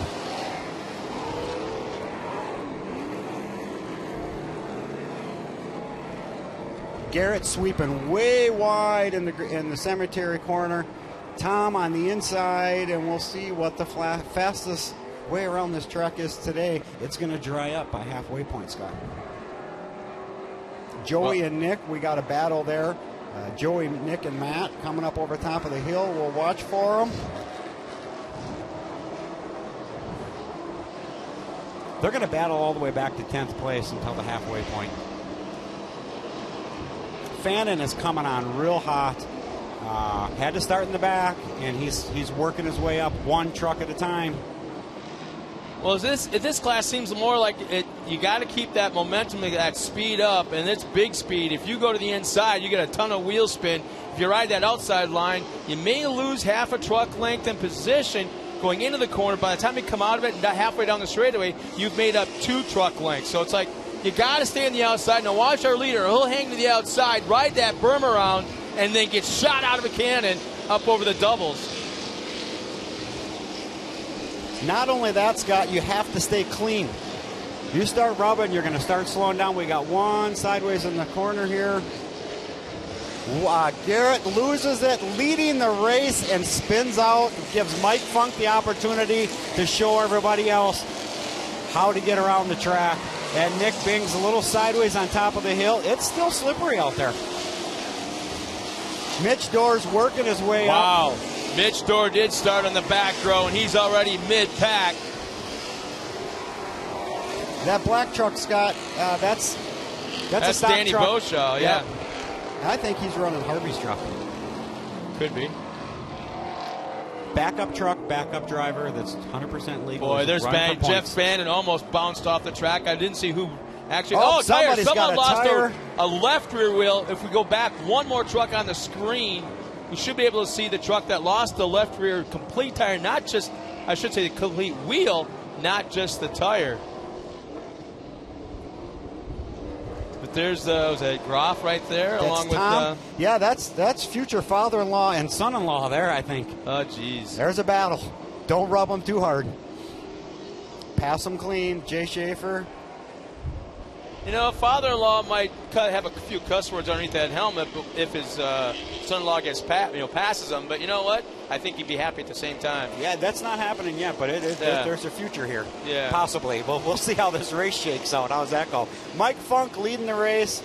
Joey right behind him, on top of the berm, running his own line. Tom and Nick going to battle right here. Nick's going to look on the inside, and there he goes on the inside. Perfect move by Nick. It's a little slick in there. He's going to nice clean run. Oh, Groff almost off the track. He had to swing left real quick. Oh, man, we got more contact being made. I believe it's at 899. Scott Heikkila bounces off sideways, bounces off Mitch Dorr, yeah. So there's a little, I don't want to say uncontrolled driving going on right now, but the guys seem to be having a little bit of problem keeping their truck straight. Yeah, the track is, it's got to come around a little bit. It's watered real, keeps the dust down, works real well, but you got to get through those first couple laps. Here come our leaders one more time towards Cooper Tire Hill, up and over past Taco Bell. And Joey is our new leader. Mike Funk, Nick Bing, Tom, Jay, and Mitch working his way right up. Is that McKasick up front? Yep, McKasick. Joey, Mike Funk, Nick Bing, Tom Varner. Jay Schaefer's up into the top 5 again. He had fallen back quite a bit from the start. Now has moved about 3 spots up. Oh, boy, and he's got a mirror full of Mitch Dorr right behind him. Jay got a taste of it yesterday. He wants it. Oh, yeah. But he even admitted this morning he got overexcited. He got a little overexcited. Yep, his spotter's got to keep him calm. Here goes Nick Bing. He's going to go for the pass for Mike Funk.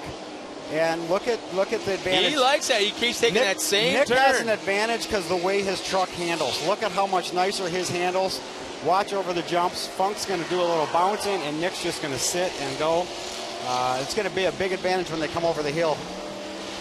Nick's right on his back bumper. Nick's going to go to the inside, and we'll see who's got the fastest truck. Nick is bouncing a little side bit right by there. Side. Yeah, Nick should have this now. He's got the inside. It's to his advantage. That's where you want to be, Scott, in the super stock truck, on the inside.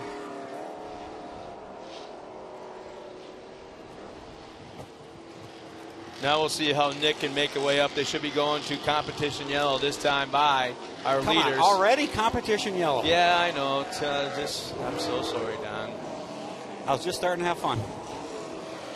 So Joey, nice clean air, way out in front, beautiful, truck looking good. Nick's in second, Mike Funk in third, Tom Varner in fourth, Jay Schaefer and Mitch Dorr. How about the fourth place battle Jeff between Fannin, 3 trucks? He's losing some body panels, must have gotten into a little scuffle. How about this? Here comes Jay Schaefer inside of Tom Varner up on top of the hill. They make slight contact. Slide out. Just at the right moment, they make slight contact, and they both swing sideways. And Jay takes advantage of it. I don't think there's going to be a flag. That was just a racing incident, Scott. Yeah, there wasn't a lot of touching. Oh, Jay Schaefer's back on. Now he's up into the 4th spot. Little bit over rotation. Here comes our pace truck onto the track. He's not going to make it on the track in time to catch the lead truck. So we're going to have probably a little extra slow pace lap as they cross the line so the pace truck can catch up.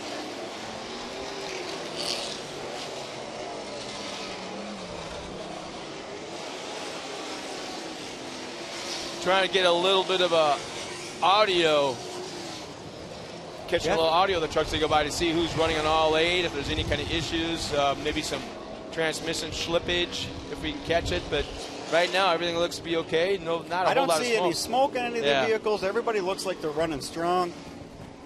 Looks clean.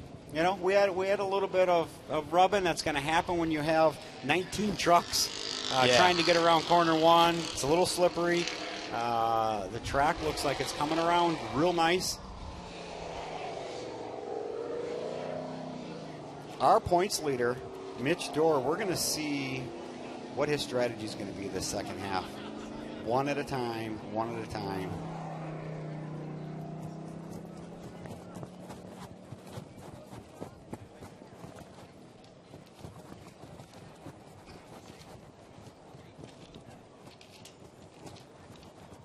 Things get really quiet when they disappear to the other side. Yeah. Well, let's talk a little bit of super stock truck. Well, it was 897, quiet. Mitch Dorr.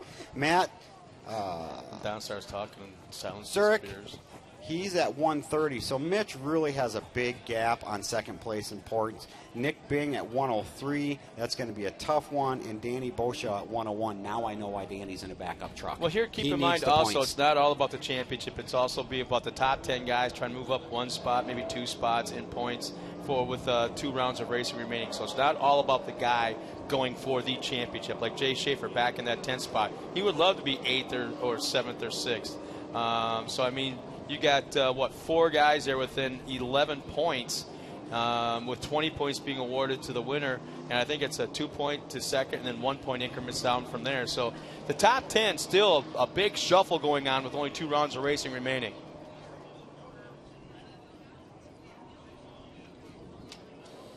So we got everybody falling in the line.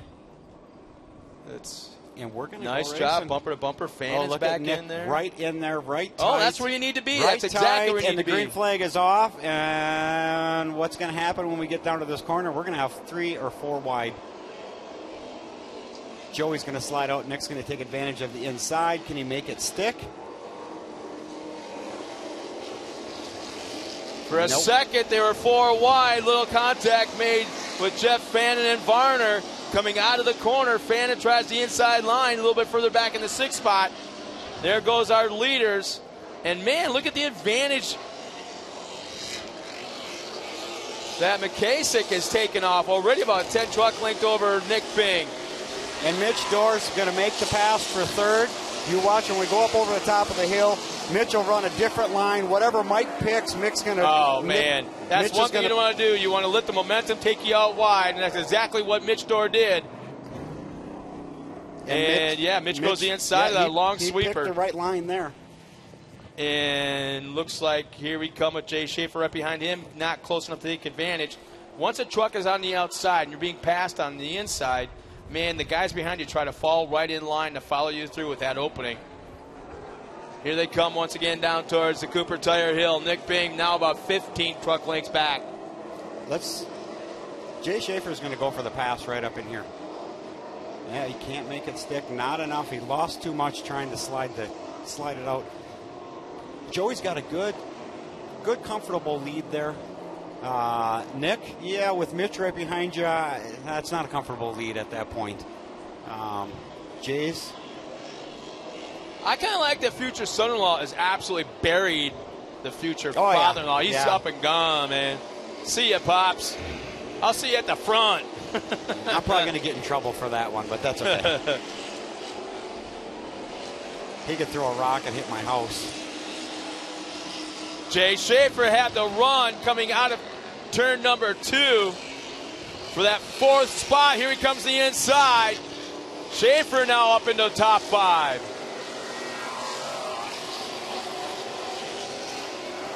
Scott, next time they come around, I want you to watch the banked corner, those 2 jumps over there. Those guys are flat-footing it over there. They're bouncing. When they're landing, they're bouncing as high as they are jumping. Well, every single one of them, they're flat-footing it. That kind of makes you nervous because when you flat-foot it, you keep it to the floor, you're bouncing, you're up in the air, you come back down on the throttle, and you're going to snap an axle or something. Yeah, and you watch them. Nick Bing went through there like that. Jay went through there like that. every single one of them, the top 5 guys are running that thing. It's Speaking really of Schaefer, hard. there he is on our camera right now as he crests the top of the Cooper Tire Hill, headed down to, he's in 4th spot right now, trying to catch Mitch Dorr running at 3rd. And our battle right now is for 2nd place, Mitch Dorr and Nick Bing. And that's going to help possibly Jay Schaefer as they battle more, but back and forth, side to side. Schaefer should be able to reel him in, hopefully with at least a lap or 2 to go in this race, which there isn't a whole lot.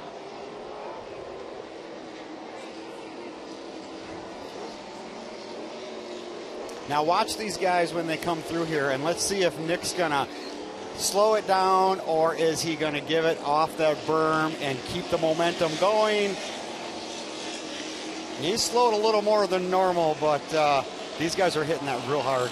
Still no white flag lap. Mitch Dorr having all kinds of problems getting around Nick Bing in that 2nd spot. 2 Fords going at it.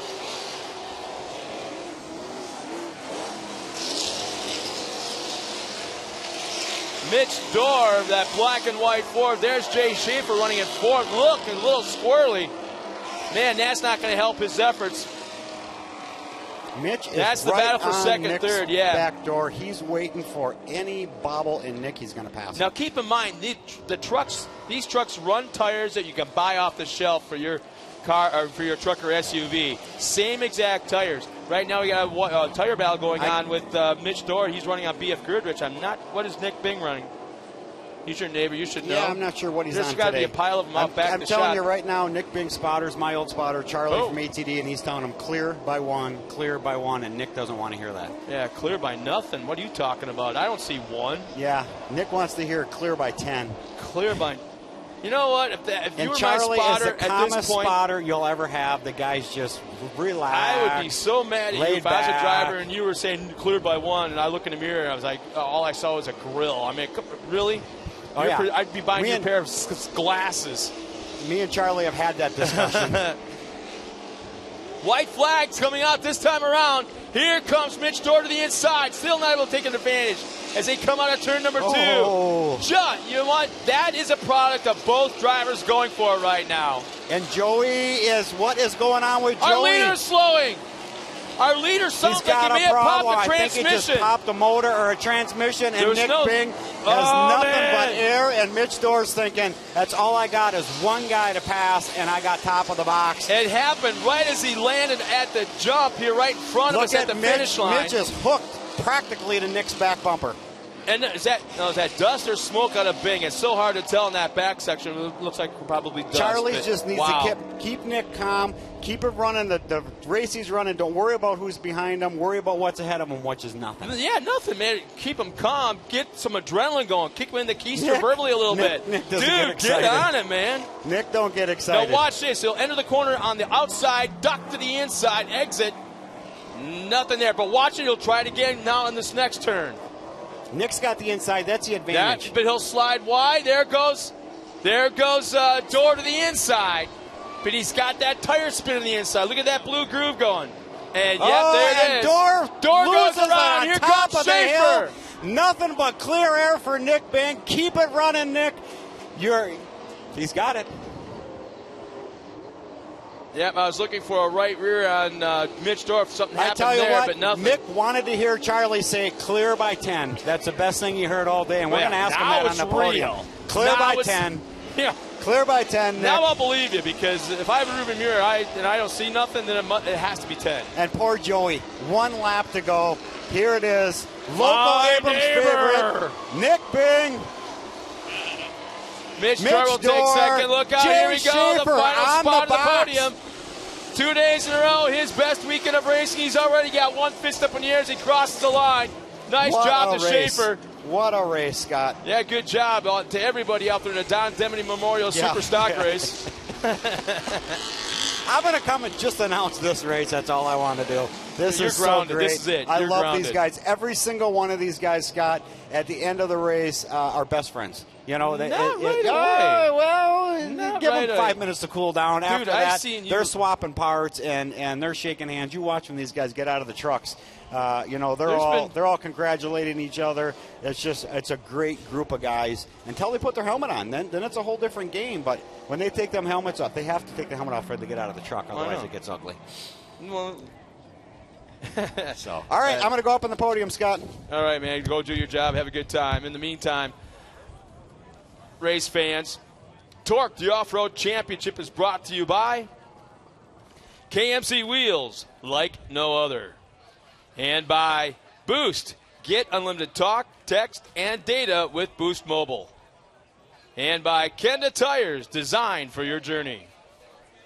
And also by AMSOIL, the pulse of performance. And I'm sitting here as we get ready for our next race. Don Demony has yet to make his way up to the podium because I figured he'd be heels on fire getting up there to spend some time with your boys, and you should have been gone by now. Yeah, I'm telling you what we're going to do, Scott, is I'm going to head up to the podium. We have up next going to be Super Truck, and I'm going to let Robbie and you guys handle that one. Robbie wants to get a little sportsman action. Oh, really? Okay. Well, in the meantime, as our drivers make their way up to the podium for their victory interviews with Don Demony, we're going to take a step aside one more time as here comes the off-road Spanish Armada to grade, dig, and water up this racetrack as we get ready for the next race. We'll be right back after a few words from our sponsors. When you take that checkered flag and you're standing top on the box, you're proud to have AMSO on your shirt. But I tell you what, when you take that motor apart in the dyno room and you look at those bearings and you see how great they are, you're really proud to be an AMSO driver and to be representing a team that has product that's that good.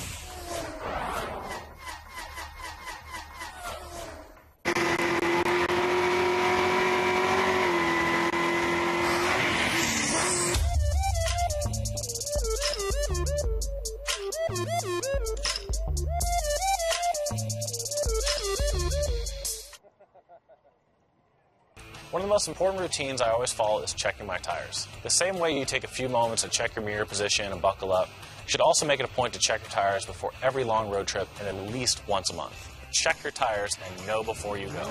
See you on the road. We have pinpointed which we felt needed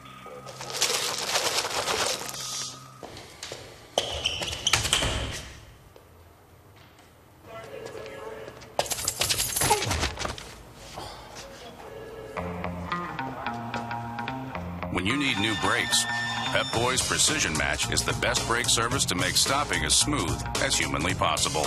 Trust the boys to get you there. He packs up and he's out of here. Yeah, I'm glad. I'm going to go get some drink and shirt. I don't know.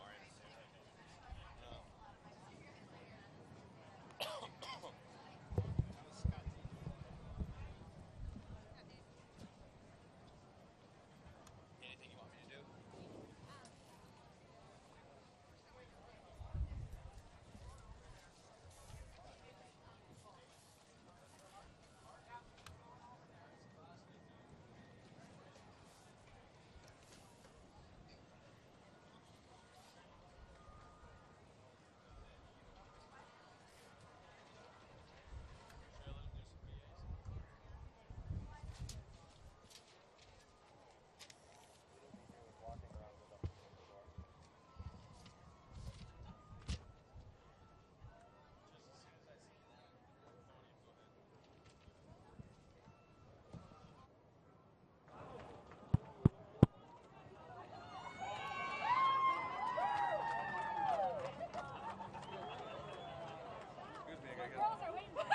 Super Stock Truck, the race of the day. The guy that finishes first gets to the podium last. I think he got lost. I'm not sure. Let's start off here with Jay Schaefer, third place yesterday on top of the box. Jay, what were you thinking today? I mean, you came from the back and worked your way up. Actually, a lot of the time I was thinking about that loose steering arm we found just before I went out on the race. No, honestly, I knew I had to back it up. I didn't have the head start I had yesterday. I just have to do what my crew preps the truck to do. I have to not make any mistakes. Trucks win races, drivers lose them. And that truck got me a second, a third this weekend, which I've never had 2 podiums in one season before, and I've got 2 podiums in one weekend at Bark River. So the local guy owns a grocery store in Crandon is starting to love Bark River, aren't you? I always have. I raced my Odyssey back here in 1983 or 84. And I got my bell rung pretty good back then, so we're having a way better day than that day. But yeah, my memories to Bark River go way back to when I was about as big as him. Awesome. Let's talk about some of your sponsors. Well, the big one, of course, Orv's Pizza, which is a brew pub, great pizza company out of Appleton, Wisconsin cheese, and of course Schaefer's IGA and Cooper Tires. What I like about Cooper, and we've had these discussions over the years, they're so consistent. Doesn't matter if it's hot, cold. They don't step out on the dry slick, but they hunker down in the wet stuff. They're just a really solid, good tire. And a good group of guys that come and help support them, ain't it? Amen. Yeah, amen to that. Yeah. All right, let's head over to second place. Mitch Dorr, you started dead last. Dead last today. You had your work cut out for you, and I knew that. We watched you one truck at a time, one truck at a time, one truck at a time. You finally caught up to Nick. And clear by 1, I'm sure. You had Charlie as a spotter. I've had Charlie as a spotter. And now it's Nick's turn. And to tell you what, he's taking advantage of it. Tell me about what it took to work from dead last to second place. Well, I was pretty fired up at the reason of why we had to start in the back, but I had to calm myself down and just start pecking away and just be cool and let it come to me. I got pretty fortunate. Spin out back there just right after the yellow. But it just came to me and was able to get up there. I was surprised, like, oh, man, there's Nick. And I tried getting him, but he ran a hell of a race. And what did you think? You're running third place, and Joey pulls off. I know in your mind you thought, one guy, and I'm on top of the box. Yeah, but Nick deserves it. He really, really deserves it, and I wasn't going to beat on him. And we want to race clean. I had an incident yesterday I feel bad about. Apologize to Matt. And but congratulations to Nick. I got to thank Charlie at ATD, High Rev Graphics, and everybody here, and thank you, Bark River. And what about your dad? I know he works on that truck day and night. Well, he does a lot of body work, especially when we come here. We get a little beat up, but we'll get her all cleaned up for Crane and looking good for the parade. All right, sounds good. Top of the box from Abrams, Wisconsin. Unreal. I'm up there. And I'm thinking, Charlie's telling you clear by 1, clear by 1, clear by 1. And I'm thinking, Nick's like, damn it, clear by 1. Next thing you know, he says clear by 10. Last quarter of a lap, what are you thinking? Yeah, I just heard him screaming. He must have missed the button. I'm like, oh, what the hell happened? And then he comes back on, just hit your marks. And, yeah, that was a heck of a race. I was fortunate to be behind Joey on the restart. I'm like, okay, we're going to run our lines and do good. I screwed up like 3 times after that competition caution, and I'm like, there it goes again out of my hands. My crews worked so hard to get this on that top spot. I wanted it so bad. We haven't got one yet this year. So, and then what happened to Joey, that's racing. I don't really want to win that way, but that's how it works. So you're running as hard as you possibly can. You're going through this mogul section in front of us, out of control practically. You know Mitch is on your back door, and Joey pulls off. What goes through your mind? I'm like, oh boy, here we go. And then I was pretty excited about it. And I'm like, all right, just keep your marks, don't screw up, because I know Mitch is right there. He's been there for the last 3 laps. So if I screw up one bit, he's going around me. So thanks to him for everybody running clean and all that stuff. So it's a hell of a race. I'm so happy I'm here. It's great. All right, let's talk about some sponsors. Now, you ran Dale's truck. The last time we were here, you did a phenomenal job at your sponsors. What do you got on your truck? Oh, yeah, we got a lot of great people we got to thank. Guys had I'm wearing Andy's shock service. We revalved the shocks last night. Even though we took third, we're like, this ain't good enough. We can make it better. So thank Andy and Lucas Oil, ATD Trans, Charlie for spotting for me, Dale and Jane's Pub, Country Club, KW Contracting, G&H Forestry. There's more on Aero Auto. I'm forgetting some. I'm sorry. JR Enterprises, everybody. Thank you, everybody. Girlfriend Jess for helping me out with the Facebook stuff and dealing with me with all these crabby weekends when I'm not doing good. The crew just for everything working good. So. All right, what a phenomenal job. Big hand here for Nick Bing. Top of the box. Hey, Don, I almost forgot to mention, and all my winnings from this weekend, they go to the Wounded Warrior program. That's part of our program. Anything we win throughout the season goes to the Wounded Warrior program. All right, great job, Jay.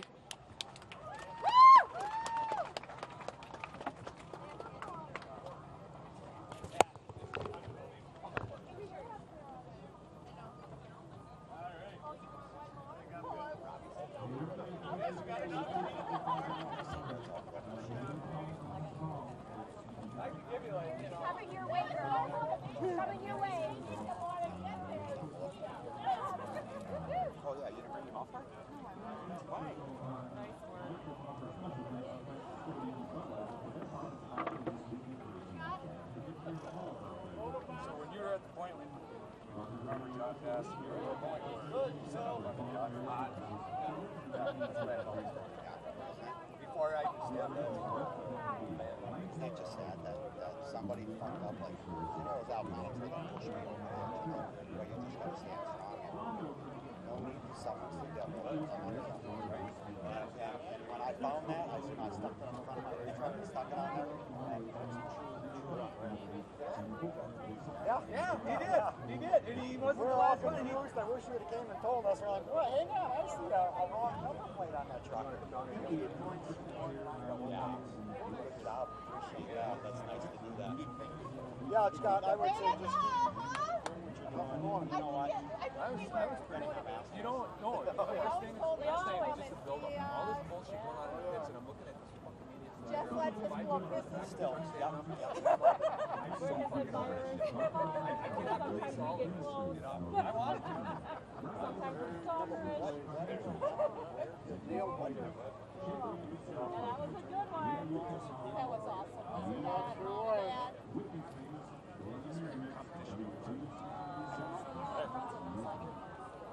I don't like that.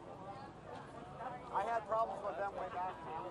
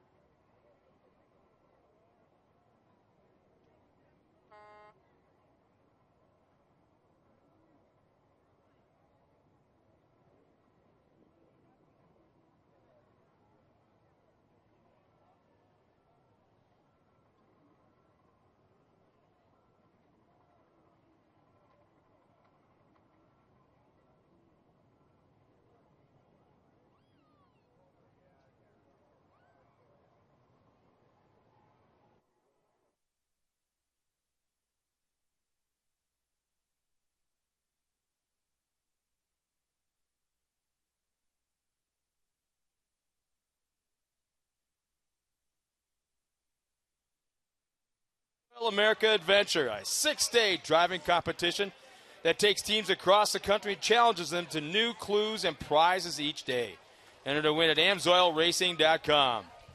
And Cooper Tire. Follow all the action of your favorite Cooper Tire driver on Twitter at Team Cooper Tire. Cooper Tire, an official tire sponsor of the Torc Off-Road Series. Visit coopertire.com to locate a dealer near you. And Borla Exhaust has long been the manufacturer of high-quality stainless steel exhaust that smash the competition when it comes to both sound and durability. Stop by the Borla booth in the vendor area to find the perfect note for your vehicle, and be sure to enter for a chance to win a free exhaust. Borla, building excitement. And you love racing, but you love rubbing it in your friend's face more that you're here and they're not. With unlimited data from Boost Mobile, you'll be able to post all the action shots. Maybe next time your friends will join you here at the racetrack than going someplace else like maybe, I don't know, bowling or whatever. But get unlimited talk, text, or data with a $30 a month bill when you sign up for the Auto Reboost. Visit your local Boost Mobile retailer for details. And TireRack.com, headquartered in South Bend, Indiana, is America's largest independent tire tester and your source for tires, wheels, and performance accessories, whether your driving surface is pavement, gravel, or mud. Their sales team of over 100 test drivers tests tires for every major tire manufacturer at the company's state-of-the-art 11.7-acre test facility. You can then use your results and findings at TireRack.com to make an educated decision on a tire, wheel, or performance accessory purchase. Place your order and then have them delivered it to your home, office, over 8,000 independent recommended installers nationwide. TireRack.com. Find, deliver, and install. And I'm finally joined by... What are you talking about? By Robbie Floyd. What are you talking about? Here, Don's looking for keys. I don't have his keys. My I keys. got those keys. It's getting late in the day. You said keys. It's a key. Look at Oh, this, Don. Look at. So here's what happens. Don Demony here sells a Honda Cub to me. What? Nothing. He sells me his Honda. He sells me this Honda Cub for half price, and it doesn't run. But he's pushing up the hill last night. Yeah. Then he pushed it down the Twice. hill last night. Yeah. I was all over it. He couldn't find any teams in the pit area that had metric tools to work on a Honda. So I remember driving by you. Yeah. Where would you go? Dinsmore. The Canadian team. Yeah. Canadian only guy that has anything metric here. Everybody. All right, so he's going to put training wheels on it, so I can ride it. But yeah, I need to get that. So, Scott, you know Brian B. Lockwood, he's in that box down there. BL. It's probably air conditioning, nice. Oh, it is. They got donuts this morning. Oh, I know. Yeah, those are gut busters. Hey, one thing I want to show you is, Kimberly, I do have your sheets for the lineups down there. Kimberly's our producer. But the thing is, the lineups have changed about 3 or 4 times today. And the reason being, there were a lot of penalties yesterday for the pros. And we'll talk about those as it comes, whether it be from racing yesterday or infraction. Off track. Yeah, on the track, off the track, and infractions in the pits. Yeah. You know, I mean, but also, one thing is, and it's a safety precaution, that you have to have a spotter, even in practice. And that wasn't the case for some of the guys today. So, which I can't figure out. And these are pros. But they didn't have a spotter up there, so they got docked. We had one guy who was going to start up near the front, and he gets dropped back to the back because he didn't have a spotter. Something that simple. He went out there and he made his practice. I'm the fastest guy out there, whatever. You're starting from the back. That's all fine and dandy. Those are, we have these things. I go down there to get my list. Just hang on, it changed again. Remember when we saw Ari Leindyke out there practicing? Yeah. No spotter? No spotter. So he didn't put his spotter out there, so he got called for the same thing. He was starting on the pole in Pro 2-wheel drive today, and because he didn't have his spotter like he was supposed to, he's going to have to start on the back of the pack. So shame on you, Ari. It was like, Ari, why don't you get your spotter? What were you doing? What were you thinking? He said, well, I was hanging around with Tiffany. Oh, yeah. Yeah, look, I found the Tiffany Coke out there. Ari had a twin. You know that. This is good, Ari. This is good, Ari. That's the Bachelor. So, Ari, hang on, give me a lighter. I'm going to show you what Ari looked like yesterday. Oh, he was burned. Oh, yeah, smoking. But we got some great pictures, and we're going to try and show some of those a little bit later. So if you weren't here yesterday, if you're watching at TorcSeries.com, Ari caught on fire, and that's why they had to do a little shakedown a couple of laps just a moment ago. But he's all good, and we'll see if he can work his way up. Once again, why we got flat Aris? What's all that about? I don't know, but I like Ari because you can follow him at Team Cooper Tire on Twitter, Instagram. Use those hashtags. He lives Team on Cooper Tire, hashtag STT Pro. Yeah, with a photo of flat Ari, you can get these flat Aris at the Cooper Tire trailer around the corner from home the of guys here from home of the Gunkmobile. I was just told by Tim from Racing they've got 2. I need to get a shirt. They got 2 Chris Kyle Memorial flags Okay. still available, and I don't know how many stickers, but not many stickers left. So once again, they're selling both of those, and then 100% of the proceeds are going to the Chris Kyle Memorial benefit. Good deal. Where's a Pro 2, detuned motors a little bit, and basically a Pro 2. If they had a couple more bucks, throw a little bit bigger motor in it, a few things here and there, and they'd be running the Pro class. So pretty cool. Is that? No, that's Mueller. Okay. Mueller.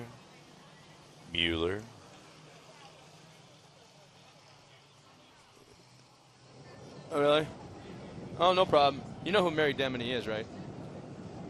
Really? Well, but I wanted to. I know I wanted to. Oh, my Lord. I don't know about you, so I don't know. Well, what's funny is because she's down there. Yeah. We're up here. Hey, look at this. And the reach can only go so far. So Look at that. at least for the time being, I'm safe. Hey, there's 7. Yeah. You just wait. 7 trucks about to hit the. How many laps have they been racing in the Sportsman today? Final Sportsman race of the day? 8. Okay, that'll be 2 less than we see for Torc the Ran up front for quite a while till something mechanical. And how about this? Just for a moment, 3 wide. And I thought Edgerton was going to try and split the middle, but he thought better of it and checked up and falls back to 4th. But right now, this man yesterday had all kinds of problems in the back of the pack, and has the whole shot now and is running up front, the triple deuce of Mark Peterson. Nice smooth takeoff for him. Good race back there in 4th or 5th. I saw Ruppel still holding on to that spot, so not able to work his way up in the first few turns of this race. What's interesting, I believe that is Tim Nelson running in 2nd. He started back in the 3rd row.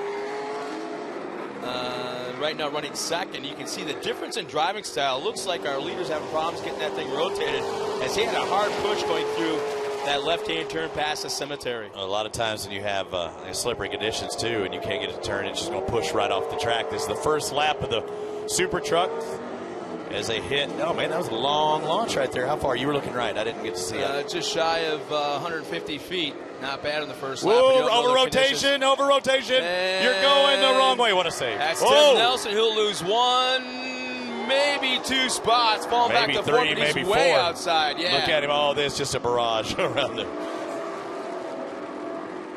That is unfortunate for him. He saved it. I thought he was going to be facing him, and that's the worst feeling when you come around in a fast part of the track and you've got everybody coming straight there at he you. goes again. Another big push by the triple deuce, our leader, Mark Peterson. Big push going to the corner. Once again, it's Ritterbusch and Jerry Edgerton running 2nd and 3rd. Ruppel running in that 4th spot. Nelson had fall back to 5th as he was running 2nd just a few turns ago. But our lead truck, that's a former Johnny Greaves Pro 2. And this weekend, which is kind of cool to see, is Kurt Greaves is back here at the track helping Peterson on that team. So one of the smartest guys in off-road racing as far as fabrication goes, and it's really neat to see Kurt Greaves here this weekend helping out Mark Peterson. So down near the cemetery turn. Holy smokes, we Look look at at that, 3 3 wide. I Wow. Man, that is, what did I call that? Violent poetry right there. It's that Jerry Edgerton. Looks like he moves up 1 spot. And he's now right behind Ruppel. Oh, front end big Ruppel, right at just past 150 feet. He was climbing. He looked like a hang glider there for a moment. Oh, boy. And he was admiring the clouds that time. You can kind of deal with that. I mean, although that is a drop away, you don't want to be front end high. But you can deal with the front end getting high to some extent. It's when you get the front end dropping and you can't do nothing about it. He could actually get on the brakes and bring that front end down. But when you do that, you're also stopping those wheels, which means it'll slow you down just a little bit when you hit the ground. Once again, Peterson looking a little bit better. So it looks like as the track dries out, the truck's been coming around. He had a push going into the corner, but it looked like it was pretty nice coming out. He was able to get back into it earlier. So Ruppel now looking real fast as he's gaining on our leader. He looked crazy strong yesterday. There's a reason he's a series points leader.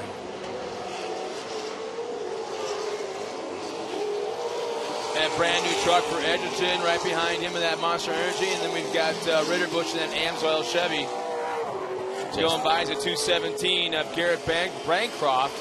Easy for you to say. And Nelson at one point was running 2nd. I believe on lap number 2 was running 2nd place. And he's looking forward to that competition caution. He's for it. He's won this so he can pack him up again. That's who was facing the wrong way, right? Yep. There's a Rupel coming up on the Cooper Tire Hill. Not quite as big as there. See, that's the thing. It's like you're up in the air, your back tires aren't grabbing anything. You're just up in the air, and you have a tendency to slow down. But the opposite of that, too, though, is that he was probably on the gas harder going up the hill. So it's definitely a case of, do I charge hard? A motocross bike, you can actually soak your body up into that and never make the top of the jump. These trucks are so heavy, and they literally take off from that lip. It's called pre-jumping in motorcycle racing. Yeah. But these guys just really don't have that opportunity unless they really slam a jump that hard. But yes, the centrifugal force of the brakes will bring down. The drivers that really know how to handle it, and they can do this jump right in the Pro 4. And the good drivers know that they can somehow time it right where they never lift on the throttle, just mess with the brake. Yeah. And they never get and then back 5, 6 feet. Never get by 5, 6 feet off the ground, but they'll sail 200 feet all the way down. Rob McCackern, when he used to race here, he was one of those on a little bit of smoke coming out of Ritterbusch in that 224. Sounds a little bit rough riding. And Nelson goes around one more time. As we go back up front, looks like I think he's holding his own right now. I think he's waiting for a mistake. And Rupel. Yeah, Mark Peterson's looking pretty good, but he's not really running away with it like I kind of expected. Because I thought the truck was going to... Whoa, look at that launch. That was a good one. He went past 150. Well past 150, exactly. And I kind of think Kurt Greaves is smart and has this truck set up for a dry track, which has basically the second half. When that competition hill comes out, it's going to be all Mark Peterson, I would have to guess, at least at this point. We'll have to see. Again, Rupel started back and back in the field. He had to work his way up to that point. When he starts nose to tail, it could be go time for him. It's just the way that truck handles, man. When he nails the brakes. Whoa, a little too much right there. He squared it up, and you saw those wheels really pointing left on a right-hand turn. Sounds good, too, out front, too. That motor sounds good. He's got some pretty good people working for him and behind him right now. Still green.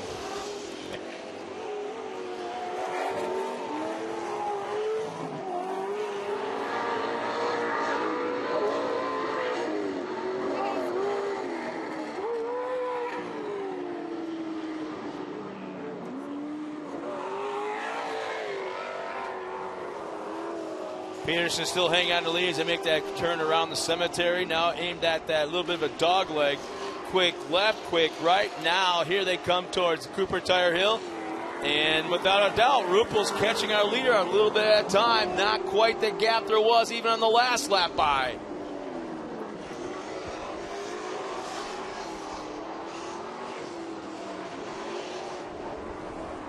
Competition caution has to be coming out soon, doesn't it? I mean, yeah, there he goes. He's reaching for it now. I'm like, and there goes Richie out of the track. Oh, now look at him. We're starting to see the pressure, too.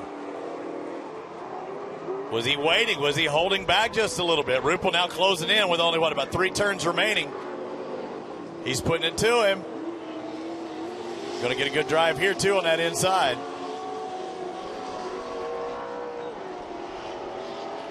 And that left, doubling it up. I wouldn't leave that inside line for nothing if I'm the leader.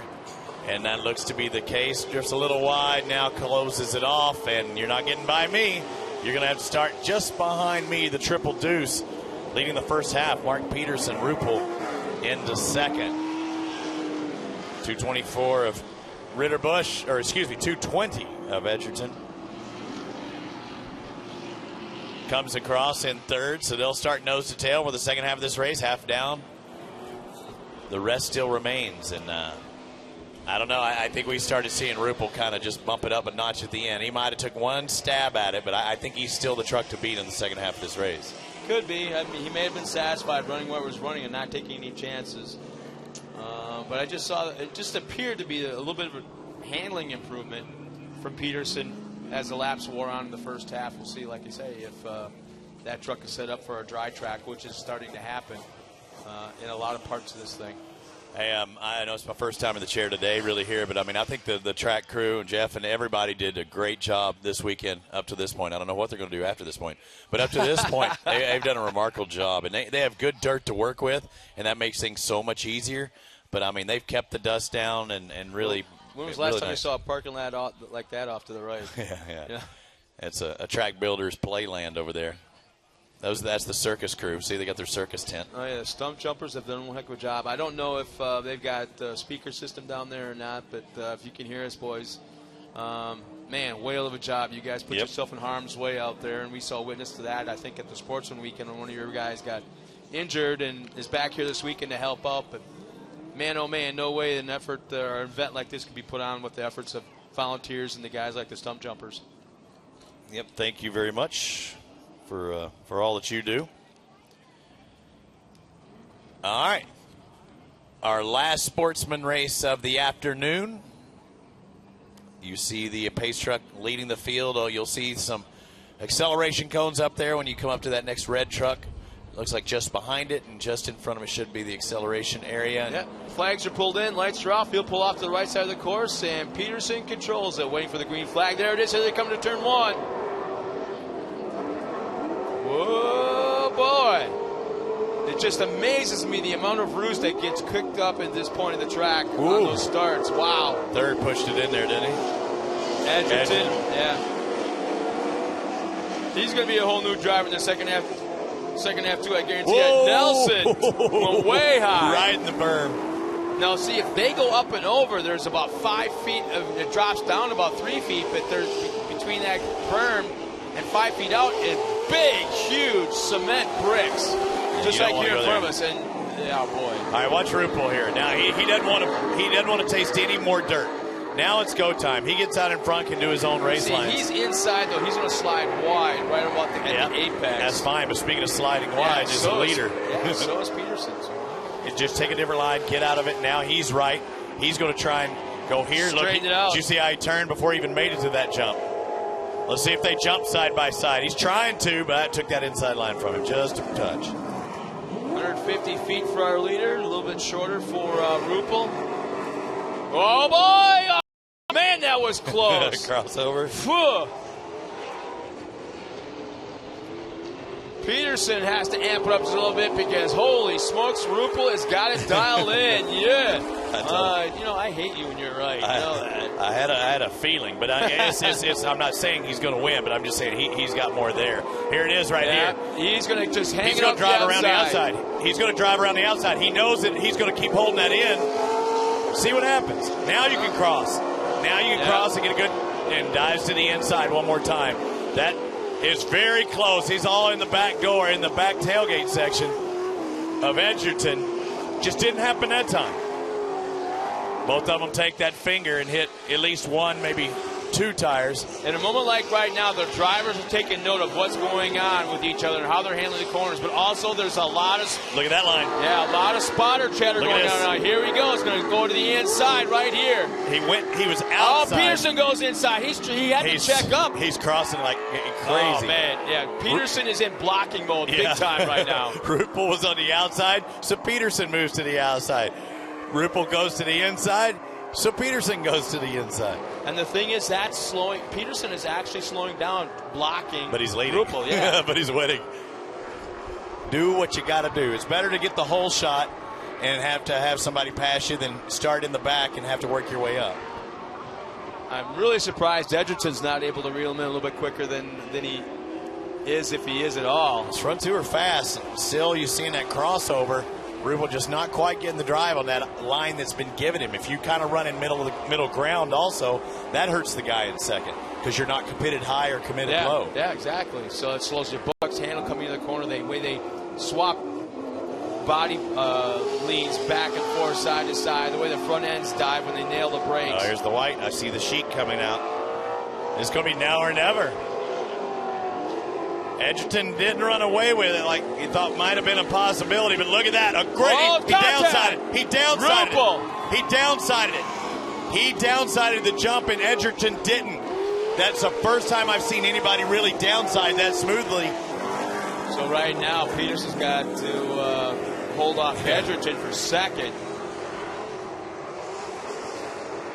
Yeah, Ruppel takes the lead and done anything about that. And he's actually slowed up quite a bit. Yeah, so he kind of might as well. Why not? He's able to hang on to second. I'm kind of surprised. Edgerton hasn't made up more ground than he has. He got a little close to that concrete barrier over there, too, in Edgerton. So as they make their way down to turn number 1 the final time, here comes Eric Ruppel, our leader and our points leader. Started way back in row number 3. 2 more turns to go before he claims a checkered flag if he's able to hang on. Peterson running in second, Edgerton third. Peterson had a good run. It was good while it lasted, but it lasted just until he took that white flag. But it looks like taking a win. Eric Ruppel, the series points leader, takes the victory here in Bark River the second day, and a strong run by him. Second's going to go to the triple deuce of Peterson. Third, rounding out the field, the Monster Energy entry, the 220 of Jerry Edgerton. Tim Nelson crosses the line. Here comes Garrett Bancroft as well. So the final sportsman race of the day are making their way off the track. They still got work to do back in the back. After they hit the podium, they got to go through tech inspection and everything else as well. So a little bitty bit of a break, and Scott's going to speak with our AMSOIL. It's the throwdown in the UP, round 13 of 15 of Torc the Off-Road Championship.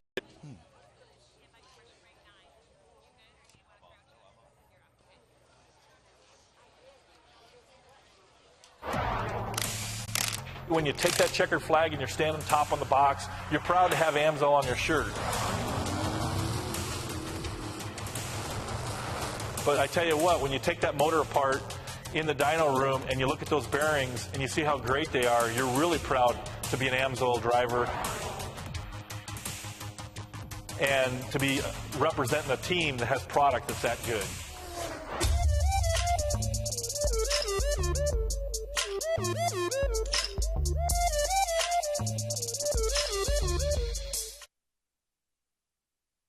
One of the most important routines I always follow is checking my tires. The same way you take a few moments to check your mirror position and buckle up, you should also make it a point to check your tires before every long road trip and at least once a month. Check your tires and know before you go.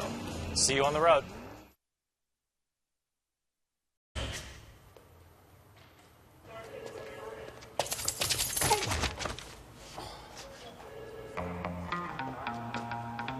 When you need new brakes, Pep Boys Precision Match is the best brake service to make stopping as smooth as humanly possible. Trust the boys to get you there.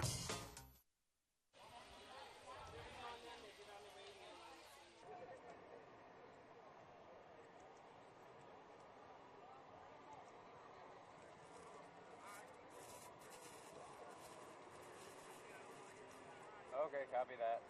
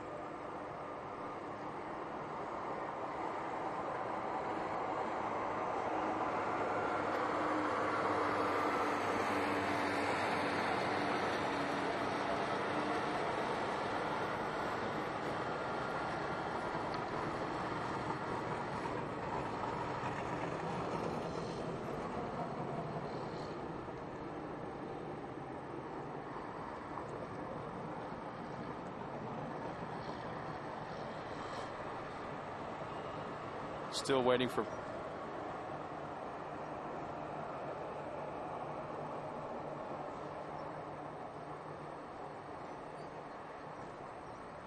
are waiting for. There he is, way in the back.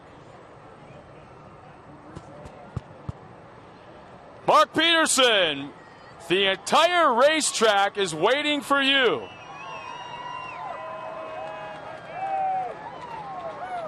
What do you think, like he won the Academy Award or something, the way he's coming through the crowd? Let's jump up here, guys. Yeah. Okay, is there anybody back in Lena yet, or are they all here?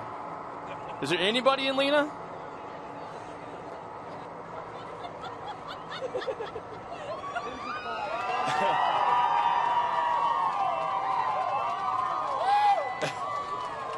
Come on, we'll start with Jerry Edgerton. No, stay right here. Don't get on the podium because I can actually talk to you a little bit better this way. You look tired, man. That was a heck of a race for you. I thought maybe in the last 3 laps or so, just after the competition, you had a little bit for him.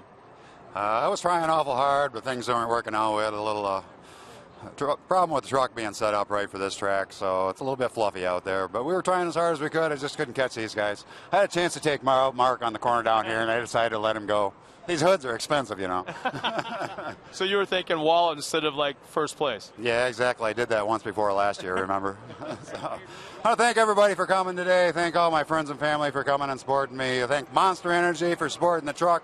Also J&H Transmissions, Wolverine Performance Transmissions, also Screen Graphics and Reynolds Express. And thank you, Scott, for coming all the way from California. Well, well, thanks. I wouldn't miss this for the world. There's no doubt about it. But I want to say I go back every single time you come up here. I go back a few years ago where your career may have been ended, but you know what? Just like Matt Gerald, you fought back and are back here on the track from those injuries, and it's so cool to see you up here in the podium every single damn time. It still bothers me when I get in the truck, but as soon as they drop that green flag, I'm fine. It's a little windy out there going over the hill today, though. I got to tell you that. Well, congratulations, brother. Thank you. Jerry Edgerton taking the 3rd spot, and swing over here.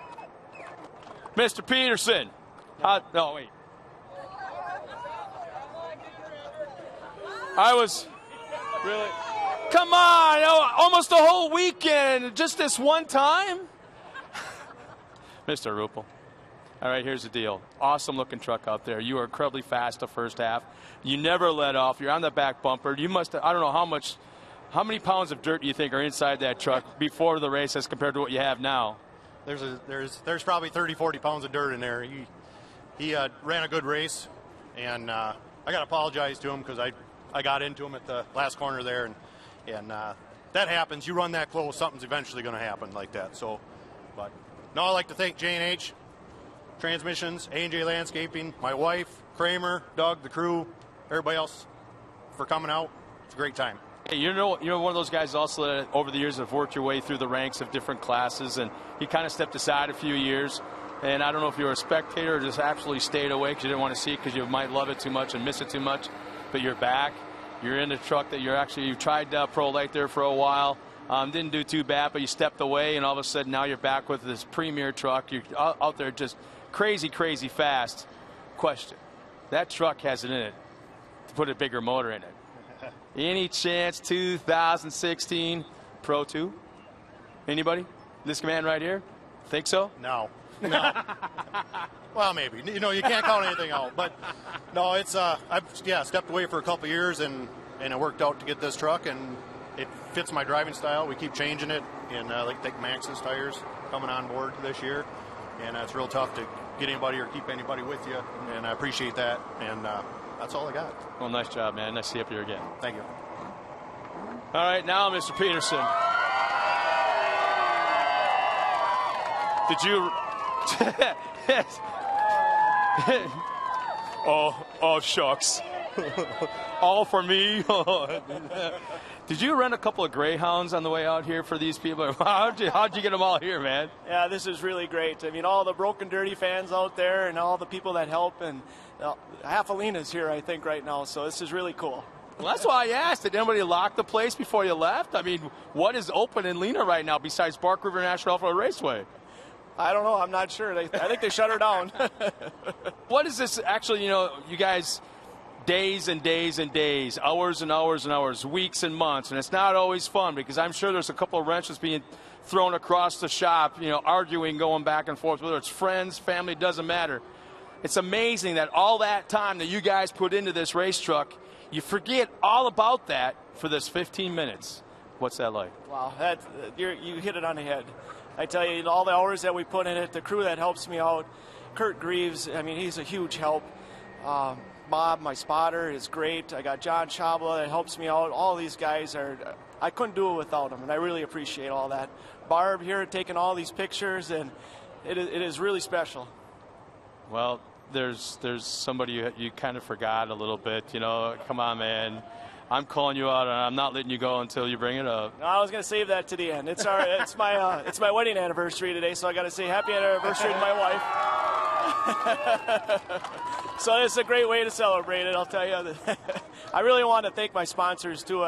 My family, my mom and dad, and John, my brother at Peterson Dairy, and his family, and Marty Denti, HP33 is here today. I really appreciate that. Doug and Gene Vargo from Vargo Tool and Die.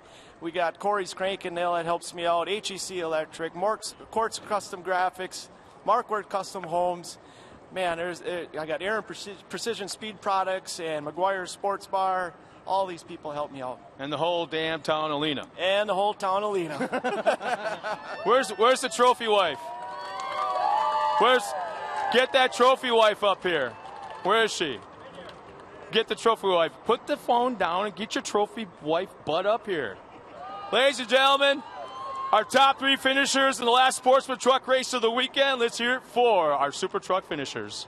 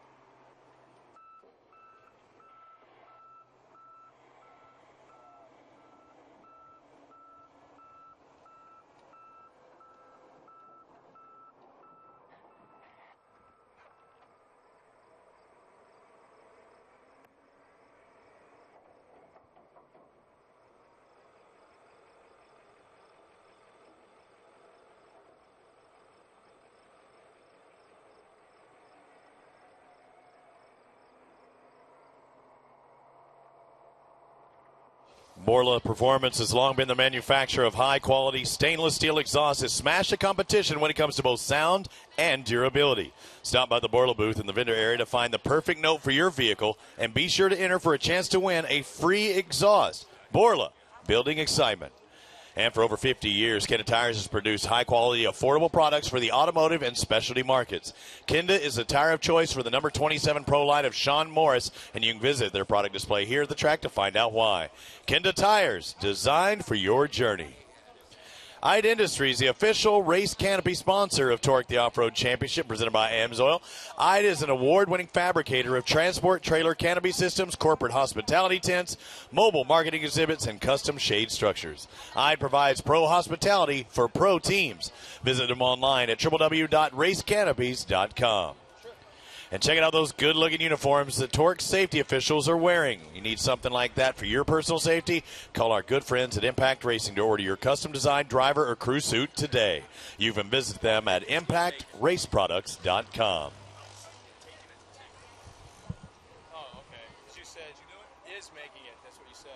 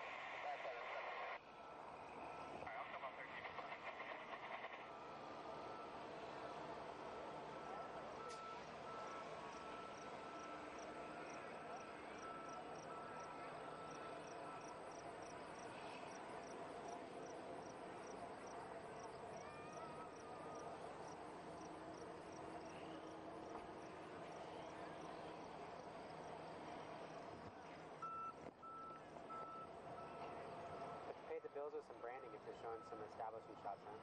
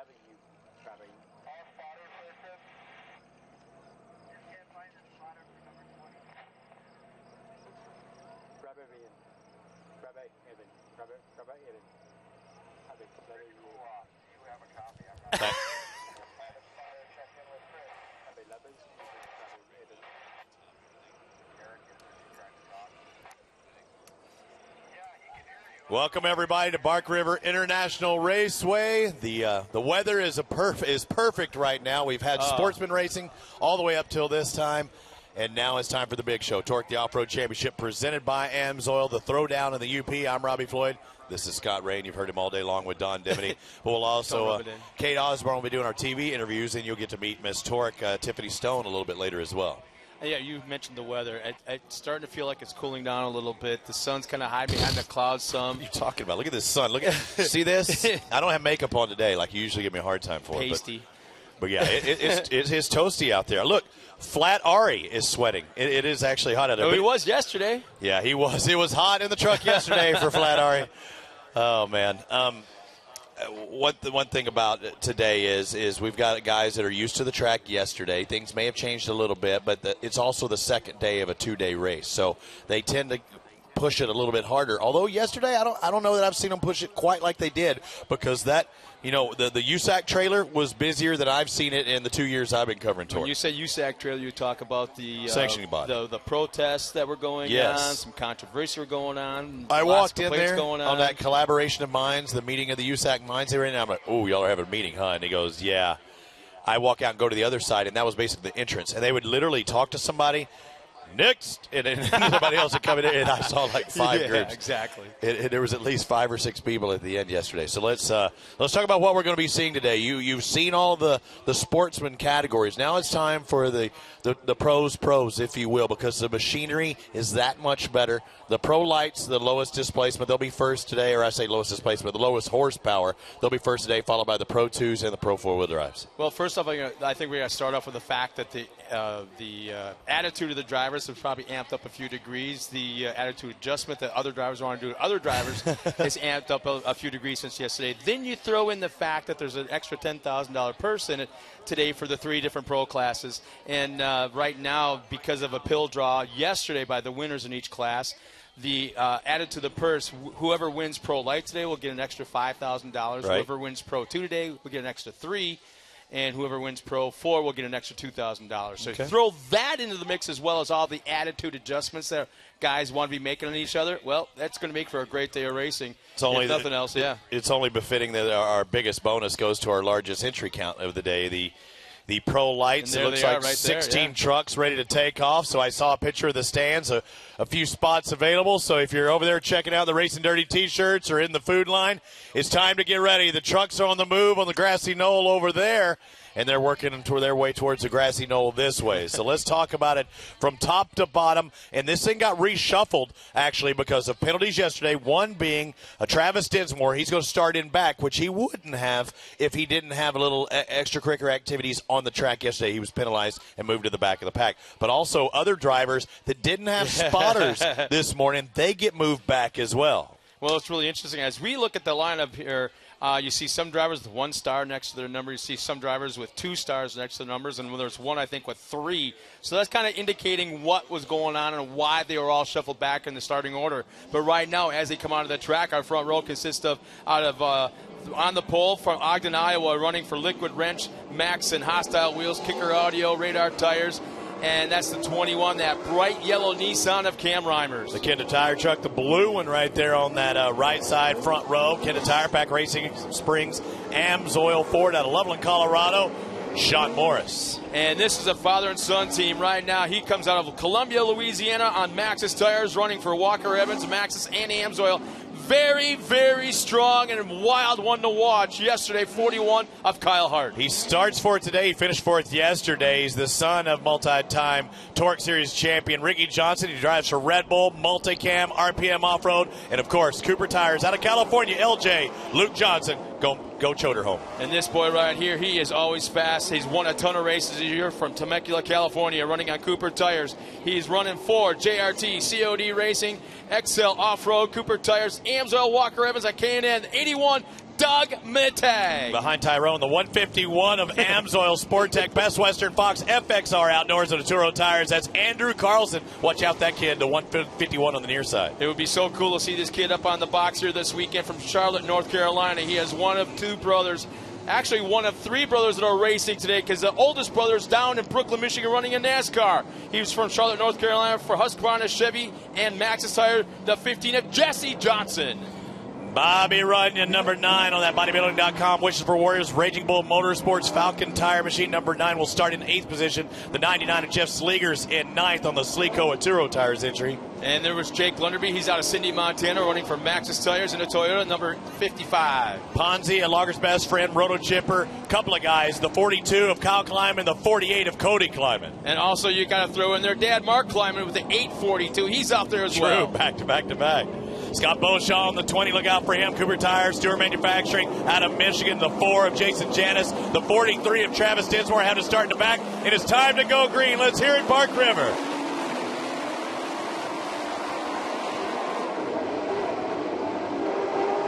Coming down that liquid rich yellow, the Kenda Tire truck on the inside of him. You have Cam Reimers in the lead. Oh, Morris man. in second. Morris. And Hart. Oh, he was going to bring him around, and he backed off. Morris had a huge push going into the corner, so when he came out, he over-rotated. Hart checked up, which caused him to lose 2 spots. He coming right back now to the outside of Doug Matag. How about that drive for Hart? Watch him. Watch the truck. It's in 4th or 5th over there. He's trying to get by Matag. Those are 3 fast drivers, Luke Johnson, Matag, and Hart. Also, top 3 in points as well. And how about Andrew Carlson Whatever with a nice you said. start? Yeah, Carlson has a great start. He's running the top 5. I think he's a future star in the sport. Front end high for Sean Morris. You saw him, that camera shot coming towards us. That thing was real high, where a lot of those guys in the very first practice of the week were dipping the front end down and kind of getting bucked a little bit. This is going to be really interesting to see how Sean Morris does. He's running in second right now. Very, very good start for him. He's used to having to run through the pack to get to the front, and right now running in second. What are you saying? Well, we know he had to do it yesterday because he actually got a flat tire going to take the green in practice, qualifying practice. So he had to start in last yesterday, worked his way at one point all the way up to 5th. Right now he sits in second, Luke Johnson 3rd, Doug Matag 4th. Is that Carlson trying to get on the outside? Oh, Carlson gets over-rotated, and then Hart helps him out, come back around. He loses 1 spot, but actually it looked like... he jumped a little squirrely, and Hart got into it, but both of them were hitting that jump at the same Carlson time. And Carlson over-rotates again, trying to get it straightened out. He loses a little bit, and he falls back to 6th place.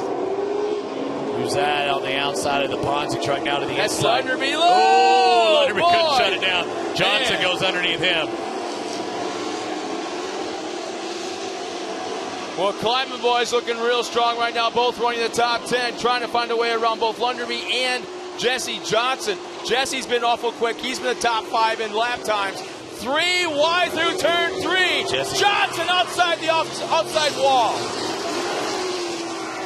The race for second, though, is Sean Morris and Luke Johnson. Johnson going to that outside, drives around Morris, now takes over position.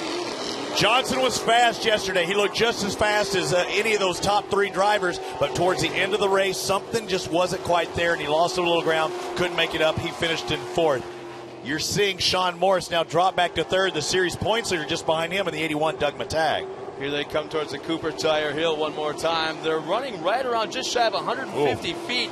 Matag gets a huge run down the hill. Wow. Matag has 7 wins on the season in his Pro Light category. And look how fast Luke Johnson has caught up to the leader. There's that race for 3rd and 4th, but LJ goes inside of Cam Reimers. You see Matag trying to get the grip inside of Sean Morris, but that race for 1 and 2, and then that race for 3 and 4 are super tight. Here we go. They're side by side into turn 1. Johnson just might have tried to take it all the way around the outside, which will set him up for the inside for turn 2. Is he there? No. All of a sudden, Cam Reimer is able to hold him off. He's getting a face full of dirt. He tries to square it up. That enables Sean Morris to actually dive to the inside. Luke almost makes that double. That would have been huge if he could. He didn't, and that slowed him down a bit. And Cam's able to pull away just a touch. But look at Morris now dives to the inside. And now we got a 5-truck battle for the lead. Here comes Kyle Hart behind Matag. Oh, my gosh, the run that Kyle Hart just got in. You look at him in the back of that picture. Kyle Hart jumped off that finish line tabletop and launched so hard he almost ran into the back of Matag going up the hill. He was climbing into him that fast. And Matag tries a slide job on Sean Morris through that cemetery turn. Morris comes right back to the inside. Matag can't quite hang on. When you go to take the line, you need to still stay in front of him to keep him from going by you. He was not able to do that time, but expect another slide job out of Matag in a bit. Once again, right at 150 feet, every truck. Kyle Hart passed 150 feet.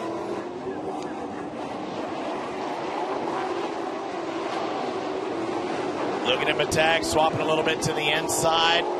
Johnson is on the inside of Cam Reimers. There's Kyle Hart sneaking in a picture in 5th. Hart's been fast. I'd hate to see him out by himself. The race for the lead. Look at that, though. Johnson gets a good drive. Cam's still doing a great job. This is the same position he was in yesterday out in front. Up until that competition caution, Doug Matag bumped him and spun him around. Here comes Luke Johnson. Here's that quick swing to the inside on turn number 2. Oh, so close. Man, Cam's getting a good drive out of that turn. And Luke getting bucked just a little bit. He's trying to clear it, but he's almost jumping so far he catches the top, and it just throws that front end down. I think we're watching the fastest driver on the track right now, running in that 5th spot, and that's Kyle Hart. Yeah, that's like Kyle Hart. He didn't do it that time when he came across, but yeah, he's super crazy fast down this front straightaway. Front end high a little bit by Luke right there, but again, you'd rather be front end high as a driver than know that you're not getting bucked at that back end trying to go over your front. You know, it looks like Luke Johnson may have dropped back a little bit to kind of regroup things to try and make a run at it. Here we go a little bit further back. There's Sean Morris, a 3-truck battle. I'm still thinking Kyle Hart's got to be the fastest truck on the track. And so it looks like Doug Matag. Did Matag get back around? Yeah. No, I'm thinking the same thing for Matag, though. At times, Matag looks fast. All 5 of these guys really are. They're on their own little pods of battles. There goes Johnson to the inside. You see the yellow truck going to the inside, trying to get that drive. If he can get the drive on the inside, he's going to take the lead. The problem with the inside, there's a blue groove up tight against that inside berm, and you just spin the tires like crazy. I think this may be happening. Right here, turn 1. Watch Luke Johnson throw that truck sideways. Underneath, trying to go that shorter line. Oh, contact. Doug Matag and Sean Morris. Matag, Morris at a berm around turn 1. Johnson goes to the inside. Again, they almost banged doors, but look at how much smoother Reimers is over that double. That's probably the biggest place Luke is losing time. I don't know if he's running the line or if he's just not getting that drive out of the berm that he wants to.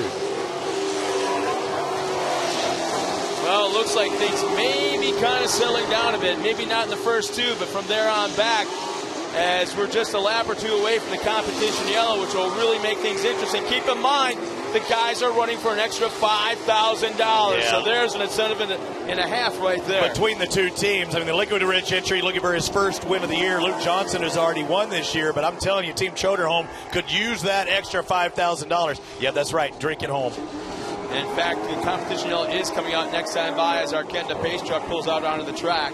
And how about this? Luke Johnson right back in the back bumper.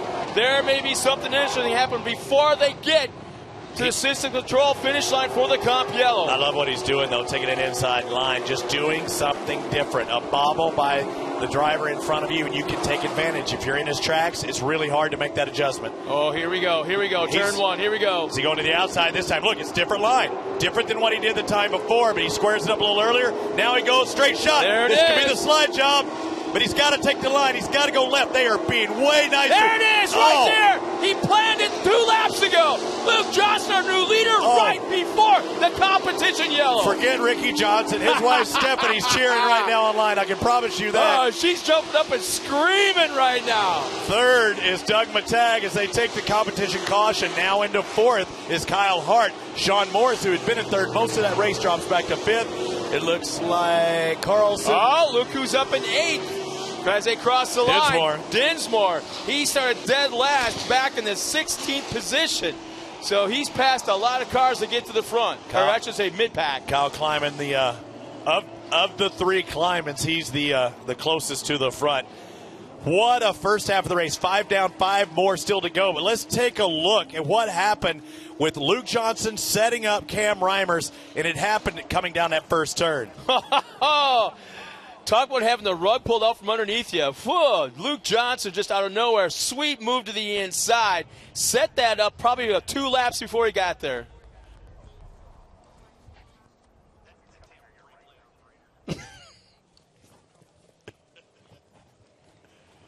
Man. Wait, we got somebody. Let's watch the screen. Watch the screen off to the left side. Somebody just passed the pace truck and is on their way to the hot pits. It's not Carlson. I thought I saw a little red. Is it Carlson? Who is that?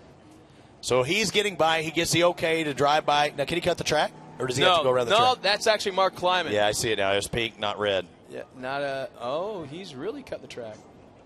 Oh, he's going up in smoke as well. Oh, he's getting near the fire truck or the fire crew. Maybe they should.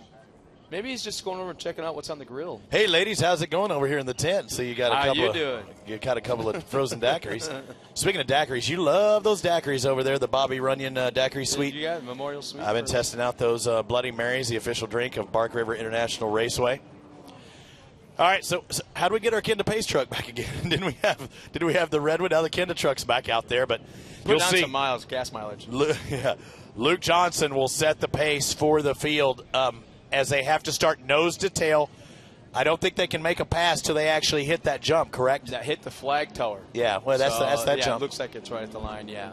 But they have to stay. They can't even pull out a line. Right. They have to stay bumper to bumper directly in line until they pass the flag stand. Then they can pull out. Unless there's a drastic mishap with the guy in front of you. And, of course, we don't want to play bumper trucks. So here it is.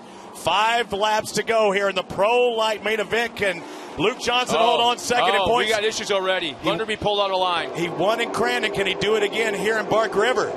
And look at the dust cloud. The guys from like 5th, 6th on back are lost. Look at how tight it is back there in third on the inside. Sean Morris goes around. Morris. Travis Dinsmore goes around. So does Lundery. He's involved in it. Matag back in third. Gets a little bump from Kyle Hart. We've got some heavy hitters, those top 4, even 5 now. Carlson sneaking into the picture. We saw how fast he was. I still wouldn't count him out for a podium. Look at Carlson. How sweet is that to see him running up the top 5? Don't cut out Jesse Johnson. He's been in the top 4 or 5 in time in practice and qualifying this weekend. And Travis Dinsmore, once again, had worked his way up into this 6th place, and now he's all the way back to last again. Johnson gets a little wide. Cam Reimer's trying to take advantage, maybe a little bit too wide for the multicam Red Bull entry. That Chevy Thunder truck, the liquid rich yellow truck back in second. Third, JRT, the John Racing Team. Entry COD 81 of Doug Matag, the points leader. Look how far he launches. Way further than Cam Reimers. Further doesn't mean faster. And Kyle Hart just behind on the Maxis Walker Evans entry in 4th. And I'm telling you, those 3 little rhythm sections, I don't even call them rhythm because they're out of rhythm and they just beat these guys up. There's no chance of doubling or even tripling over these things. Not climbing, excuse me. Carlson, I think he actually snuck a nose in there. And I think that is at the 42 of Kyle Kleiman is trying to get in on Carlson. Carlson running that 5th spot. We got Kleiman running in 6th. So Carlson's actually running the top 5 now for a few laps. But he is on the back bumper of Kyle Hart. But I'm thinking Kyle Kleiman, you see him in the back. Yeah. Check that out. There's the move. Man, Kleiman is really coming into his own recently in his driving. Kleiman on the top 5. Oh! There he goes, and he gets by hard brakes. Right rear flat tire. Right rear flat tire. It's on there. Yeah. I'm watching the big one. I know you. And so Hart, there's the guy who sits third in points, a 2-time winner in 2015. And look at the gap. First, second, third, evenly spread apart. Kleiman now up. He's a winner from back in Sturgis. Sturgis won. He took his first victory of the season. His best finish other than that is a 5th. But that yellow truck is on the move back there in 4th right now. So here comes our leader once again, Luke Johnson. Kind of keeping it under control. He's not getting crazy off that big Cooper Tire hill. And he's doing it all himself this year and paying for it out of his own pocket. His season started off. He didn't think he was even going to have a season. There's the 151 of Carlson trying to get back by Kleiman. He was in front of him just about a lap and a half ago, but Kleiman's worked his way up past. Yeah, if you recognize that name, Andrew Carlson, without a doubt, he's one of the best snowcross racers in the world. Runs the Pro Light class in the ISOC Series in Urmonts, and this is his first effort at running in off-road. So doing a heck of a job here this weekend. Cam Reimers in the liquid wrench in entry looking for his first win of the season. He sits 6th in points. His best finish was in Sturgis. He had a couple of back-to-back thirds, and now he goes to the inside. Luke gets bucked on that same jump again. Can't quite clear it. When it comes to that last lap, I have no idea what he's going to do because it seems like if he goes low, might be the best option. Make him drive all the way around you. It might not be the fastest, but it'll guard that inside. Reimer's taking a drastic inside line. Yeah, once again, you're calling it. He's got to try different lines. Now, also remember, he's a moto guy. He's a four-wheeler guy, and so he knows how to read the dirt, read the track. So he's one of these guys, he's not at a disadvantage at all. He's just young, exuberant, sometimes kind of hard to calm down, keep cool. And probably the biggest thing to tell these young guys that get excited, breathe. Don't stop breathing, because you get so intense, so wound up on the track that sometimes you forget to breathe for half a lap. Well, Luke comes from a motocross background. Of course, his dad, a supercross and motocross champion, but Luke was a pretty fast racer himself. Finally decided to hang up the boots. It's a lot safer with the roll cage around you as he's setting up that outside. Oh, Carlson moves up one spot. Kleiman goes way to the outside in that left-hand turn. And takes advantage. Yeah, so Carlson probably, we got somebody else in the hot pits. Oh, that's Lunderby.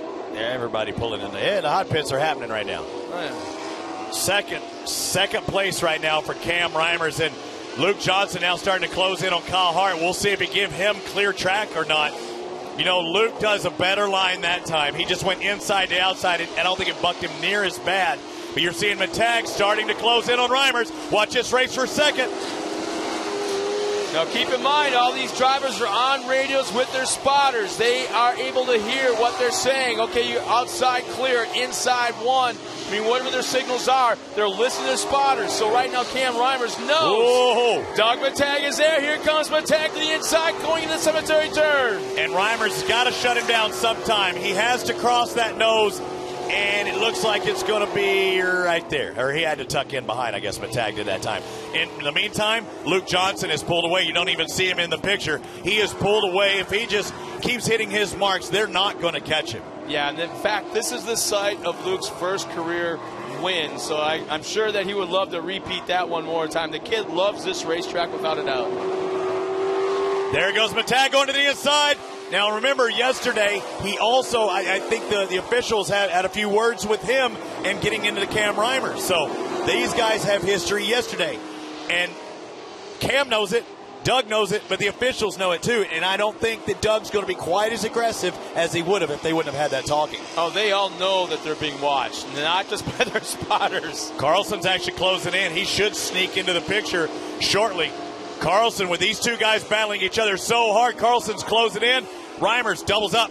Oh, almost makes it, and that really upsets the truck of Matag. Yeah, Matag's going to lose a quarter of a second in that one turn. Yeah. White flag is out. Last lap here in Pro Lights. Luke Johnson, Cam Reimers, Doug Matag, Andrew Carlson, 1, 2, 3, and 4. Wow, wheelied off that right-hand turn. Matag is not lifting one bit. Kind of gapped out right now. Luke Johnson well up front, coming around that cemetery turn off of jump number 1. There's jump number 2. Into that dog leg. Now here they come towards Cooper Tire Hill. It's a little bit of a blue groove there, and launching down, nice attitude of that truck. Only a few really big mistake zones. You don't want to get near that wall to the left. Kyle's still just in front of him, but he would be a lap down, and he's trying to hold on to that lap to keep from being a lap down. Carlson swapping around. This is for a podium position. Look at Carlson. Look at Carlson. He might get into third. Carlson's going for a podium spot. Yep. And Cam Reimers is slowing. Cam Reimers is off the pace. He's a little further back. Yeah, the race for second is going to be the big one. Luke Johnson is going to just check out from this. The race for second is actually now Matag in second. Third is Carlson. Reimers drops back to fourth. But look at Luke. It doesn't make a difference where you go that time, buddy. It's going to be good. One more left-hand turn, and the man who sits second in points will gain a ton on the championship points battle. Luke Johnson wins in Park River. The Red Bull Choderholm Cooper Tire entry 40-14. Second goes to Doug Matag. Andrew Carlson will take third. How about that? That's awesome. Reimers in fourth. Fifth, the 48 of Cody Kleiman. It looks like Bobby Runyon had worked his way all the way up in the bodybuilding.com machine just behind him. So Bobby didn't say much about him today, but he kept it quiet and kept working his way up to the front. One of the best races out of Bobby Runyon Jr. There's going to be a very, very excited Luke Johnson. Here Party at the Choderholm. Yeah. Yeah, that's right, ladies and gentlemen. Drink up for you following at home. They have it. And when I say that, and it's all jokes, it's all fun. Explain the Choderholm. It's all in fun. The Luke's ride, his tow vehicle is nicknamed #Choderholm for Choderholm for those of you following on Twitter. #Choderholm is just like something. It's just a play on words. It's just a fun thing. But it's a motel for Luke. It's a pull vehicle, and he bought that this year, and then he bought a trailer on top of it, and he started winning. I mean, he gives himself a little more room, a little more convenience. He's not trapped in there, and now he's got 2 wins to his credit, in pro lights. As it looks like Sean Morris, with all that difficulty today, is taking the checkered flag. And right rear flat tire on the 99 of Sleegers. Jeff Sleeger. It's good to see him back on the track because he had a bad wreck at Crandon last year, which kind of shook him up a little bit. But and there on the screen you see which climb. There's one of the climbing boys. I don't know. It looks like, wouldn't that be Kyle? Wouldn't that be Kyle's truck? But but back what I was saying is, it's just a fun. Everybody laughing at the words shoulder home. So they said like you'll have your go-to word. Like I don't know. I'm trying to think of what your go-to word would be. But every time I say shoulder home, people, if they're drinking apple juice, drink a drink of apple juice. So that's what I was like. Every time I say shoulder home, I go, go ahead, drink, everybody. It's a fun gaming play along at home. So that's it for the pro lights. They're going to go over there and get out of their trucks here in just a moment. We are on top of the show here as we have the trucks pulling all the way up to the podium, right? Yeah, that's pretty cool. Yep. Yeah, I can hear the Pulling all rumble. way up here. We had the rumble in the river earlier this year, but we got the rumble at Bark River at the podium. Yeah. Have you seen those baskets they've been giving away to the winners? What was Those in it, though? crates? I saw it. I thought there was – it didn't have that McGillicuddy's or whatever that drink stuff, is it? Some a local Bloody Mary company, which is really, really good. A couple of The Bloody Marys you've been pounding down, the same ones? Is that the mix for them? All right, we got to step aside for just a moment for our TV interviews. You're not going to hear them, but we'll talk to Miss Torc here in just a second.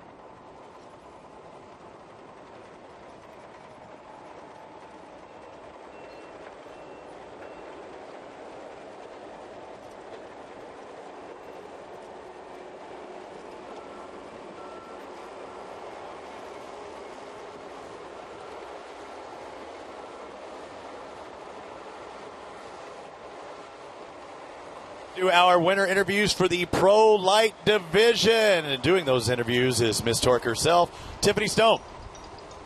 Oh, Bark River, how's everybody doing today? That was a great Pro Light race. We're about to do the podium. We're going to bring up Mr. Andrew Carlson. How are you doing today? Good. It seemed that you got to be able to go into that third place on that last lap. How are you feeling today? Good. I didn't really know when I was out there if I was third or not, but I just had my sights set on the front of the field and was charging. Felt really good in the truck, and this track really suits my style. I had a lot of fun, and yeah, we're getting the hang of it. As we're about to go into Crandon in a few weeks, you got this momentum going. How do you feel? I feel good. You know, I probably had more laps at Crandon than I have at any other track, so it's a good next race to go to with this momentum, and yeah, we're feeling good. We got a little test time there next week, so it'll be good. I'm excited. Perfect. Well, congratulations on your third place podium finish today. Thank you. Thank you. And to bring out our second place podium winner, Doug Matag. Doug, congratulations on this back-to-back podium for you. You got a few weeks, like I said, into Crandon. Are you going to keep your truck the way it's going, or are you going to try something new? I don't know. It seemed pretty fast, and Luke was pretty fast, too. He started walking away from us, but it took us a while to get around Cam. And we want to win at the big house at Crandon in a couple weeks, so we might make some changes, try to get a little faster. But today was a good day, another good points day, and finish up on the box. You can't complain. And these guys are fast, so I'm glad to be up here, and just glad to be here, you know. And just got to thank my sponsors, K&N, Walker Evans, Cooper Tires, AMSOIL, everybody that comes here and helps me in the pits. They put 110% into these trucks, and we go out and put them through hell. So thank you guys so much, and thank you, Bark River fans. You guys are awesome. Congratulations. Best of luck in Crandon. Thanks. And we are going to our first place finisher and winner for the Pro Lights, Luke Johnson. Luke, congratulations. I know after that competition yellow, you were able to get on the inside track and be into first. What were you doing to stay in first? Well, clean air here is such a big deal. The roost at Bark River is always gnarly, and I knew that if I didn't stick that pass, I was going to be fighting Cam, and I only had 3 tear-offs left, right, coming there. So I knew I had to stick that pass, and it was so awesome to get out there and just run clean laps. We had a small vibration in the truck, not sure what it was just yet, but we were just trying to put in solid laps, and we knew we could yesterday. And Bark River is by far my favorite track, and it's always been good to me. And now my Cooper Tire teammate has lovely $5,000 check over here from AMSOIL and the Bark River Lions Club. Super stoked that Doug picked that out for me yesterday. But so happy to be up here. I can't thank my crew enough. Cooper Tires, Multicam. It's been such an amazing ride, and it's cool to get back up here on top of the box. Congratulations again. Thank you. One more round of applause for our Pro Light podium, guys.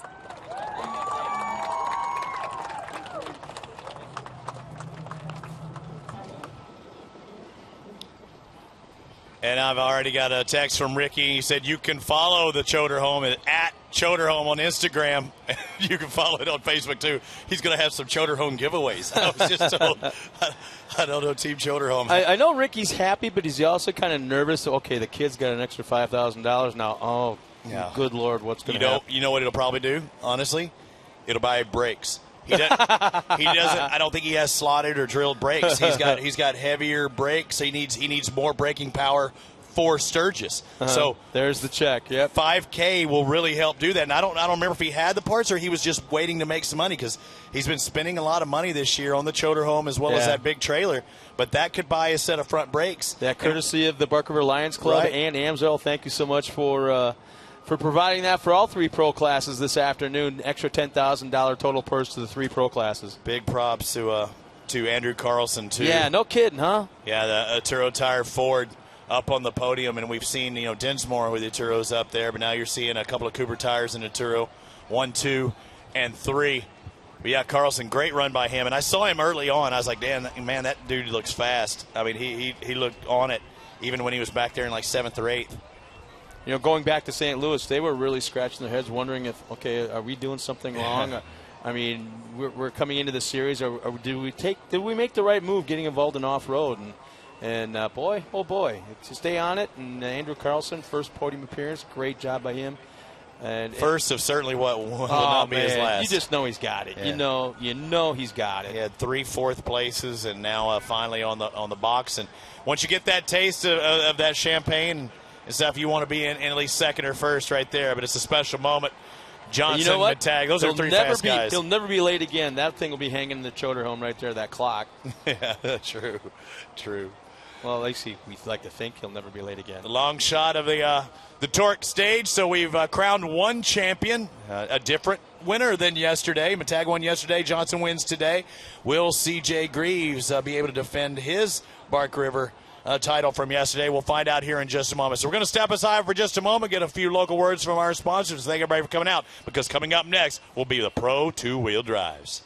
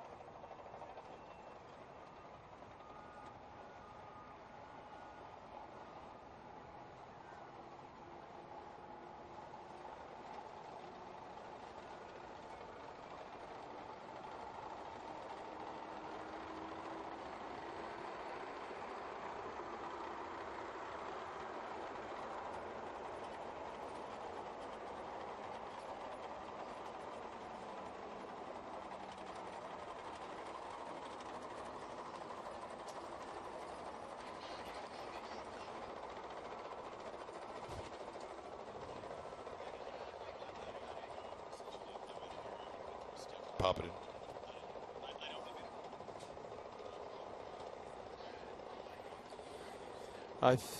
Let me see if I got it.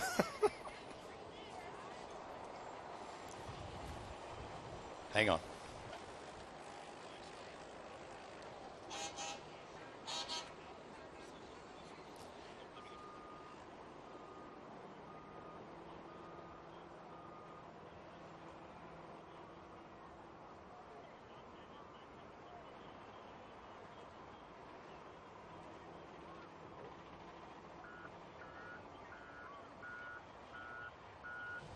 Well, as you can see, they're doing some continued track work out there, putting a little more water, a little more grading, and one final take a look at the track. And I stopped over to see Tim over at the Race and Dirty trailer. They still have a few event-specific T-shirts from this weekend for the 40th anniversary, and you really have had that Dumb and Dumber thing going this weekend really, really well. I'm trying to get the internet. Hang on. I got to show you this picture I got sent. So I'm going to step out of the shot because I got to get this picture for you because we got. But, you haven't seen it either, have you? No. But we've had a lot of fun here this weekend. But on a serious note, I had a chance to talk to Tim. He's got a couple. He printed up, I believe it was 30 flags this weekend for the Chris Cobb Memorial Benefit. 100% of the proceeds are going to that benefit. And also, he came into town with 200 of these stickers. Let's see if I can get them where you can see it right. I can see it. And that is the really cool $5 a piece. 100% of the proceeds, once again, are going to the Chris Cobb Memorial Benefit, and we're presenting on behalf of Torc and all its fans and all its drivers a big check, hopefully, at the NASCAR race in Charlotte coming up later this fall. But please stop by there, see if they got any left, and not. We're definitely going to have some more at Crandon. Let's speak about that also, Jesse. Jarrett. Yeah, I would say Jesse, we just saw in there, but we're not going to see the other half, and he was going to be running stickers from. Yeah, actually, Jarrett's going to be running the Chris Cobb Memorial logo on the side of his truck as my primary sponsor for the rest of the season. And kudos to him, and I think there's going to be a partnership forming between Wayne Kyle, Chris Kyle's dad, and the benefit, and Jarrett Johnson, the teams for 2016. So I think something really cool is going to be happening to them. But. All right, so there's some cool stuff going on right now, man. Oh yeah. I'm trying to pull it up on my email, but we had something. So we've actually got a picture we want to show you here in just a second. So let's talk Tony about Bars? Pro two-wheel drives. Oh, yeah, okay. Let's talk about the season so far up to this point. 2, 4, 5, 6 wins by C.J. Greaves. I just say C.J. Greaves. The only other winners this year, Keegan Kincaid. C.J. Greaves. Doug Matag. C.J. Greaves. Brad, not one. Marty Hart. That was our other. That was the other one I was missing. But it's been the C.J. Greaves show. He only has a 16-point lead, so that could evaporate really quick. The points difference between first, second, third, fourth, fifth, as you see crossing the track right now, is Doug Matag. He got through with the Pro Lights. Now he's got to get into that Pro 2. But from first, second, third, fourth, it's only a 2-point differential. But if you saw, and I misspoke earlier when I said he made up a lot of points in the points chase, Luke Johnson did over Kyle Hart because Kyle dropped way back, and that was one of his nemesis that was in the top 3. But he only lost 2 points, or he only gained 2 points on Doug Matag. But we've seen it, and I remember Doug Matag here at this round last year. He was the points leader, and everything just kind of fell apart for him at this round. So, I mean, it's just amazing how things can happen all of a sudden at Torc, the Off-Road Championship presented by AMSOIL. We often talk about a roost of dirt that gets kicked up into the cockpit on some of these race trucks, but when you have a cockpit full of something besides dirt, and it's probably the scariest thing you're going to find, check out the monitor right now. Check out the monitor right now as we try to get this focused in. This is exactly what Ari Lindak had yesterday. It wasn't dirt by any means, but it was a cockpit full of something else. Take a look at that. Yeah. And that was what it looked like on the driver's side as well. Yeah. The driver was encapsulated. Sorry. Flat Ari. Gosh, dang it. Literally flat Ari. So, yeah, take a look at that. That's a still shot. From yesterday's race. I think it's Mr. McDonough that got us that shot. And you see Nick Tyree dive into the inside. He had to be going like, what the heck? Ari bails out of the truck right there at the top of that hill. In neutral. No, he wasn't. He was in park, but that's what caused the fire. The transmission blew up, and he basically had no gear left in there, so there was nothing to grab to, so it was going backwards. And I was like, get out of the way. The flagging stand was going right at, and it runs right over, but the good people at Flynn's Flowers and Garden Center did a great job getting it ready. So we always do something with Flat Ari. Earlier, you and I, we were playing with Flat Ari, and we had Flat Ari riding a ketchup bottle. We did? We did. We had Flat Ari riding a ketchup bottle. But I think in true Bark River fashion, I think we should maybe light up Flat Ari. Watch out, Ari. Oh, my gosh. I got a lighter from a lady that she's an Ari fan, obviously. She's got it turned on low. Golly. She's got it turned on non-light. Oh, there we go. There we go. There we go. You can follow. Ari, you smell when you're on fire. Ari's smoking Burnt hot hair. today. Either way, watch Ari. If you don't believe him, just ask him. If you don't believe him, he's smoking hot. You just ask him. I harass Ari because I've known him a few years or two. But, yeah, it was a bad situation. He told me yesterday that's the first time he's actually had to pull the fire suppression button because it was gnarly. I mean, that was one of the biggest fires I've seen. It's to sustain fire as well. Yeah, so there's a shot in the monitor of what he backed into. Yeah, he rolled completely backwards, almost from the top of the hill off to the right here, went all the way backwards. And there's nobody in the truck. He was already out. There's nobody around the truck. It just drifted backwards on its own and gained speed right before it hit. Yeah, it was pretty crazy. And I've had a flash fire from transmission or drive shaft one time, and it busted oil line, and it was like, whoom, and it was gone. That thing was, whoom. it just stayed lit up. It was roll Ari around, he'll be all right. It was heavy smoke, as Bill Cosby was saying. Here we go with that again. Yeah, brother can't make any Bill Cosby jokes anymore. I don't know what the heck happened these days, but yeah. Hopefully, no fires for Ari. But let's talk about it. We talked about points with C.J. Greaves. Keegan Kincaid seems to be his chief rival for 2015. We've seen it before in Pro Lights. Now we're seeing it again on the Pro two-wheel drive. And what's really interesting is you watch the two trucks, the difference of the two trucks. You got it looks like a Dodge body, but I think he calls it a Nissan, of Keegan Kincaid. The way that sits a little bit higher, he goes to the corners. The thing just has all kinds of body lean and side bite, and the left front and right front pick way up in the air, kind of like a sprint car through the corners. And then when you watch C.J. Greaves, totally different, almost like a Can-Am car or an IMSA car.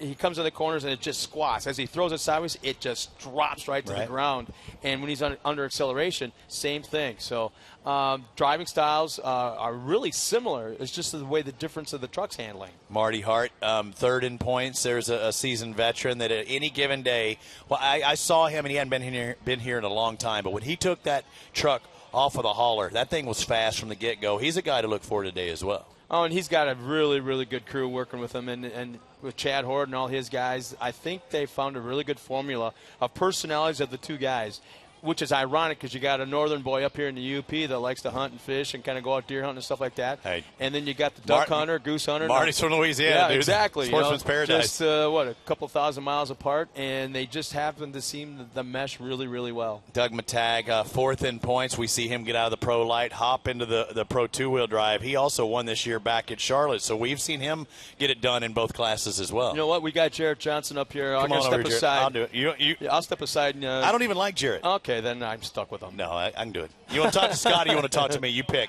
Neither one. You got to pick your favorites. All right, I'll pull. All right, you go then. All right, looks like two good-looking dudes going to be up here then. Just mess with you. Hop on over here, Jarrett, and let me flip through the stuff here. 5 and 4 coming off of Charlotte. We get to see in a limited schedule this year, and finished 8th yesterday. Wasn't the race you were looking for, but tell us what happened.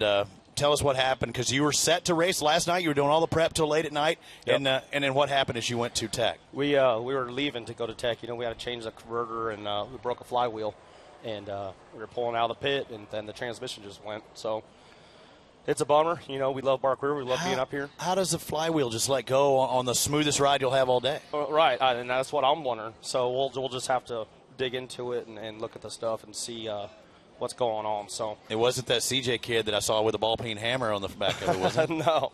But, this place is awesome. I hate we couldn't run today. Just need to thank all the fans that come out and everybody around here. So it's you good to call this race with me? You want to do that? No. Why? How's your brother doing right now? Jimmy, he's I think he's like 20th or something. We just saw Jesse. We saw. Right. What's that? Let's call this thing. Let's have fun. Really? Yeah, absolutely. Why wouldn't we? Have you ever heard any of these guys before? Let's do a quick rundown. We'll talk about the Pro two-wheel drive as they're working their way down the starting grid. Brad Lovell in the 44 out of Colorado Springs, Colorado. Amsoil Spider Tracks, BF Goodrich entry. You were supposed to start next to him. That's not going to happen. Doug Matag, the 81 out of Temecula. We saw him in the podium just a moment ago. Cooper Tires, Amsoil, Walker Evans Racing, Johnland Racing Team. Marty Hart, number 15 out of Columbia, Louisiana, Systems Control, Amsoil, Maxxis Tire Entry, King of Kincaid in the 7 out of Crandon, Wisconsin, Traxxas, Cooper Tires, and Amsoil, his sponsors. The 33 of CJ Greaves, the series points leader out of Abrams, Wisconsin, on the Monster Energy, Maxxis Toyota, sponsored by Forest County, Potawatomi, and Nick Tyree, the 91 out of San Diego, California, on the Tyree Motorsports Ford. Look for him on the Maxxis Tires. So, Jarrett, you can talk with me the first half. We'll bring in Scott for the back half, so that way I don't have all that pressure on you. But I want you to help me try and break down what we're seeing out of these trucks and just how it'll change between the first half, which we're looking at right now. They throw the water down. It's really slippery. How cautious are you that very first lap of the race? Well, right now with the track, it's all water. And the hardest thing is that it didn't get ripped. So there's fluff on top of a dry slick. Right. So here in the first few laps, it's going to be real slick, especially going down in the big sweeper. I heard it was pretty bad during the Pro Light race. Oh, Pro Light, sorry. So it's once it gets blown off, it's going to turn into Blue Groove, and I think you're going to see speeds pick up, and it'll be a good deal. So it's all that track that's underneath that got hard, and you're just basically, it's like a skating rink, literally, those first couple of laps. Right. You see Ari Leindyke Jr. in the back, and I did the rundown there. Ari Leindyke Jr. was supposed to start up near the front. He was actually supposed to start pole, but he didn't have a spotter when he went out for that shakedown after that big fire yesterday. So they said no spotter, no go on the front row. So you get out and back. We'll see if the Gunkmobile can work his way through the field as well. The hardest thing, too, is up here where they're going this right now, the top corner. I mean, that gets real drive slick, too. So and we really don't see that from here quite like you can in the cab. Right. And, Ricky Johnson told me before, if you get your left side on that green, on the grass over there, you can just rim ride it. But you carry so much momentum through the right-hander and going through that rhythm section. Here we go. Green flag. It means go. Let's find out who's going to get the start. Looks like Brad Lovell. I'm seeing a lot of AMSOIL colors. Marty Hart dive into the inside. He squared it up early. I think he's set up for the pass. Oh, Ari's on the fence. And it looks like Flat Ari's flat grinding on the AMSOIL banner. This is not X Games where he finished third, but he's got a heck of a wall ride going there for Ari Leindyke. Out in front, Marty Hart. He takes the lead in that first turn as they're right near, yes, they get the green flag, right near that straightaway that they land from the finish line. Coming over the crest. Now, again, this is the area you said was really slippery in the pro lights. Right, yeah, you come through here, and especially land right here. If you're carrying too much momentum, it takes off. Keegan Kincaid back in second. Looks like Matag either in third or fifth. Again, I'm trying to call it off the monitor just like you're seeing as well on the big screen. Welcome everybody watching TorcSeries.com and those of you here at Bark River, Michigan, as Marty Hart is trying to win again. He's won once. That was back in St. Louis. It seems so long ago. Right. CJ Greaves now the driver in third. We know that he doesn't mind following somebody, but when you're getting all that roost, you don't want to be behind somebody. No, you definitely want to get past that. And the biggest thing is, clean air, you can start laying down good laps. And a slide job a little bit. He didn't bump doors with him. He bumped his right rear into Keegan. Maybe Keegan had a problem, or maybe CJ hooked up a little bit better than Keegan. So the contact, when your back end makes contact because you're making that pass, I don't think there's really anything to be said there. No, that was just a racing deal. It's slick out, and they're just battling. Level back and forth, trying to follow these three as we're looking at it. 1, 2, and 3. Swapping there's Marty Hart. Like he used to do back in the old three-wheeler days. He's trying to hold that thing straight. Look at how slippery it is there. Yeah. He misses the finger with the right side tires, but the left side really catch it. Right. You can see it here at the bottom of the tabletop here. They land and there's like a mud hole. We're seeing on camera how they're going through. Maybe they're just trying to dry it out and splash some of that off. Yeah, it'll work its way out. We're seeing some dust. It might be one of our safety vehicles actually going through one of the crossroads. That's what that's about. You see the shiny spots. It's not blue groove, but it is water that's been laid down possibly on top of blue groove. Right. It'll get blown off here. All right, your CJ, with it being wet, you don't even mess around. Oh, and there's that ride the green line. He rode the right-hander, not the left. Right. But expect him to do it here, though. Absolutely. I mean, he's going to look at the inside. You see Marty's out in the fluff, and he just loses momentum. Just drove right around. Just had nowhere to go. Right. And just pushed him out there, and now he might lose the second. Yep. He is going to lose second. Keegan's going to be set up to that inside, but now Marty will be on the inside of the right-hand turn coming down the hill. Yeah, Keegan's going to cross over here and stick on the inside. Keegan with a strong run, but Marty gets that drive. He was hooked up like a tow truck right then. He just drove right around Keegan. But you can see them. They're really not getting quite – I'm seeing smoke coming out of C.J. Greaves. Yep. Watch our leader, the 33, smoke come out of that truck. It was just one brief puff. Right. So could that be tire or could that be motor? Motor, listen. That doesn't sound right, does it? It don't sound right to me. All the tires are up. All the tires look fine. But usually CJ's truck, that Toyota, sounds a little different than the rest. Yep. And it's got a weird sound. Maybe I was hearing one of the other trucks behind it. Nick Tyree just now coming across the start-finish line. Now it looks like no problems for CJ here. Maybe it was a little fiberglass or something got knocked into the tire. It could have been, a rub there, but I mean, it also could have been maybe he has a wheel seal going out to where, rear one little is, hitting the caliper and smoking.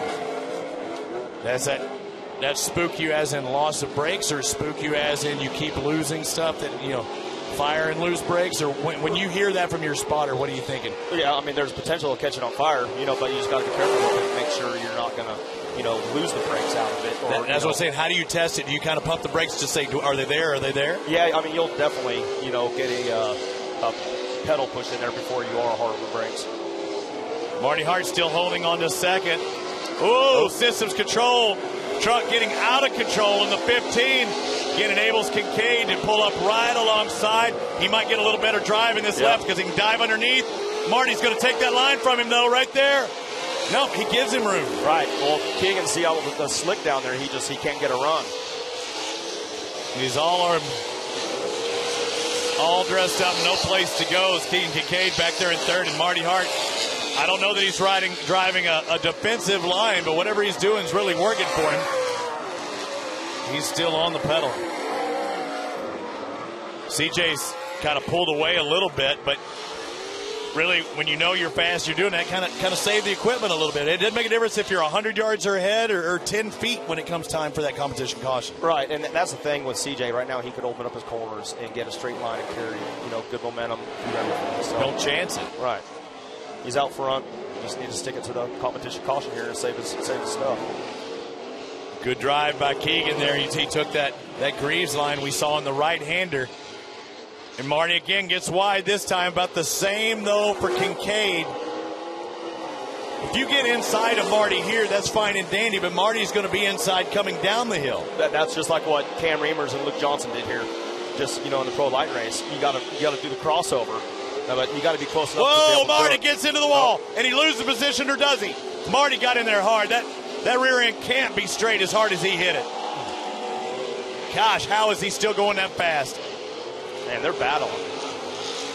It's not for the lead, but you... Oh, there it is. Something's going on. I don't know if he has a right rear flat. No, it's still up. Something ain't right, though. That was a left-hand turn. He had the problem on the right earlier. No, he had a problem with the left earlier because he hit the wall. He's still pinned.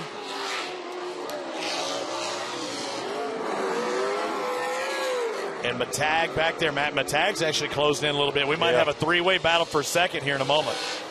And Matag coming out of pro lights, don't you feel he's a little bit of an advantage because he know the way the track's developing after he just got off of it in the light? Yeah, absolutely. I mean, you know where the holes are developing. You know where the water puddles were sticking out. So it definitely helps. And launching way down the hill in the JRT truck. Matag's coming on strong. Look at how much he's closed in the last half a lap. And also just in front of them, Ari Leindyke Jr. is maybe going to be a lap down if CJ Greaves gets by him, and that's the last thing Ari wants. He's still in this race if he can keep CJ off for another 4 turns. Yeah, I mean, CJ shouldn't even push the issue here. Just let Ari stay on the lead lap and don't try to jeopardize anything. And there's CJ behind Ari in the top of the shot.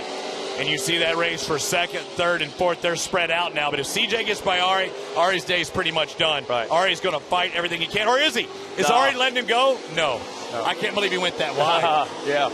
And there's the competition caution. So CJ, Keegan, Marty's still on it, and Matag really charged hard. So Ari's still on that lead lap. Yep. He'll drop in behind those 3 guys, plus Brad Lovell, plus Nick Tyree, and get back in this mix and still have a shot at the podium. Absolutely. Now it's go time. This is no holds barred now, so it's time to get after it.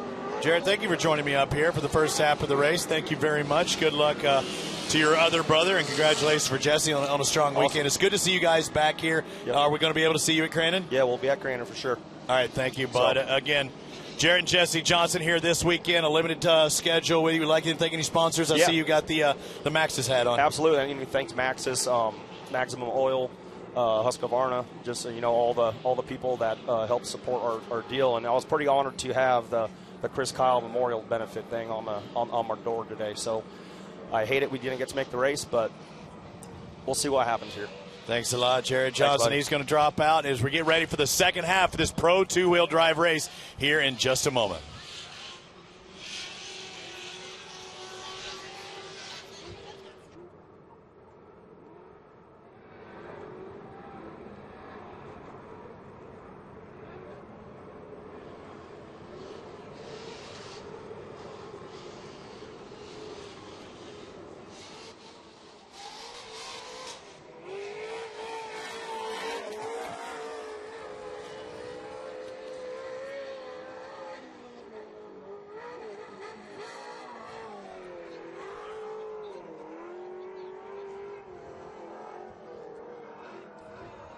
Holy smokes, look at one of the little Bark River Dirt Devils that I found. Were you eating dirt cookies? Oh my goodness. Welcome to the Upper Peninsula, ladies and gentlemen, as we get ready for a Pro 2-wheel drive final. Our newest commentator in the booth, Scott Rain.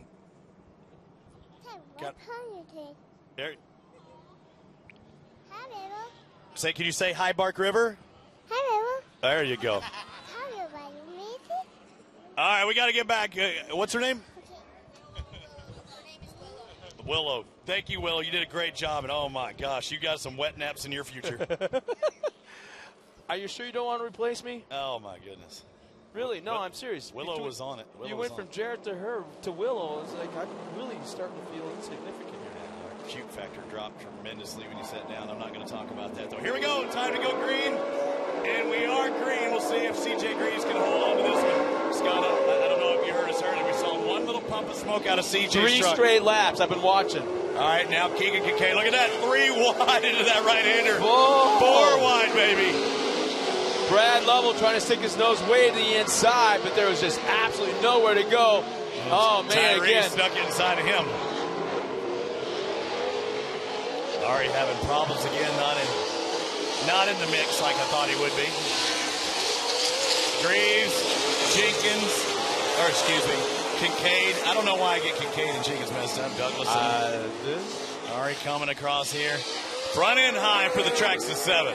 That's the way that truck flies. He seems the way he likes the way it handles that way. And keep in mind, he talked about how these two trucks handled differently. Look at that. He was riding the green tie. He was riding the green like Jarrett was talking about. He was all the way. He is all up in the business of CJ. Yeah, now look how nose high that Traxxas truck is already. Both flying on the well under 200. Oh man, 200 feet. Our top 2 trucks had just flown past that sign. It looks like Keegan's trying to undercut everything. Look at him going low here again. He's staying out of that roost, trying to do a little bit shorter line. That's what Jarrett talked about. He heard from Ricky Johnson. Said, put your left front on that green grass and just try and ride it all the way around. Now they're working downhill into the first turn, and this big right-hander just full pinned. Looks like Doug Matag may be out of the race, smoking about 3 corners from where these lead trucks are. He's actually stopped, yeah. Doug Matag is stopped up in the far upper right-hand part of the course. But right now, it's all about the top 2 trucks, and I just love watching how these 2 trucks seem equally fast, but handle so much differently. Keegan on it, Marty in 3rd, Tyree 4th, Lovell 5th, Lyondike 6th. All right, watch this turn again. Front end high for the Traxxas 7, but watch him put that. He goes way left to the front. outside, and he'll watch him. Watch him right here, though. He rides grass, and look at how much he closes. He takes a shorter line, still gets the grip that CJ is trying to use on the outside, and look at how much he closes in that big sweeping left. He's just fast enough to catch him, but he can't quite find the spot. A lot harder. Yeah, it's so close, but not quite enough to get by. Good line there too. CJ's doing just what he needs to, though. I mean, he's not driving over his head. He's not putting a wheel anywhere incorrectly. I believe it's actually his dad's spot for him, too, even though they're both in the next race coming up in Pro 4.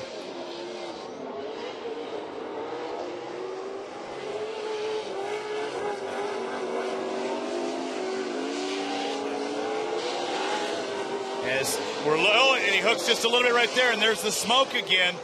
So it's only been on that corner, though, too. So that's what's really interesting. I'm wondering if it's like a right rear axle seal, maybe, or something along that line. That's what Jared was saying, yeah. But he actually hit that berm a little higher and a little harder than he was planning on. Wow! Keegan Kincaid wheelied around that right-hand corner coming down the hill. Boy, if a photographer caught that shot, that is going to be a poster perfect. Watch how much he closes in here, though. CJ actually might have tried taking that line a little more this time. I think he's learning. This is the back half of the Pro 2-wheel drive. Just a few more laps to go. CJ Greaves leads Keegan Kincaid as they head down that drop-off, make that right-hand turn. Kincaid's been putting that right front on the grass. CJ's trying to do the same. Boy, looks like I thought Nick Tyree was actually gaining on Marty Hart for about a lap and a half ago. It looks like he's falling back a little bit more as we go back up front and watch CJ. There's Blue Groove forming all along this track, and this is exactly where we're. So there's CJ. Oh, there it there's is. Keegan, Marty all by himself in 3rd. The race is for 4th. How about Brad this? Lovell Look at and Nick Tyree. Boy, Nick needs a good race right now. Lovell on the inside. It's going to be a slide job. Oh, I took quite enough. He's going to get the drive. He's still going way outside. He's got the drive. He's going to shut him off right here. Yep.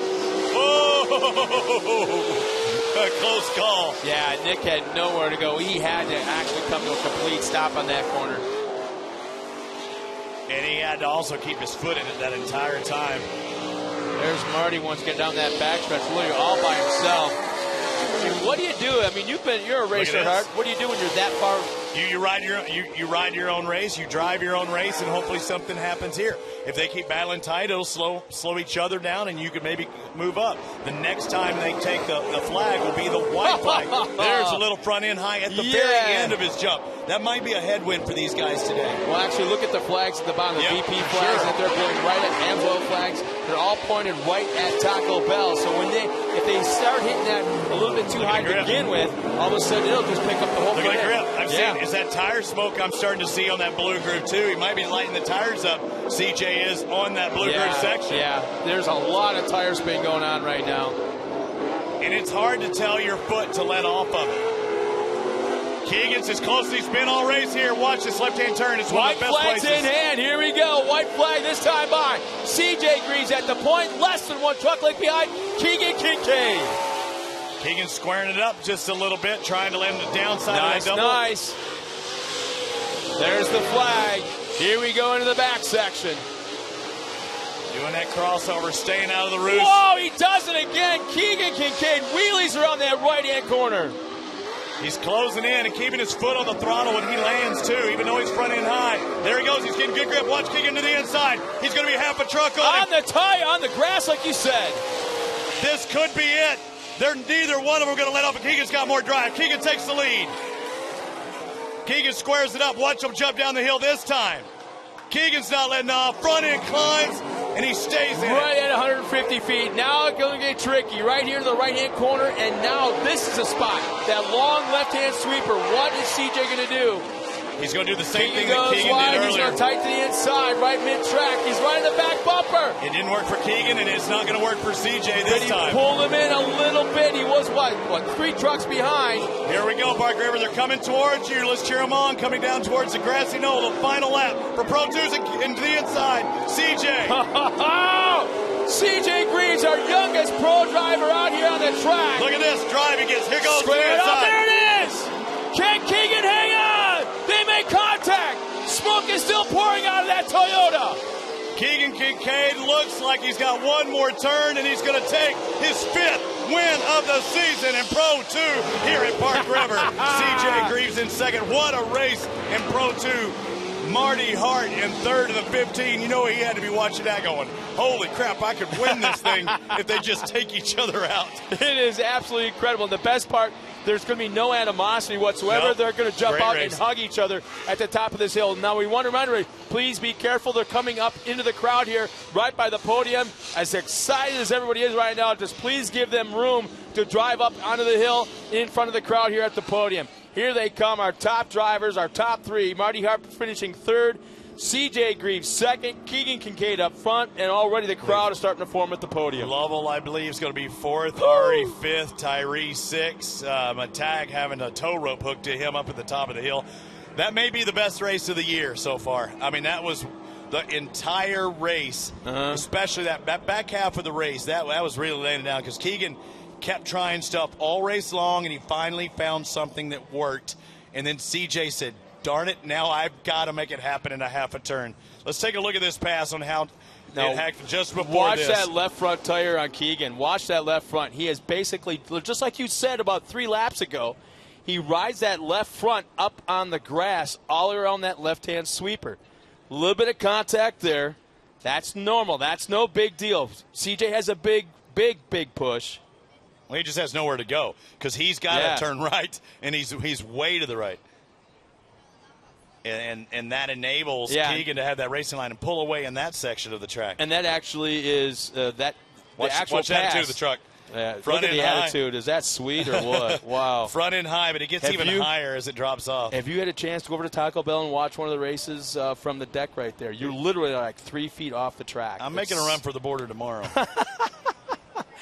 Yeah, you are, aren't you? Yes, I am. Hopefully. So that was it is one of my favorite races of the year, and not how they finished, but how they finished. I mean, literally, not the placings, but how they got there. That was a tremendous race. Unfortunately, Doug Matag having to be pulled off the track right now. Matag at one time, I thought when he was in like that 4th, 5th spot, he looked like he was just as fast as those top 3 guys, and he could have been in there for the second half of this race. It's really hard to understand or what is going on with Doug McTagg, because he is so fast, he's so talented, but yet somehow, I mean, he's no slower or no less talented than CJ or Keegan, but he is so hard on his equipment. Whether he's just hucking it into the corners so much harder, backing into the corners so much harder on the brakes, who knows, but just tears up a lot of equipment. On the throttle. He didn't like letting off. All right, we're going to step aside for just a second for our TV interviews for Fox Sports.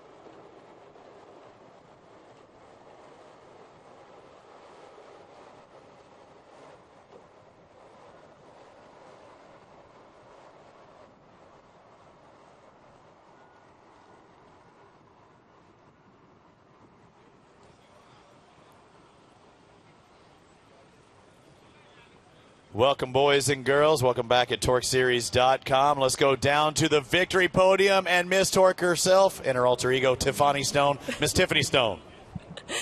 I'm not sure if you guys saw those last 2 laps, but that was an incredible race. Don't you guys agree with me?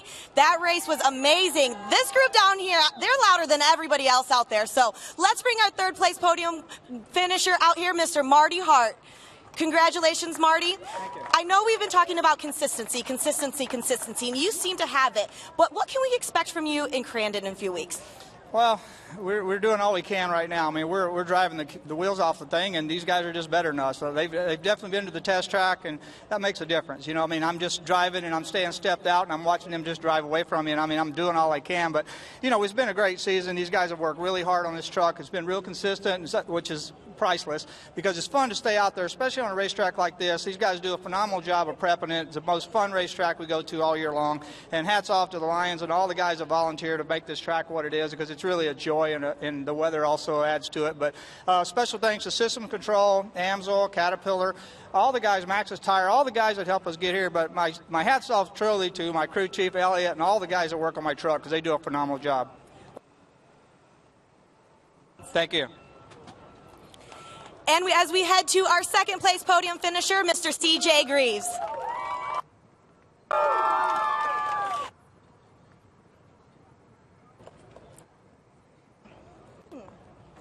CJ? Perfect, there we go. I fooled your dad yesterday, so I have to do it to the son as well. But you've done a great job out there. Does your game plan change from day to day? No, you know, we go out there every time to win, and Keegan had a better truck and a little bit quicker than us today. We were quick early on, and he was a little bit quicker at the end. But we came with a 13-point lead and left with a 14-point lead. So that's all we can ask for. That's all we can do. So I can't thank all my sponsors, Monster, Toyota, Maxxis, everyone from TRD, my family, Method Race Wheels, Amsoil, all you crowd for coming out here, the Lord for keeping me safe. And hopefully we can just go put on a show in Pro 4 and end the weekend on a good note. Perfect. Well, congratulations on this Pro 2 podium. And the top finisher, Mr. Keegan Kincaid. Keegan, you seem to have a great crowd out here. You pulled that out. I know you're great. You're looking forward to this. How does it feel for this win going into Crandon? Oh, it feels awesome, you know, and this is pretty close to my home, so I consider 2 home tracks. But yesterday we didn't quite have it for CJ. CJ had us, so, you know, we made a slight change. We these dynamic converter, we made a little change and put us on top today. My truck came in at the end, and I knew I had to pressure CJ, and it was a good battle. I hope we put on a good show for this crowd out here. This crowd's awesome, and you know, this Traxxas truck just performed flawlessly once again, and hopefully we can continue this momentum into Crandon. And you know, CJ still got a good lead on us, so put a little pressure on to him, and hopefully we can put on a good show there. Well, congratulations. Good luck at your home track in a few weeks. Thank you. Thank you. One more round of applause for the Pro 2 finishers. Here you go. We don't need it. There they go, taking the winner's share and what, extra $3,000 is what we determined from the Lions Club and Barker River International Speedway. You know, dare I ask, when was the last time you got a $3,000 check? Barker River International. Yeah. Old time. Oh, man, look at. Oh, here we go again.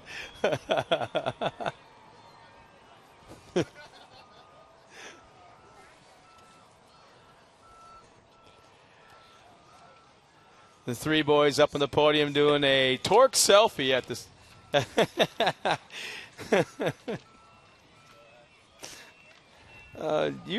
You're in vacation mode already, aren't you? No. No? I got to get there first, buddy. let's not bring that up. Daddy's got to get to Cancun first. Can I help you with anything there? Oh, no. Oh, you got it in hand? You do way too much already. Trying to make this like one of those little pop-up things when you were a kid.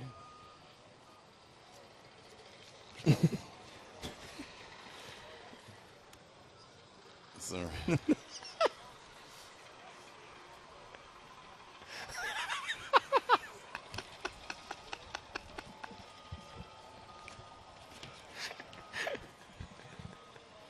There we go. There's the winners.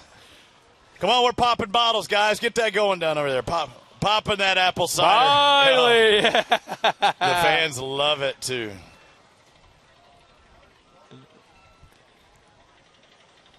We like to have fun here at Barker River National Off-Road Raceway, and sometimes it happens to be at drivers' expense because they like, we give and receive. Well, right now we're giving it a little bit. We also have video too. We wanted to show, and it's that didn't work. I did so much X Games, or I've only done one X game. I did a lot of do tour on gravity games. So let's look at Ari Leindijk Jr. and Flat Ari's probably in there. He was flat out. He's the last driver on the right hand side. Watch him head into that first turn. Brop on it. Is it going to go good? Isn't going to go good. Little 50-50 grind there. Rail slide. And the gunk mobile was hung up on the first turn for, he keeps his foot in it there, too, because he's hoping he can just drive on there. So, this is a replay of yesterday. Remember, yesterday we had Ari, and the thing with Ari is he had to get out of the truck. Ari had to get out. So you can do our Ari bobbleheads with Ari got hot in Ari's truck, and he had to get out of there. Help me Get out of my truck. So Ari having a hard time, but you can get your flat Ari and do some stuff with it. Keep it nice, ladies and gentlemen, because I know what a lot of you would care to do with your flat Ari, but make sure you keep it nice, and it's just a little promotion they have at Cooper Tires and Team Cooper you're going to Tire. get us fired yet. No, dude, it's a great deal. They bring us the flat Aries, but it's like these little pop-up deals.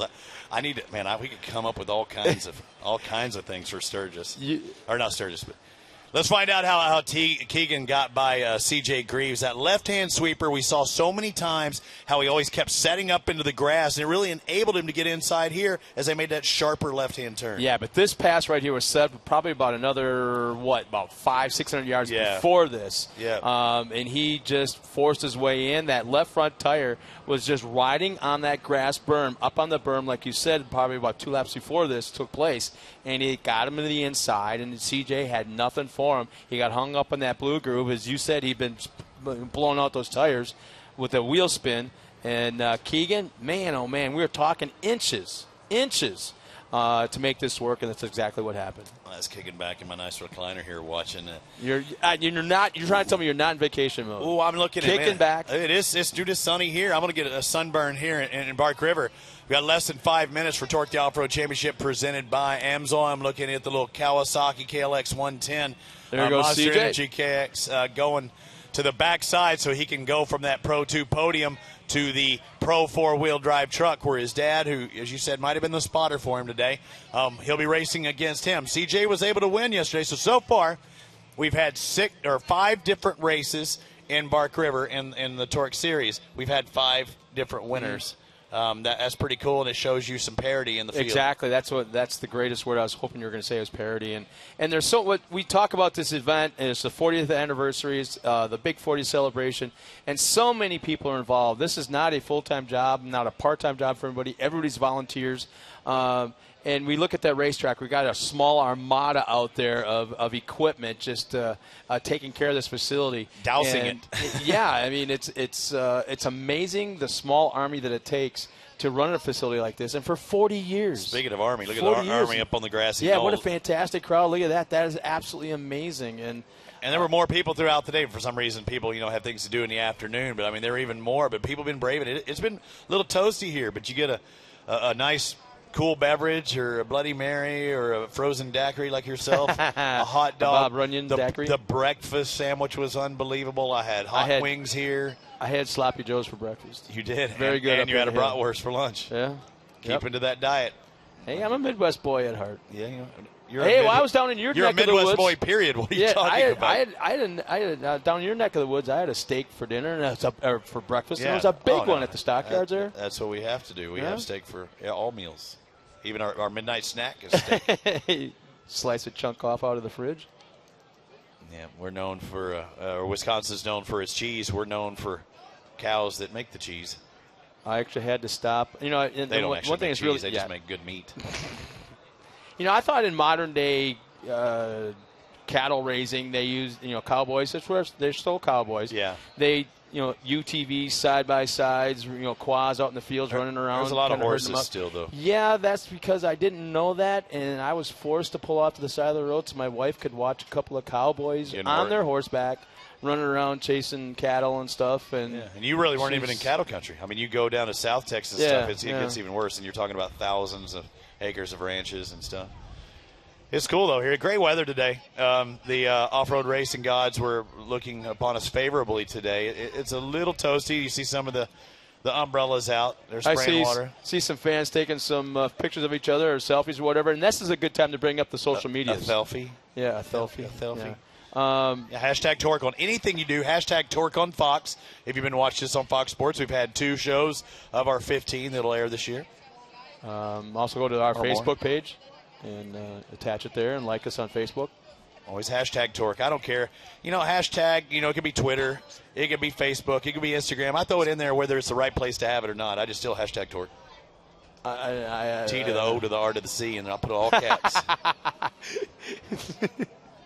Does your wife still laugh at your jokes? They're not jokes. That's just me. Does she? But do you still make her laugh? No. No? Not. There's a joke there, and I'm not going to say it. It had something to do with every time I get out of the shower, but I'm not going to say it. She laughs. There we go. The course workers grading for the final time here in 2015 at Bark River.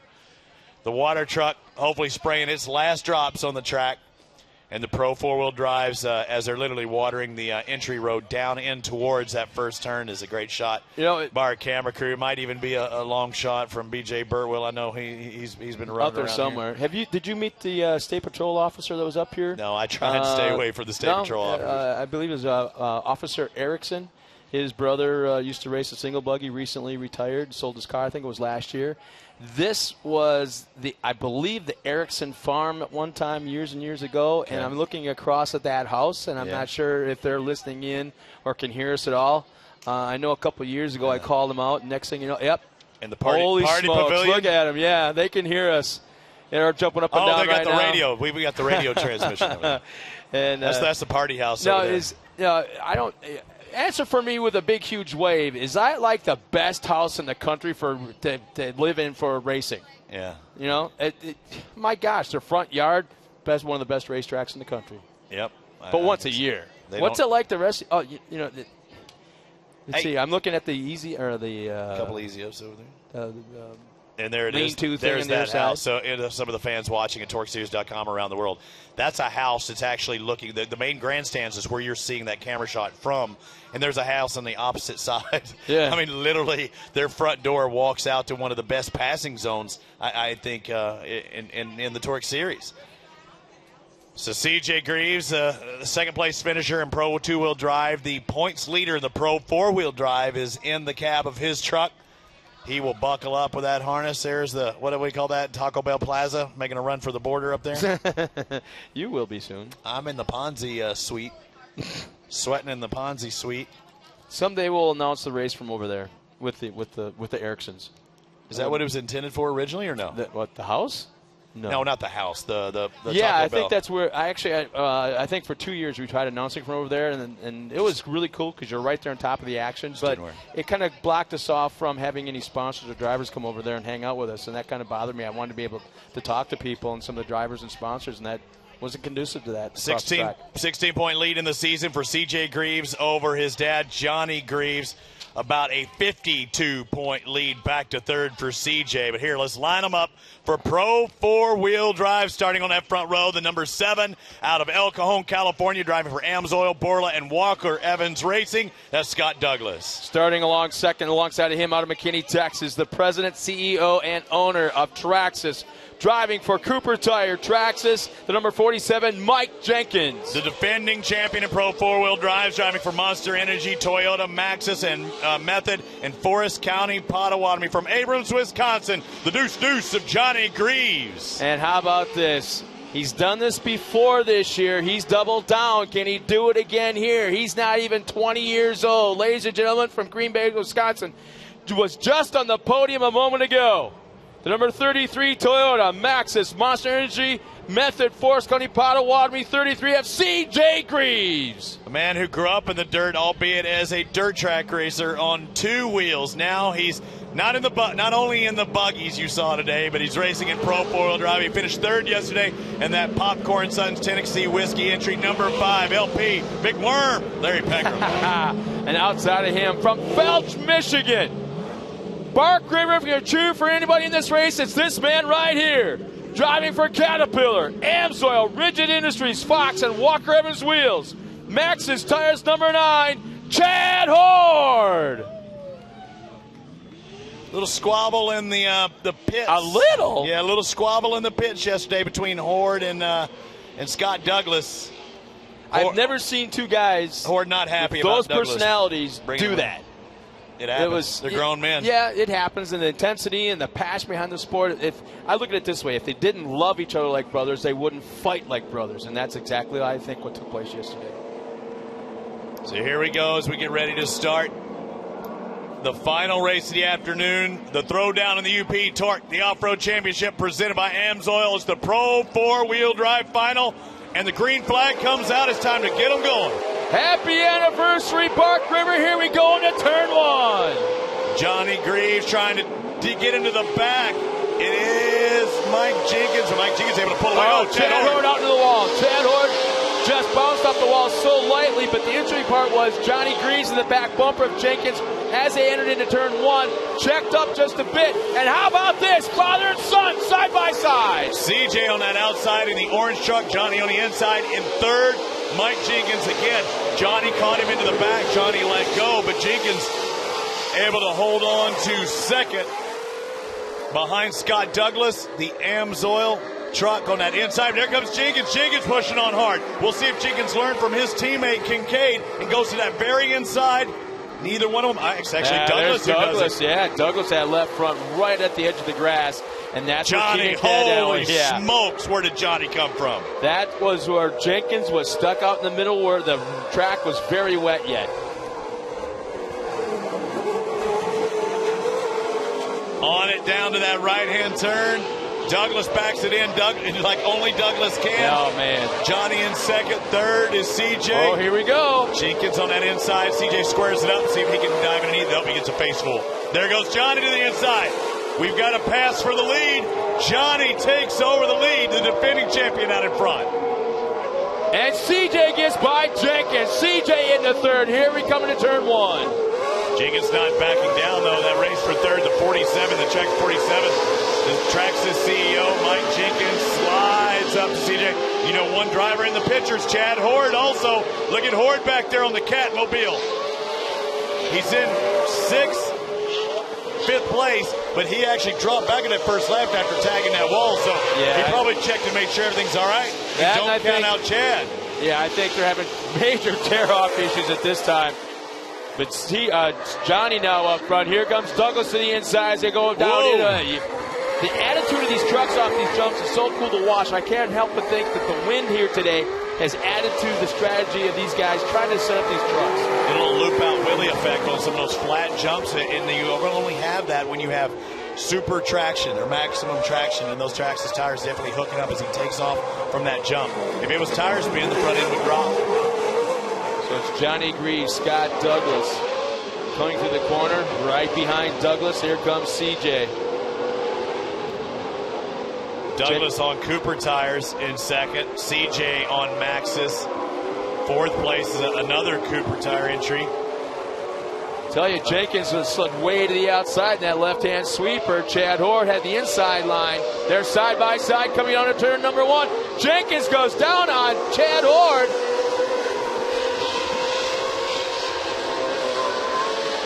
So 1, 2, and 3. Johnny Greaves, Scott Douglas, CJ Greaves. 4th place Here is comes, Mike Jenkins. here comes Chad Horde. Watch this double. He's going to get it downside, and he takes it. He can't slow down because it's so slippery. Yep. Now he's got a good line. There's the Horde tire. He misses it this time. Boy, did he not miss it last year. Yeah, it appears right now that Chad Horde's truck is set up for the second half, and he's looking for dry track. Look at him.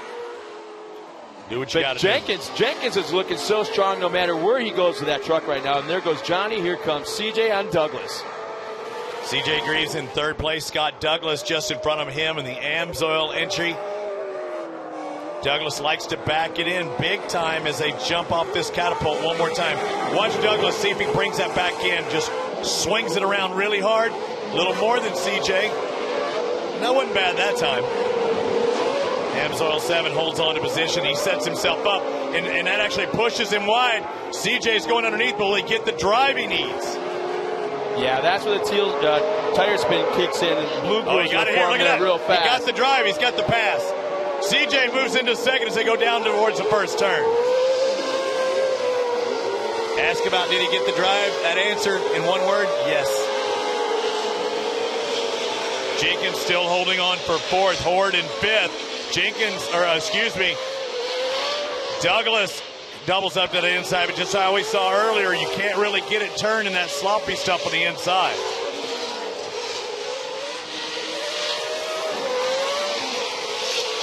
So CJ now worked into second place in this Pro 4-wheel drive final. CJ started in fourth, he's in second. Douglas started in front, and now he's in third. You know, it sounds like this is a sprint race. You got to take advantage of every moment, every lap, every corner, but it's also, you got a little bit of time to play with. You got a little bit of time to get in that truck, figure out if you got the right setup, and if you don't, kind of adjust it on the fly, change that driving style a little bit, and that may be where we're at right now with Scott Douglas. Big launch by CJ, landing even keel as he headed down that downhill. It's important for Douglas to get into second place, because you know he can always jump Johnny on that restart. Puff of smoke out of Douglas in that left-hand sweeper just as they made the turn. So we'll look at that. There he is. See any smoke there? No. Not yet. But it was just as he threw that truck sideways to rotate that truck into that left-hand turn going uphill. There, I saw it a little bit right there again. So it's on the left-hand turns. Look at the 7. Let's see if we can see anything. He throws it in. Nothing there. I don't know. I think I see one little bit. Still no comp yellow. Johnny showing the way around. And you know, I talked about CJ being so young and patient. And there goes our right rear Chad Horde. Chad Horde, right rear flat tire. And he's going to beat up the body. It's not so much the body that they're worried about. It's all that shredded rubber. Everything else. Yeah, the brake lines. And if you rip out a brake line, basically you're almost done right now. But Chad Horde, right rear flat tire, right at the competition yellow coming out next time by. So, you know, does he take a chance? Yeah, he has to go in right now. Not wait for the comp yellow. He goes in, picks up the comp yellow, and tries to catch up the field. He's got to go in when he can. And he'll still end up in the lead lap, so he'll be able to come capture them or catch up on the comp yellow. As long as he doesn't lose it still.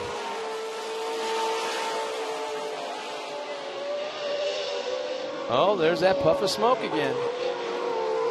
No problems for the deuce of Johnny Greaves. Look at that nice. Yeah, I can't emphasize enough how cool a conversation I had with Kathy a while back about father and son racing at each other. There he is. There's Hart pulling off. He almost has to. Yeah, he didn't have to go too far around. Why not? I mean, you're right here's comp They're yellow. going to slow because they're going to slow. Yeah, exactly. He's Why just not? Get it changed, and he's just going to be in Hall Boutte mode all the way around here to catch back up with him. Which, you know, what we time of 48 seconds, 45 seconds at the last race with Johnny changing his tire? I believe so. And that's no single pump jack like you would see in NASCAR and stuff. He's still 19, trying to lift that 20, thing up. 21. I don't know how come how come there aren't blocks or something like that to just kind of. I think there's rules in the rule book for pit stops. What you can put on the. Yeah, what you can use. Because there was some pretty ingenious ideas that some of the teams came up with a while back, and they had to put the kibosh on that. But you would still think a single, well, maybe just because it's so high also in that travel, those single pump, I mean, they're really, really, really expensive. But I'm wondering why more people don't use them if it saves you 5 seconds or 10 seconds. Chad Horde's done. Chad Horde's out. Now watch it. He's going to keep it pinned the whole time because he is yet to take the 5th lap at the halfway point. So he's got to go in here and get his 5th lap scored and then catch up to the field. So he's going to actually do some testing now and see what it feels like with the right rear. Well, that's the thing, too. This has got a lot of left-hand turns, and the biggest pressure that any of the tires make is on that right rear. He's the one now got the freshest one out there, and this is a very abrasive track. Is it? You haven't been out there? No, I haven't. Really? I haven't. The last year was my first year, and Ricky Johnson took me out in a golf cart for a second. But no, it looks so good here. I wouldn't have even thought that because that dirt just it seems like every time they move it around, it just seems so good. So where's the rest of the field right now? Just out of camera shot, I believe they're probably they should be just coming. entering up to the hill. Yeah, they should. Yeah, they're going down the catapult. So he's going to catch up with them in just a second. So they're going to be. He might have a full head of steam when he gets there as well. No, I think he'll catch them before they get to the green. He'll safely, there he goes. He's caught up with him. He'll safely say he's got some heat built up. Built up. I got one thing to ask. How about some Bark River fans? Do you think Chad Horde has it in him to get it back up to the front? What do you say, Bark River? How many Chad Horde fans we have out there? He'll look to pick off Larry Pegram first, and he has Mike Douglas. Or Mike Jenkins, You're due Scott for vacation, Douglas. man. Out of the sun's you getting are me. So due to get out of here. Mike Douglas. Mexico, here I come, brother. Sorry about that. I didn't know he was an off-road fan. Yeah. It'd be kind of cool if he did. Mike They're Jenkins, lined up. Here Scott we Douglas. go. Green flags in hand. Here we come for the second Good half. jump. Good jump by CJ. Really good jump by CJ. Look how tight he is. And Johnny takes that inside. He said, "You're going a long way. You're getting by me." And Horde's gotten by Pegram.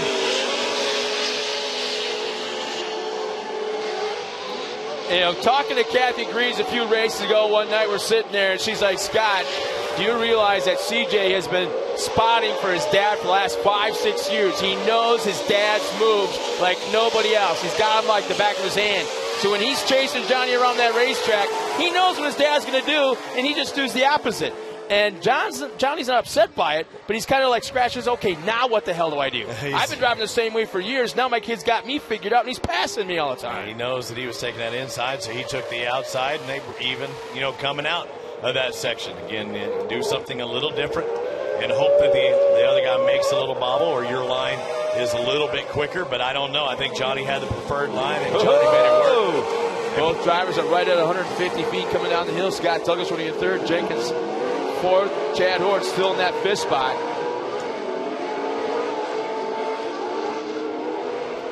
Into that hard left, sweeping left. Coming to take that up near the flagging stand to start the race.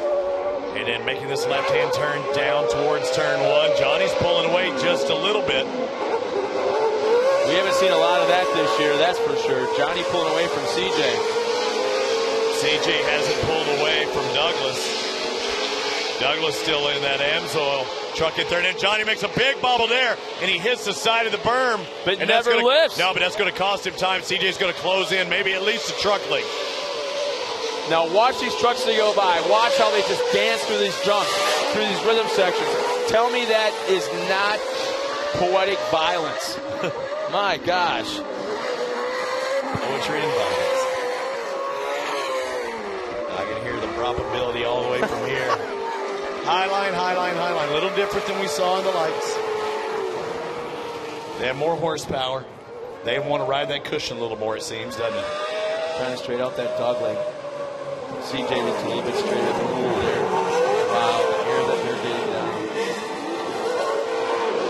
It's kind of like we're loading the pistol right now for the final couple laps. Here's CJ going to the inside. He definitely took a different line than Johnny did that one.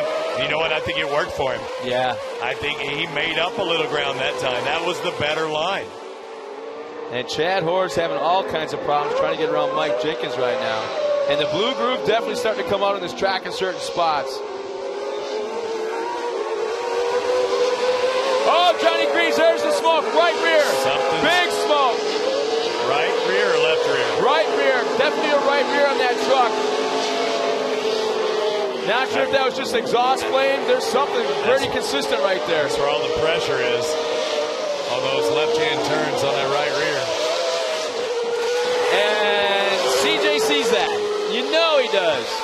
So he's going to push his dad harder in those left-hand turns than anywhere else in that racetrack. Now he comes to the inside, where Johnny was on that inside the lap before.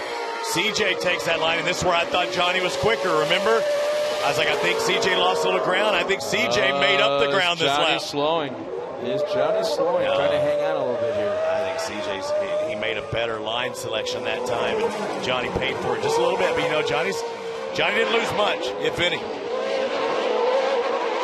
Taking that right. This was his nemesis yesterday. You see he's staying away from that inside. You know what? I don't think Douglas is smoking. I was about to say he was, but I think he's just got tire smoke. He's thrown that truck so far sideways. And Chad Hoard's gotten around Mike Jenkins. Chad Hoard now into that 4th spot. So 4th is Hoard.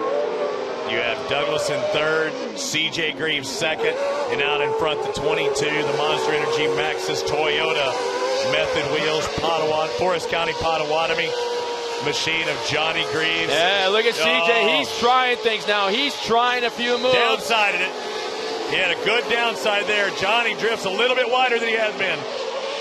Oh, he might jump into the door. That's the closest he's been. Yeah, he's getting a little ballsy. I believe there's 2 laps to go this time by. We'll check, but I believe that's 2 laps to go this time by. Where does Johnny go? Remember, that side that Johnny's on is the quicker side. I think we've kind of proven that a few times. CJ's trying to get back to that inside now.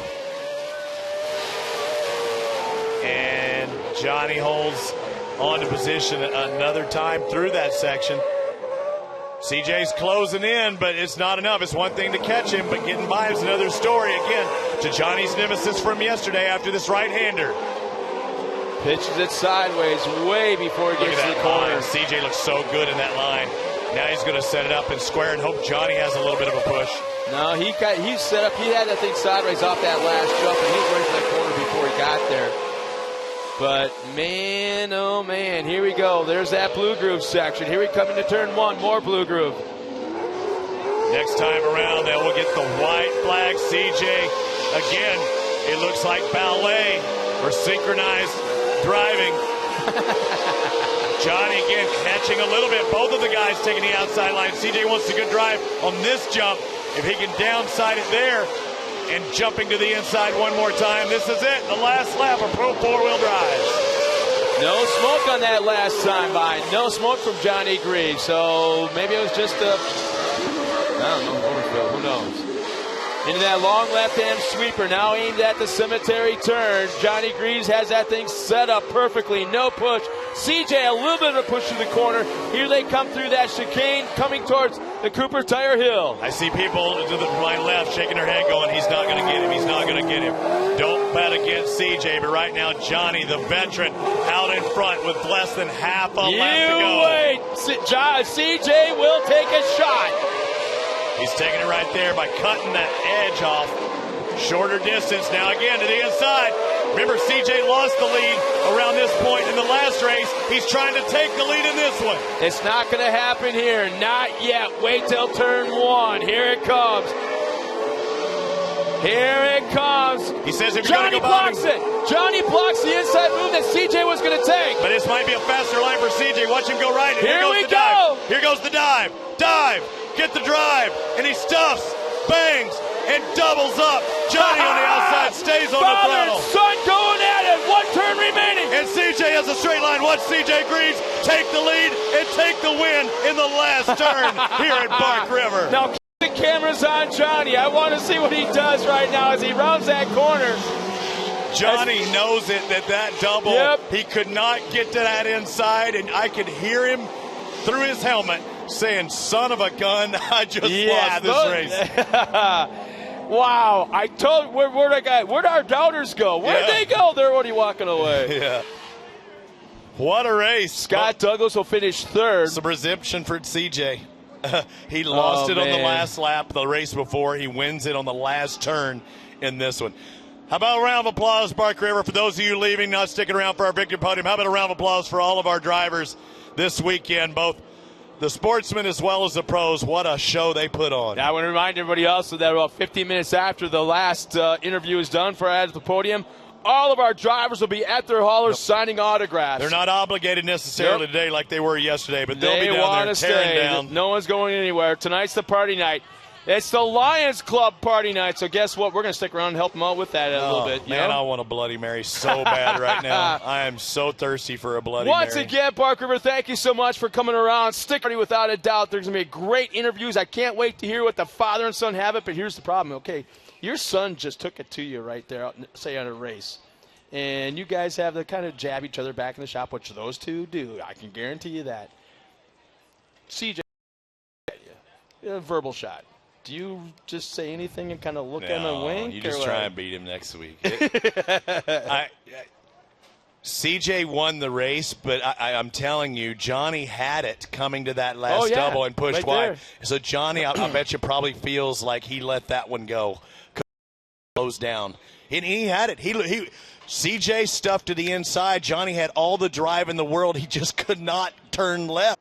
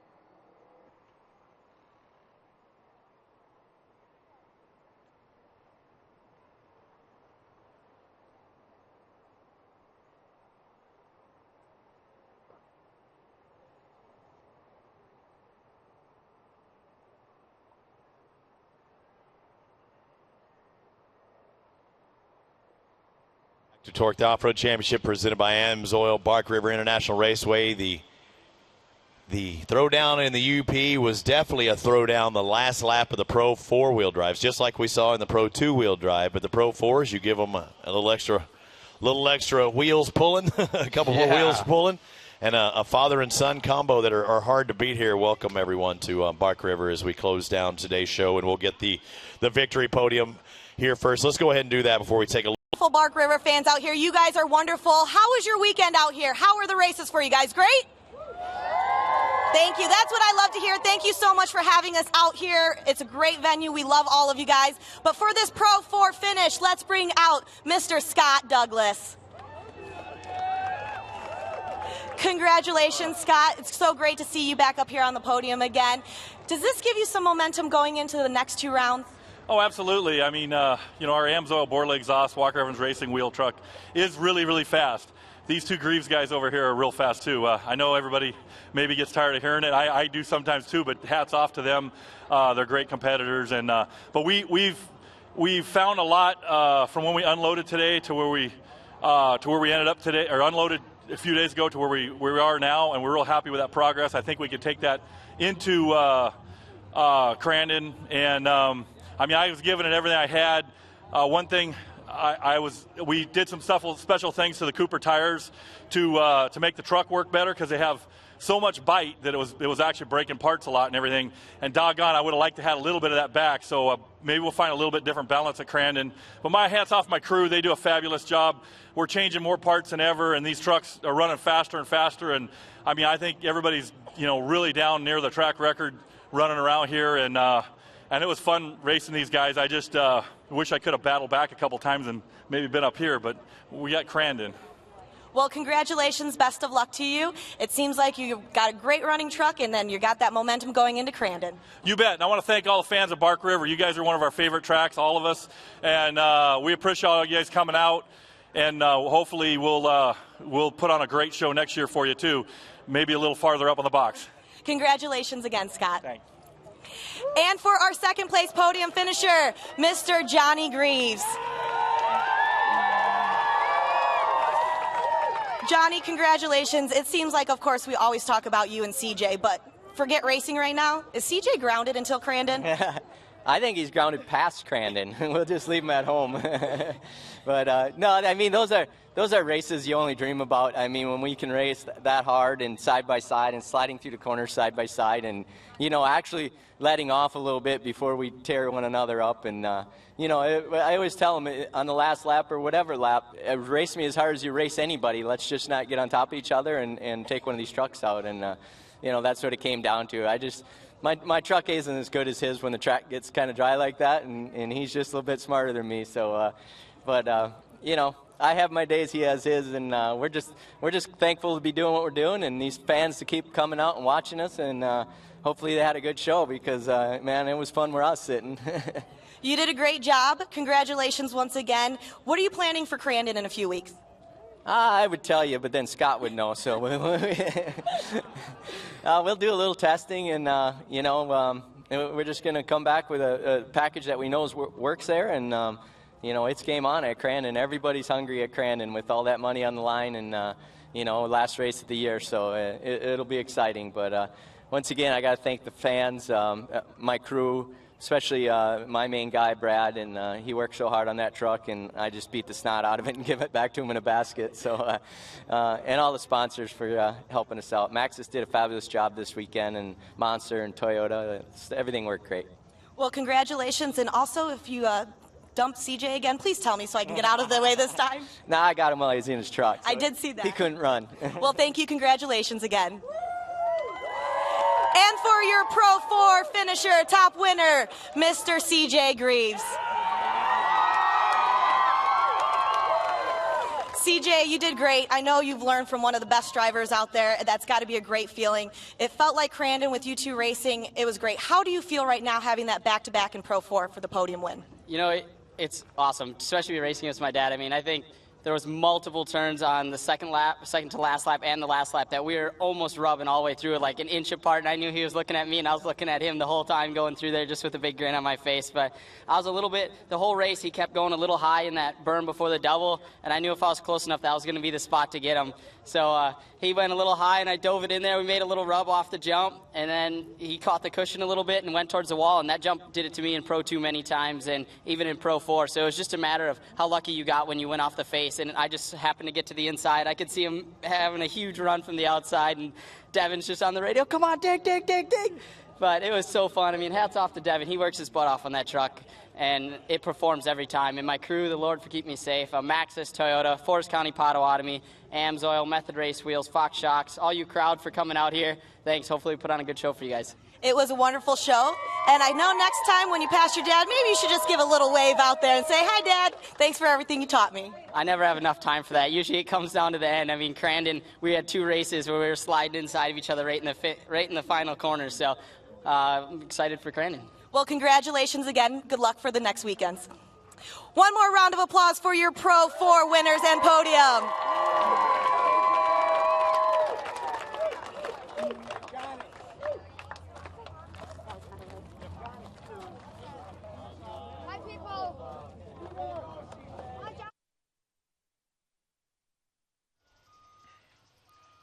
There they are, smiling faces, a couple of family members. Scott knew he just didn't have anything for him today. You heard him say that. He said, you know, we've got a fast truck, but they were faster today. Yeah, Scott, that truck of his is so adjustable. It's amazing what they can do to make things faster. in this part of the course or that part of the course. But Douglas and his guys know exactly what they're doing. They know how to do things. And trust me, Douglas has won a ton of races at Crandon. He knows how to set that thing up and make it ready for there. Do a selfie. And Morgan handing different hats and what to get extra $2,000 too. Yeah, the extra kickback from. He's got a new house. Raceway. He's got a new house he's moving into, so I'm sure he'll put it to good use. In Southern California? No, just down the road. Actually, just down the road from the shop. Wisconsin. We go right past it on the way to the airport, my man. Good day. The only two-time winner here in Bark River this weekend as far as the Torc Series events. Sportsman raced all morning long, both days, up until about 4 o'clock Eastern, both yesterday and today. So a great way to finish this race, or this racing day. Luke Johnson taking the victory in Pro Lights to kick off our afternoon, and Team Choderholm coming away with an extra $5,000.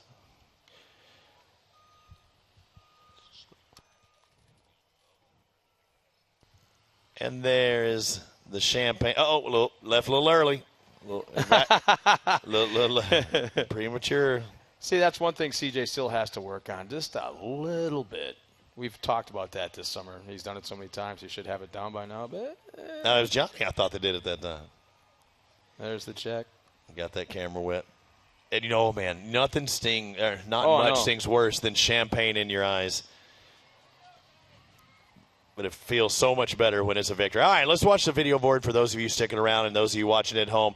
Johnny's out in front. CJ's setting him up. Johnny says, if you go past me, you got to go the long way around and watch what CJ does. Yeah, this is turn one. And cushion, he just cushion. Absolutely rode it. Watch this launch right here. He's about a truck behind. Watch this launch. Zoom. Now he's going straight. Johnny's still turning just a little bit. CJ squares it. Now he goes straight. And they're going to lean a little bit. There's a slight touch right there. Johnny's got the lead. Johnny, I think, has the win right here because he's set up. Johnny's in the better part. He's in the cushion. CJ actually checked up. And Johnny just can't get her to turn left and just brought to the right. There he's done. In the fluff. In the fluff right there. You see it splash up, and CJ's like. He wants to be right where CJ is. No matter how slow he goes, CJ can't get by him, and he just had to feel disgusted at that point. And Johnny's going to go home, and he's going to go to YouTube, and he's going to watch it just like you did. And he's going to go, man, because he was with one turn left, he was in the lead, and it looked like he was going to win. But when that truck just kind of caught and turned right and faced him towards that wall, we have nowhere to go. Johnny's now got a history right there in that corner. That jump, that wall. He's got a history there. He's had help before as he got turned into the wall. But, yeah, exactly. I didn't want to mention any names, but he's had a history in that location. Now he's lost 2 straight races on the last lap. I shouldn't say straight. He's lost 2 races on that spot on the white flag lap coming to the checkered flag. Well, you can see the sun working down into our face. It's a sunny day. It's a bright day here. It was an awesome day for short course off-road racing and Torc, the Off-Road Championship presented by AMSOIL. I don't think we could have ended any better. No. 3 solid races today. No, I personally want to thank everybody that's down below there, Kimberly and Brian. I want to thank you guys so much. All of our crew, camera workers. I want to wish you the best of time here with your wife on vacation in Mexico. Anniversary. Thank you so much to the Bark River Lions Club, the fans here. This is one of those moments where it's kind of like you got to do one of these as you pull off the facility and head home. But you know what? I can't wait for 3 weeks from now. We're going to be a Labor Day weekend, the World Championship at Crandon International Off-Road Raceway. But you know what? Right now, we're just going to savor the moment. We've crowned our champions here, so the next stop at Torc, the Off-Road Championship, will be there in Crandon, Wisconsin, the big house, and we'll see who can take those 6 wins there. So for Scott and Rain, we have Kate Osborne, also Miss Torc, Tiffany Stone. I'm Robbie Floyd. We hope to see you at Crandon. But right here, Torc, the Off-Road Championship, presented by AMSOIL. See you then.